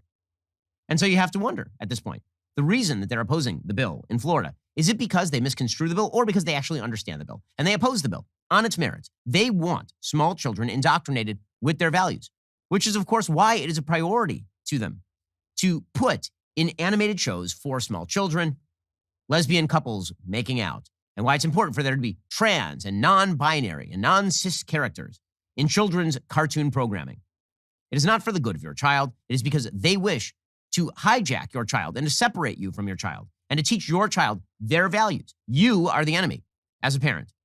Well, we here at the Daily Wire, for months and months and months, we have been talking and putting... So stupid. It's so fucking stupid. What the fuck is r/place? You guys are like... You guys keep telling me to look at r/place. What is that? What? What is this? What the fuck? What did I just click on? Wait, what? What is this? It's Reddit April Fools and they are spamming it because XQC and Misgift are battling on it. What is it? Top right son? Oh, what the fuck? Atatürk. Wait, how? What is happening right now? What is this? Masadayız abi. Yeah, once again. Kurgesagst.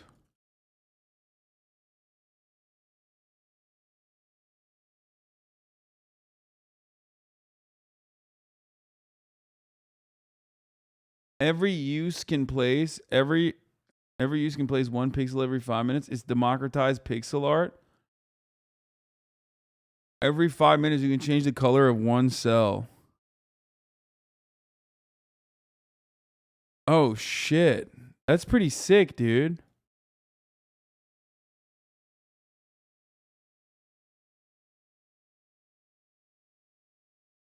Fuck Putin, fuck Putin, fuck Putin. Wait, what the fuck? What's happening? Oh no, the Russian bots are attacking.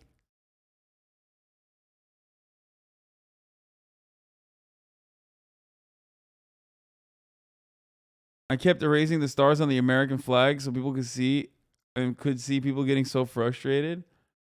It's been up for 10 hours. We weren't on Twitch for the last one of these noob. I don't know what this is. Okay, here's the thing, okay? NHS, bruv. Nice. Fucking nice. Nice. I wasn't here for any of this, but also, this is like so completely outside of my interest, I think. Like, it's just like totally beyond, like, because you need to be like extremely online and constantly on Reddit to be able to make an impact on this, and I feel like I am not.